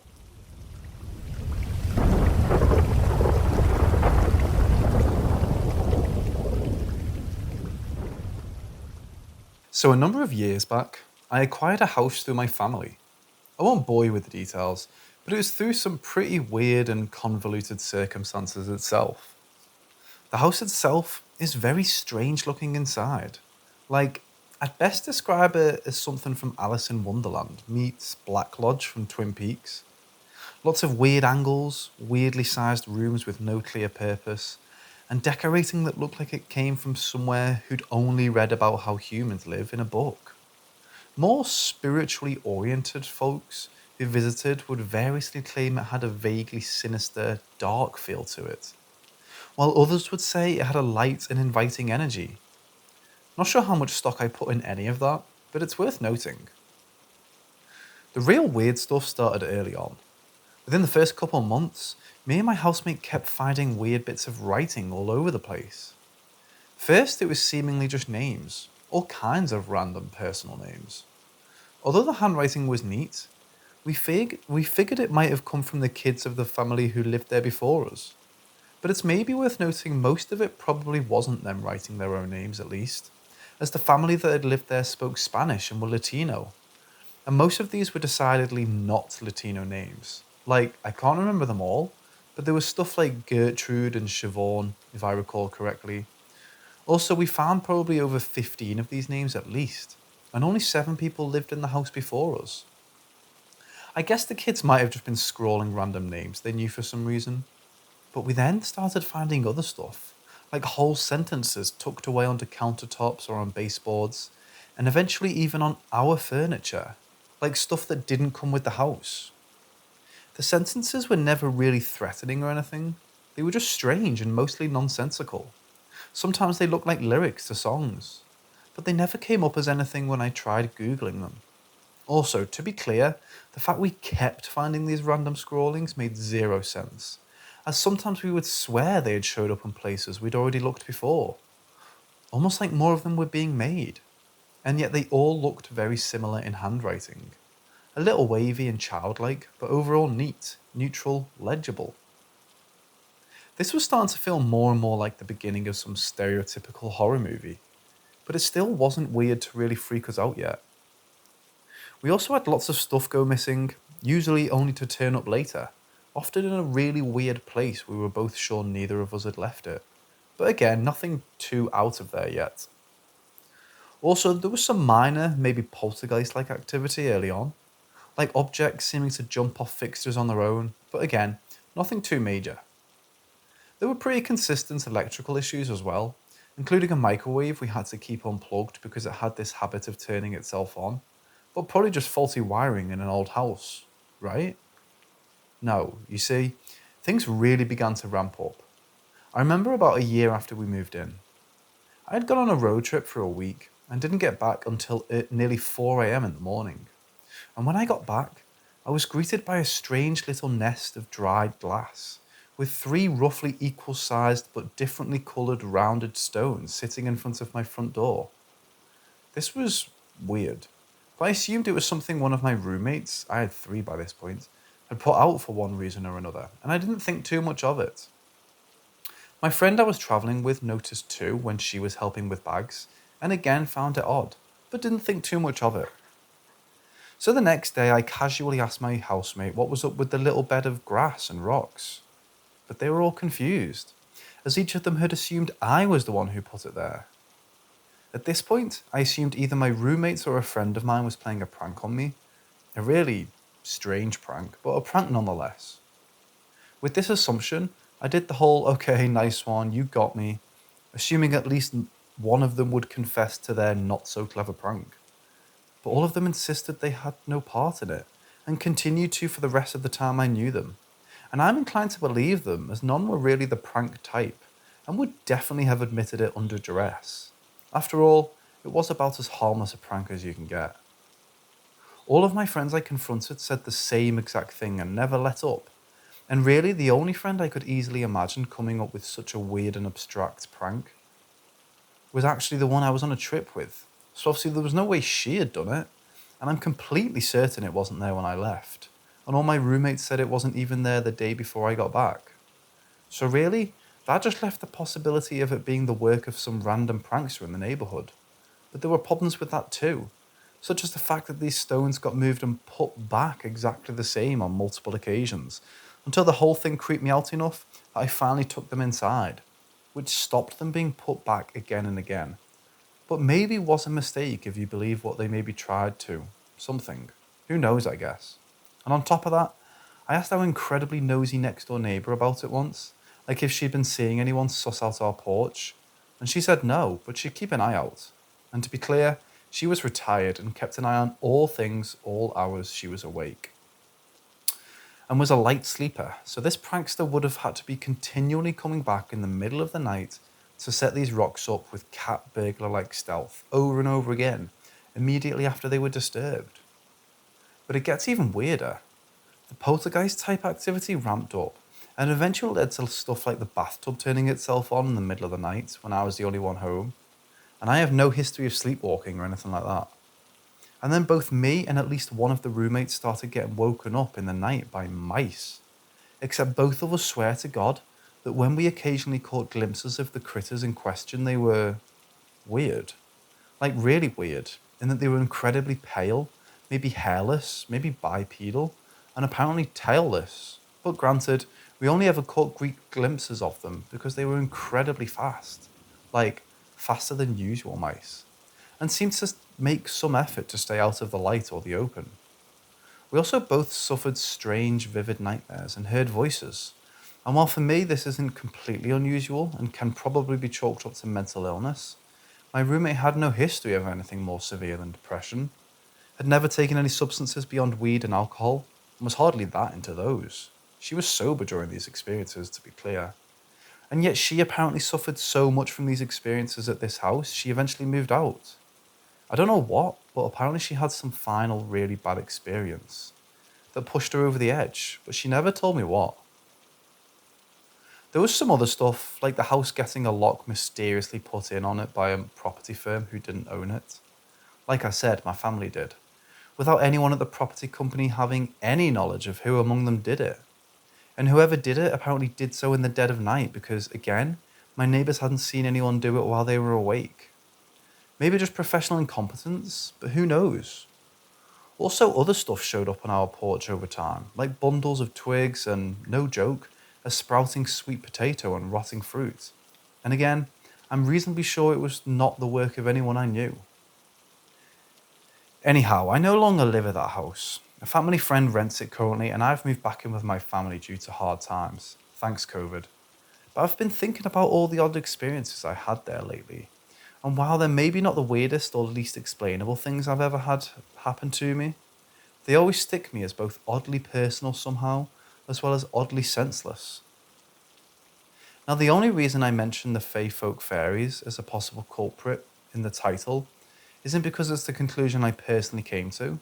If I were to go paranormal, it actually struck me more like some kind of haunting personally. But because I spoke to a friend of mine who is a lot more into esoterica paranormal stuff than I am, and she immediately assumed it might be old trickster fairies. No joke.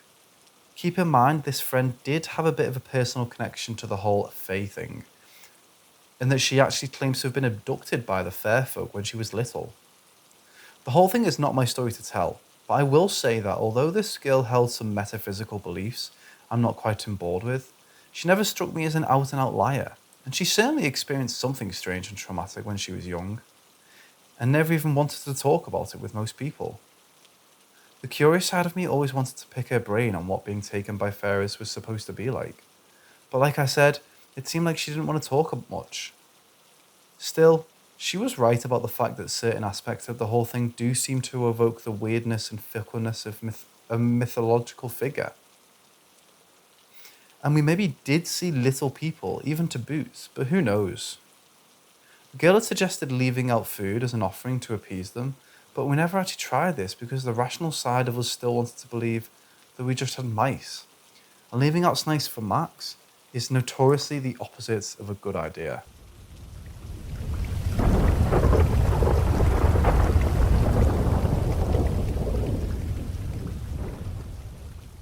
This story is from when I was in middle school. I had a best friend that I used to go to sleep over at his house, or he would stay at mine. This weekend I slept at his house. It was a normal day, just hung out and played video games. Then nighttime came. This was when it happened. Now for the details. It was me, my friend, and his brother. We went to bed, just to have me startled in my sleep. I've no idea what time it is, but it's pitch black in the room we were sleeping in. I was on the top bunk, his brother was beneath me, and my friend was on a bed right next to his brother. So I went to see if maybe my friend was up. He wasn't, but what I saw haunts me to this day. I looked down at him, and there was a small brown figure on his chest. He had long fingers with long fingernails, short legs, small body, big head, circular yellow eyes with dark insides and sharp teeth. Now I was on the top bunk, and it turned its head up at me and looked at me. Remember, it's pitch black in here, so how did I see this? The only thing I thought of doing was getting a light on and see what the thing was. I jumped down from the bed, ran into the hall, turned the light on, and went back into the room, just to see it was gone. I told my friend's family about it the next day, but they all just laughed at me and said I was crazy. But now and then I think about that night that I can't explain.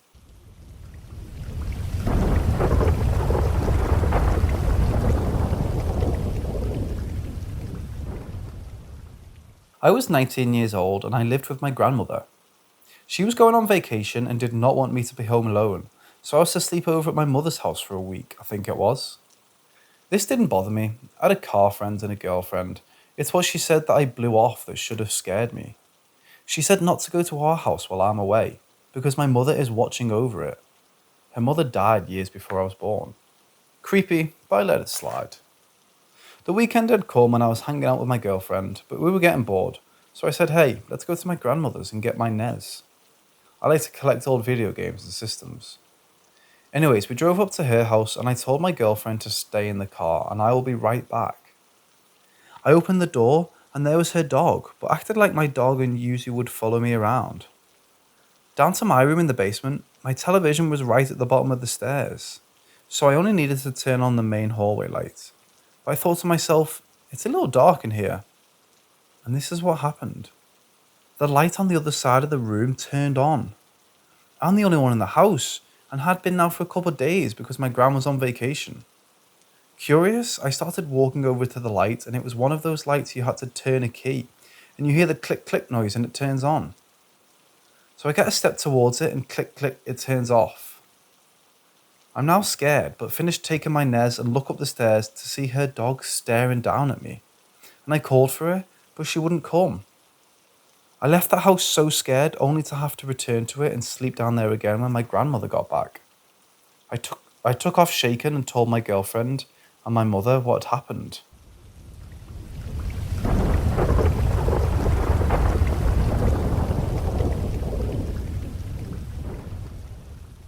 My parents moved from Ireland to Middle England in the early 90s, into a house which was built in the early 1900s. It's a pretty Georgian semi-detached, and next door, which used to be part of a garden, an older couple lived who became very close to my family and were basically our grandparents. The woman, let's call her M, grew up in our house. They built their house on what was once the garden in ours to look after their aging mother and mother-in-law. M's mother was a wealthy woman. They had a live-in maid and would have been quite upper class back in the day. But unfortunately, her children were all ailing in some way. Her eldest boy died at 4, and M had diabetes. In fact, she was one of the first people to receive insulin, which saved her life in her late teens. And the youngest boy was very disabled, physically challenged and non-verbal. My granddad, Jay, thought he may have had some sort of locked-in syndrome, which quite a lot of intellectual gifts beneath an ability to communicate. And mental illness, too.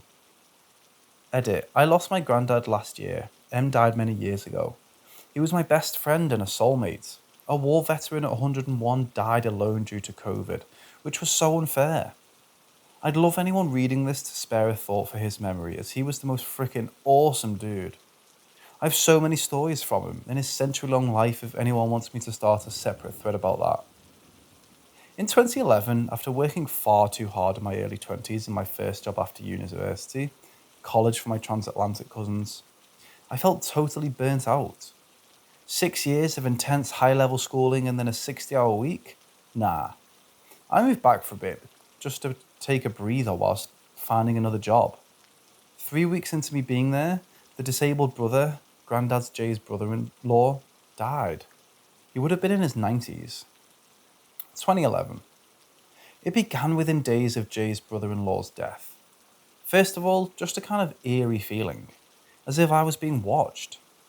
I wondered if I had developed some kind of anxiety problem, as I had suffered panic attacks for a brief spell in my teens. Then scratching. We had never had a bird or mouse problem before. My dad was so often working away, to be honest, but he was there sometimes. If we should have pest control come over and check the walls of the house. They said it had only been quite recently, so we should wait a while. Maybe it was some roosting pigeons nestling the last weeks of their fledglings. Then a kind of tapping, rapping sound, almost like someone was gently knocking from within the bricks of a house. I became so used to strange sounds around me that I lost all interest in trying to find out the source. Usually taps, knocks and bangs were all accounted for. I presumed maybe old pipes had become unsecured or next door had rats. But I also ignored the fact that we had lived in the house for 20 years and had none of these problems before. One morning, I woke up with a start. It was dusk, about 5 a.m. The old TV that had sat abandoned for 6 years in the corner of my brother's old room where I was sleeping was clicking madly. The walls were scratching, the knocking, even though the heating was off and it was summer, so no pipes could have been causing it. It was in a frenzy. I stared around for a few seconds, completely in terror and shock, and realised almost immediately that this was a paranormal energy. When I say the energy was frenzied, I mean it. It was like a quietish cacophony. I filmed it on my phone and have it on a laptop somewhere. When people say you can't film that something, this is why ghosts don't exist. You can. I know nothing about the paranormal. I used to piss myself laughing at horror films. So why would it come into my head so strongly and completely that this is what that was? I found that odd. This went on for a few days and I mentioned it to my mum. She laughed it off. My mum was an accountant and a super intelligent and impractical person. She is where unnecessary drama goes to die. I googled it and found an article. What was creepy about it, and scares me to this day, was that I was textbook what was happening to me. The scratches, the tappings, how it seemed to be getting louder and how the sounds began to feel intentional. Like 3 obvious knocks rather than just tapping. So human. Also, that I'd never felt fear like it. I could have had a wonderful evening laughing with friends, they go home.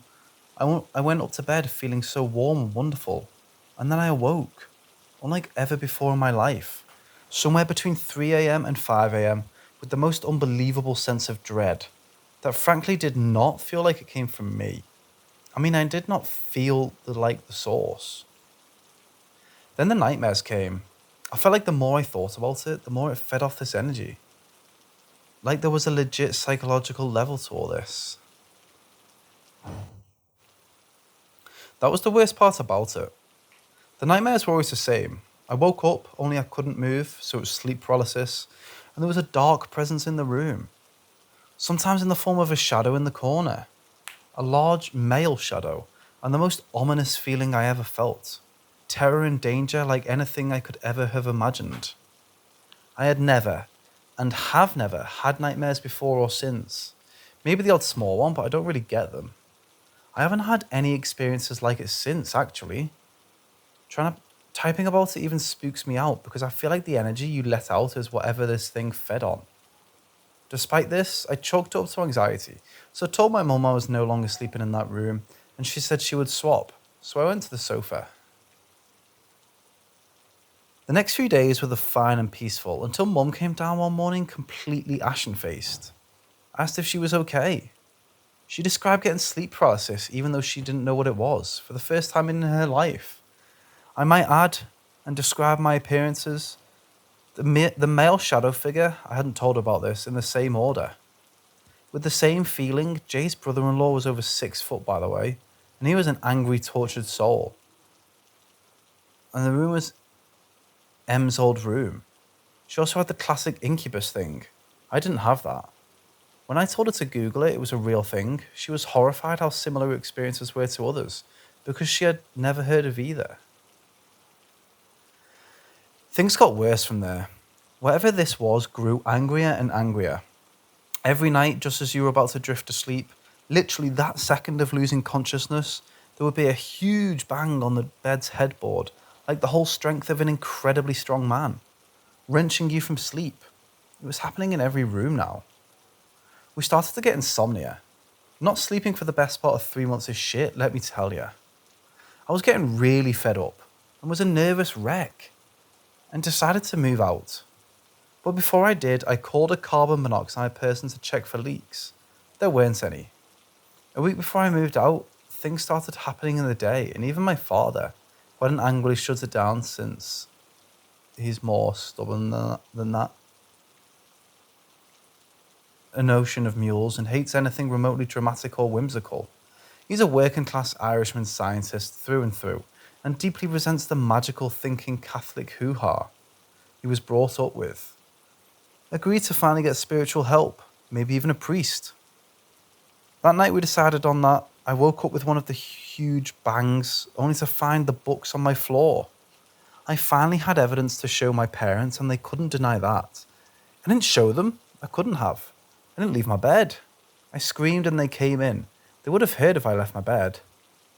Those last few days included audible growls. I even recorded a few. Incredibly strong smells of male sweat mixed with some kind of ammonia. And my sister, she was visiting. And I running, screaming, and almost over to the neighbours because I was explaining how the rocks were irrational. Like sometimes 1, 2, 3, As soon as I finished saying 3, there were 3 very loud, intentional knocks on the door right next to us. Also, my name was whispered so many times. Whatever this was wanted to us knew it was hearing us. My mum said she was also pushed across the landing against the wall in the middle of the day. I left mum, went to church for the first time in 20 years. She only went a few miles, but she said it helped. I came back to do a visit 3 months later. One morning, when I heard my mum come down for breakfast, I turned to it and we both said, "It's gone," at the same time.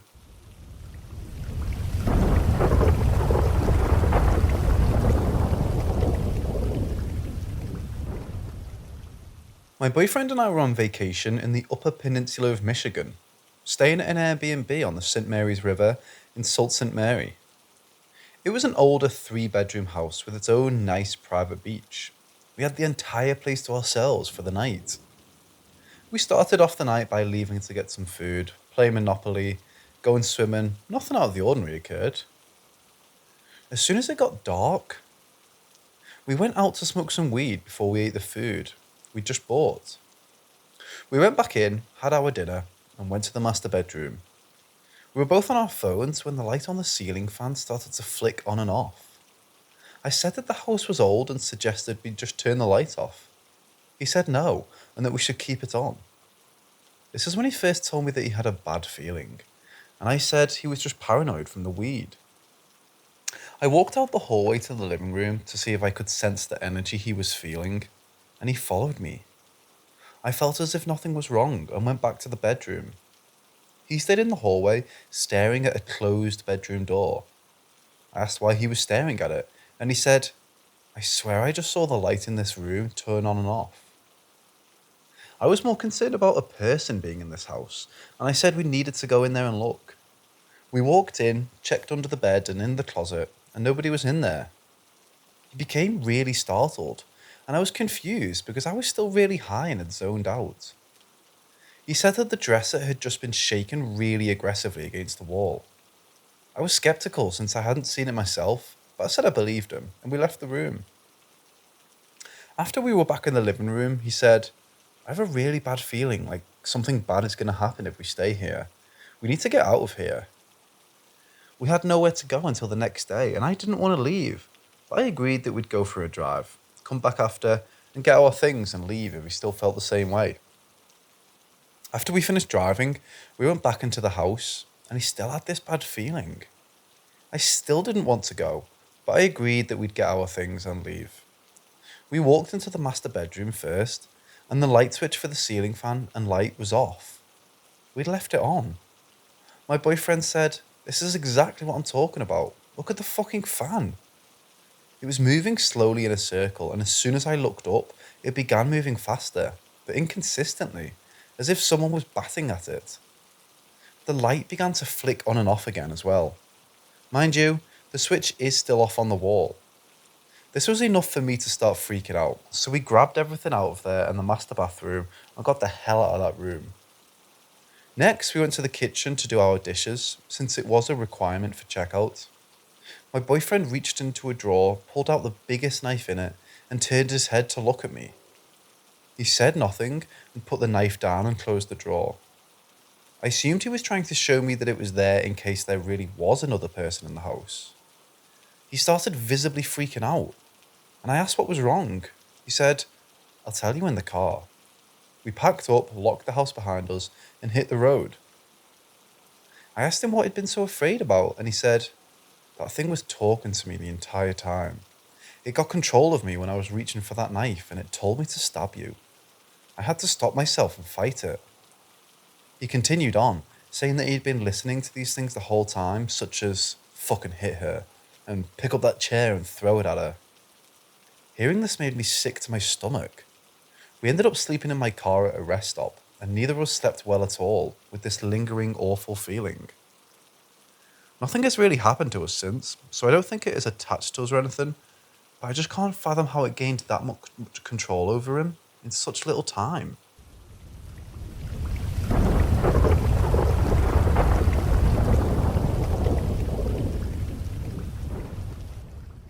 This activity started when my father tried to readjust to civilian life after leaving the military. He eventually turned to drink, and this is when the activity started. He also became physically abusive to my mother. Halfway through the events I list below, my mother had a restraining order put on my father, kicked him out the house, but the activity continued. This occurred between the age of 4 to 8 years old, over 4 years. My childhood story goes as follows. It started when I was 4 years old. The first incident was when my aunt and cousins visited my house. We were all in the living room, then I needed to use the bathroom upstairs. So I went into the hallway and saw a dog. It looked like a Doberman. I thought my aunt had a new dog and I went into the living room to ask. I was excited to see it. My mother and aunt looked at each other in surprise, searched the house, and in the end I was smacked on the butt for lying. The dog vanished. The next morning, my cousin said she saw the dog when she went to the bathroom in the night. It was downstairs looking up at her. When my mum was home alone, she was cleaning the kitchen and saw the dog in the hallway. She opened the front door and told it to get out and leave. It went out the door and we never saw the dog again. Then sometime later, I was eating cereal before school. I could tell my mum the cereal tastes funny. I didn't know about sour milk then. The issue was our milk was delivered fresh every morning by the milkman, and the neighbour's milk was fine. Also, fresh fruit would start to rot and turn brown within a few hours of being in our kitchen. A further development was the handle of the kitchen door to outside would shake at night. My father went down to check and hold the door handle. It stopped then when he returned upstairs and started again. Then the next step was I started to become scared and feeling fear in my bedroom. I was too scared to sleep in there alone, so I would go to my parents' room to sleep. One night we had a New Year party and I was put to bed with my cousin Alex. He was a tough kid, local bully. We were both in my bed in the dark. I heard him start to cry and he asked if I was awake and I said yes. He said there's a shadow man in the corner of my bedroom watching us and he screamed and shouted his father. Our fathers came up and took us downstairs where the adults were celebrating, then they all left soon after. I never saw a shadow man. I only felt scared and fear in the bedroom. Father was kicked out the house after this point. One day my half-brother visited and was playing with our neighbour on the park. My mother took me to the shops with her and told him she'll be back in 30 minutes with candy.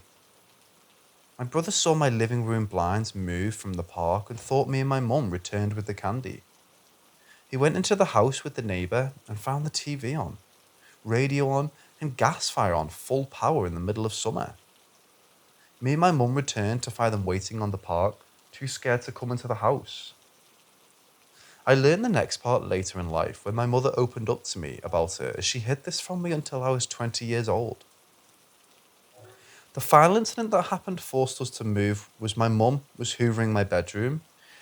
Inside the bedroom there was a large storage compartment with a door that leads into the walls. The door was fully closed when she entered the room. She turned her back to the door when hoovering and she said she felt pure evil behind her, something very negative.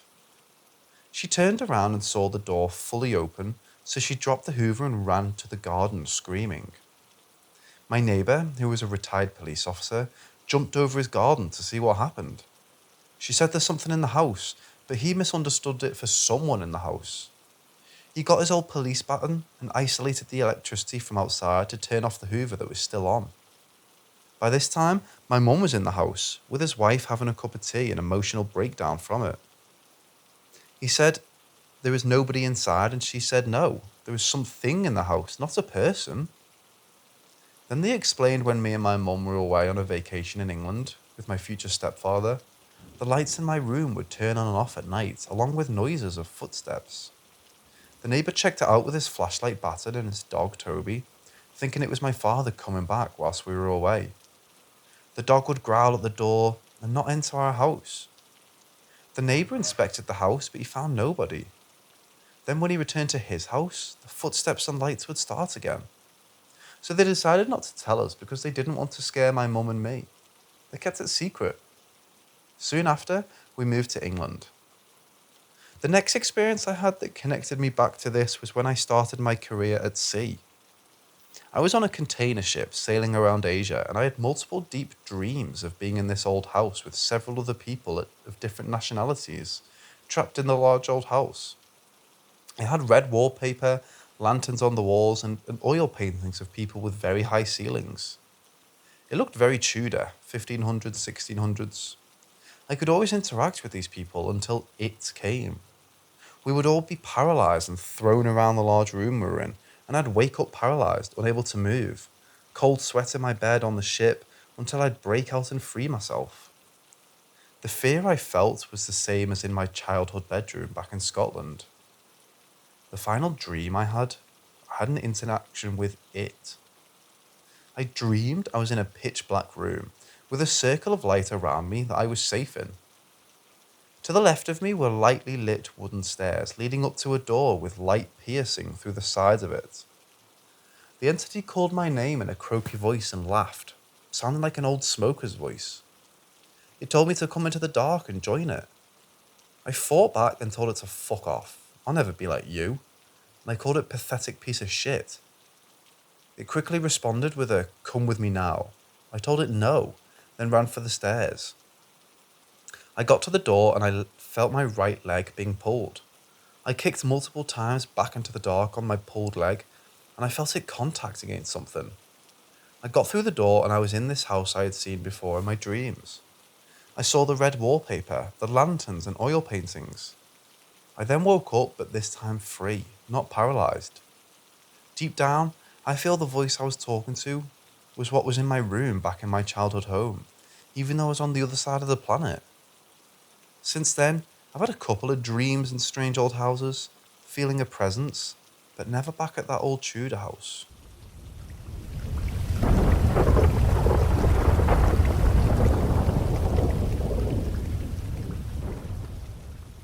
So, the incident.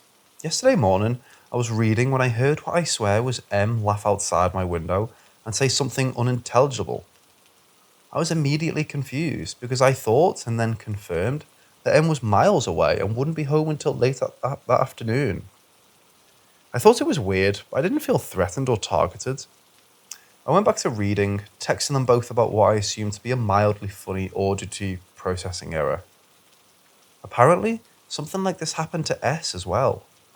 Several months back, Em had left the house, but S says that she heard the front door open, Em's voice call her name, and then the door close again. Em was once again confirmed to be 10 minutes down the road at the time. They are now both convinced that because Em is not home very often, something is trying to use her as a conduit to try and get S and I to let it in. They plan on smudging and laying down silver in the corners of the home, and have expressed a good amount of fear and anxiety over it. M&S have been doing their thing a lot longer than I have been doing mine, and so I typically trust their judgment on stuff like this. That being said, there's recently been some discord in the home between us, and while it has since been resolved, I can't help but think that maybe they've jumped to the conclusion that this is something rather than nothing because of that.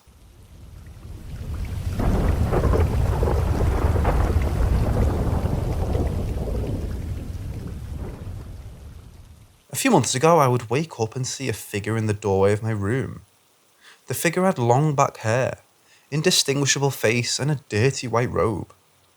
I immediately assumed it was some mind trick, like seeing a belt on the floor at night and thinking it's a snake. But this wasn't the only occurrence. I saw this figure every night for weeks and could stare at it for minutes at a time. One night I even yelled on it, really freaked my wife out. After a while, my fear got the better of me and I started to sleep on the couch. I know, it sounds bad, but my wife never believed in these kind of things, and at the time I still assumed it was my mind playing tricks on me. As you could probably predict, my wife didn't take too kindly to me sleeping on the couch. One night after leaving the bedroom to head down to my safe place on the couch, I started to think that it wasn't fair for me to not sleep with my wife, and that I wouldn't let my relationship slip due to a figure I didn't even think was real. So at about midnight, I decided to head upstairs to bed. As I turned the corner of my house and faced the stairs, I saw the same figure. In the movies, people tend to react, but when faced with an unknown, unexplained entity in your home, you just kind of freeze, waiting for the formation of shapes to disappear or take another form as you change your perspective. This time, the figure never changed form and looked at me as I froze, then moved inches to the left and right, saying "what the fuck" out loud. It's been a week now and I get the feeling that this thing doesn't want me to be with my family. As long as I stay away from my room, it's not a problem.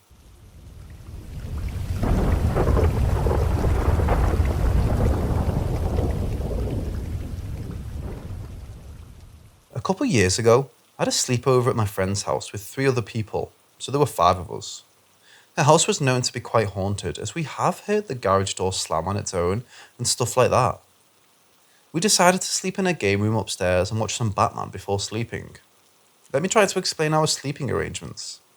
There's a couch that 2 of my friends slept on, and 2 of my other friends slept in front of the couch on the floor. I slept in a beanbag sort of chair to the right of them with the TV in front of us. There's a closet close to me and the entrance to the room is furthest from me. So we just turned off Batman and we were all falling asleep. About 5 minutes later, I hear this really deep voice say my name that is to the right of me. Now, I just thought it was one of my friends joking with me, so I didn't open my eyes. Then my friend starts frantically saying my name and telling me to wake up. She asked me to go to the bathroom with her downstairs. So as soon as we get down there, she's like, "Did you hear that?" I was like, "Of course I did. That wasn't one of our friends." She says that everyone's passed out. Of course we're freaking out and I end up sleeping next to her that night. The next morning when we all get up, I asked them and they said they didn't hear anything. I'm very convinced it wasn't my friend's dad because I would have heard him walk in. And the voice was way too deep to be any of my friends' voices because we all hadn't hit puberty yet.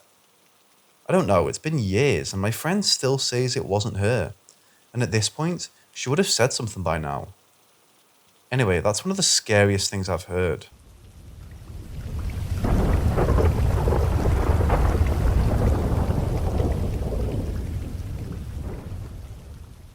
Starting noticing the first week, every morning we would wake up, it was freezing cold. It was so cold we had to all wear sweaters. Also, we were able to see our own breath. Thinking it was just because we had nothing in my apartment. After a month, my girlfriend and I adjusting all our new furniture, we would still feel the freezing air in the morning. After 2 months passed, only I would feel an eerie feeling, especially in our bedroom. I paid no attention to it until my son started getting scared for no reason. He'd be playing with his toys and would just get up and run towards me, panicking and hugging me, not letting go. At that point, I was pretty positive it was some type of bad energy in the apartment. I notified the landlord, but he would just shrug it off and say everything is fine and that there's been nothing negative to happen there. I knew he was just bees to us since we were a young couple, in our mid-20s. After all this, I had my mother come and say some prayers while she sprayed the whole apartment with holy water. After that, everything felt peaceful, and I saw my son was way more comfortable. After 5 months had passed, my girlfriend and I were just enjoying another night off of work with some mixed drinks and music. Not sure what had happened since we both drank the same amount, and I was more of a heavyweight drinker. My girlfriend had told me I just got mad out of nowhere and began to talk so much bad things to her. She said she didn't feel comfortable being around me, so she started getting her stuff and my son's stuff to leave the house, but I wouldn't let her, and was just going off on her. That was around 8 p.m, and about 10 p.m, I found myself at my cousin's front doorstep. He told me I rode my bike and was just fine until I told him what was going on. I started calling my girlfriend, explaining to her what was going on, and she was so mad she couldn't even talk to me.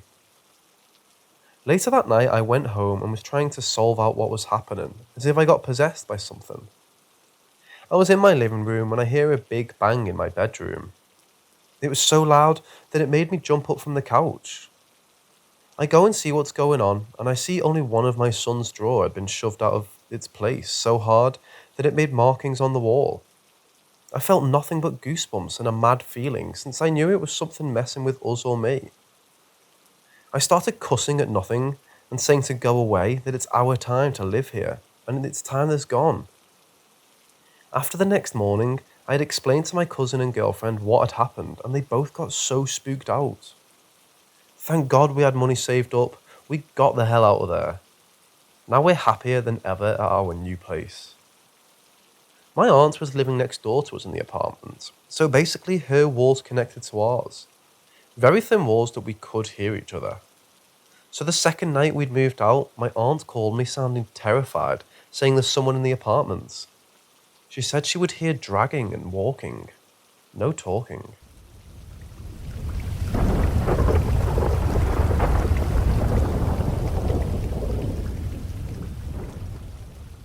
I recently bought a house that's about 70 or 80 years old. It's a small house that originally hand-built by the first owner. There's no known bad history here and no bad vibes. But I have two sets of motion lights that are on different sides of the house that like to periodically go off at the identical time in the middle of the night for no apparent reason. And I can see there is nothing happening outside. 2 weeks or so ago, as I'm walking down my driveway, a random vehicle pulls up and the driver, who I've never seen before, tells me my house is haunted by a woman named Mina. He tells me that she likes to set off lights in the middle of the night, but she is friendly and not to be worried. He drives off and I've never seen him again since. Very weird interaction. But he was very friendly, so no harm, no foul. Hopefully explains the lights, I guess. Today I find myself with a rather sick stomach and spend longer than usual in my shower. I'm well aware, as I wasn't in a rush at all, that my stereo in the room was completely off. I live alone and was homesick all day with the house locked. But I returned to the bathroom later and my stereo is switched on. It sits on top of a 6-foot-tall cabinet and has no way to be accidentally turned on. So I guess I'm now hoping these are all from this Mina I'm told about, and nothing more negative.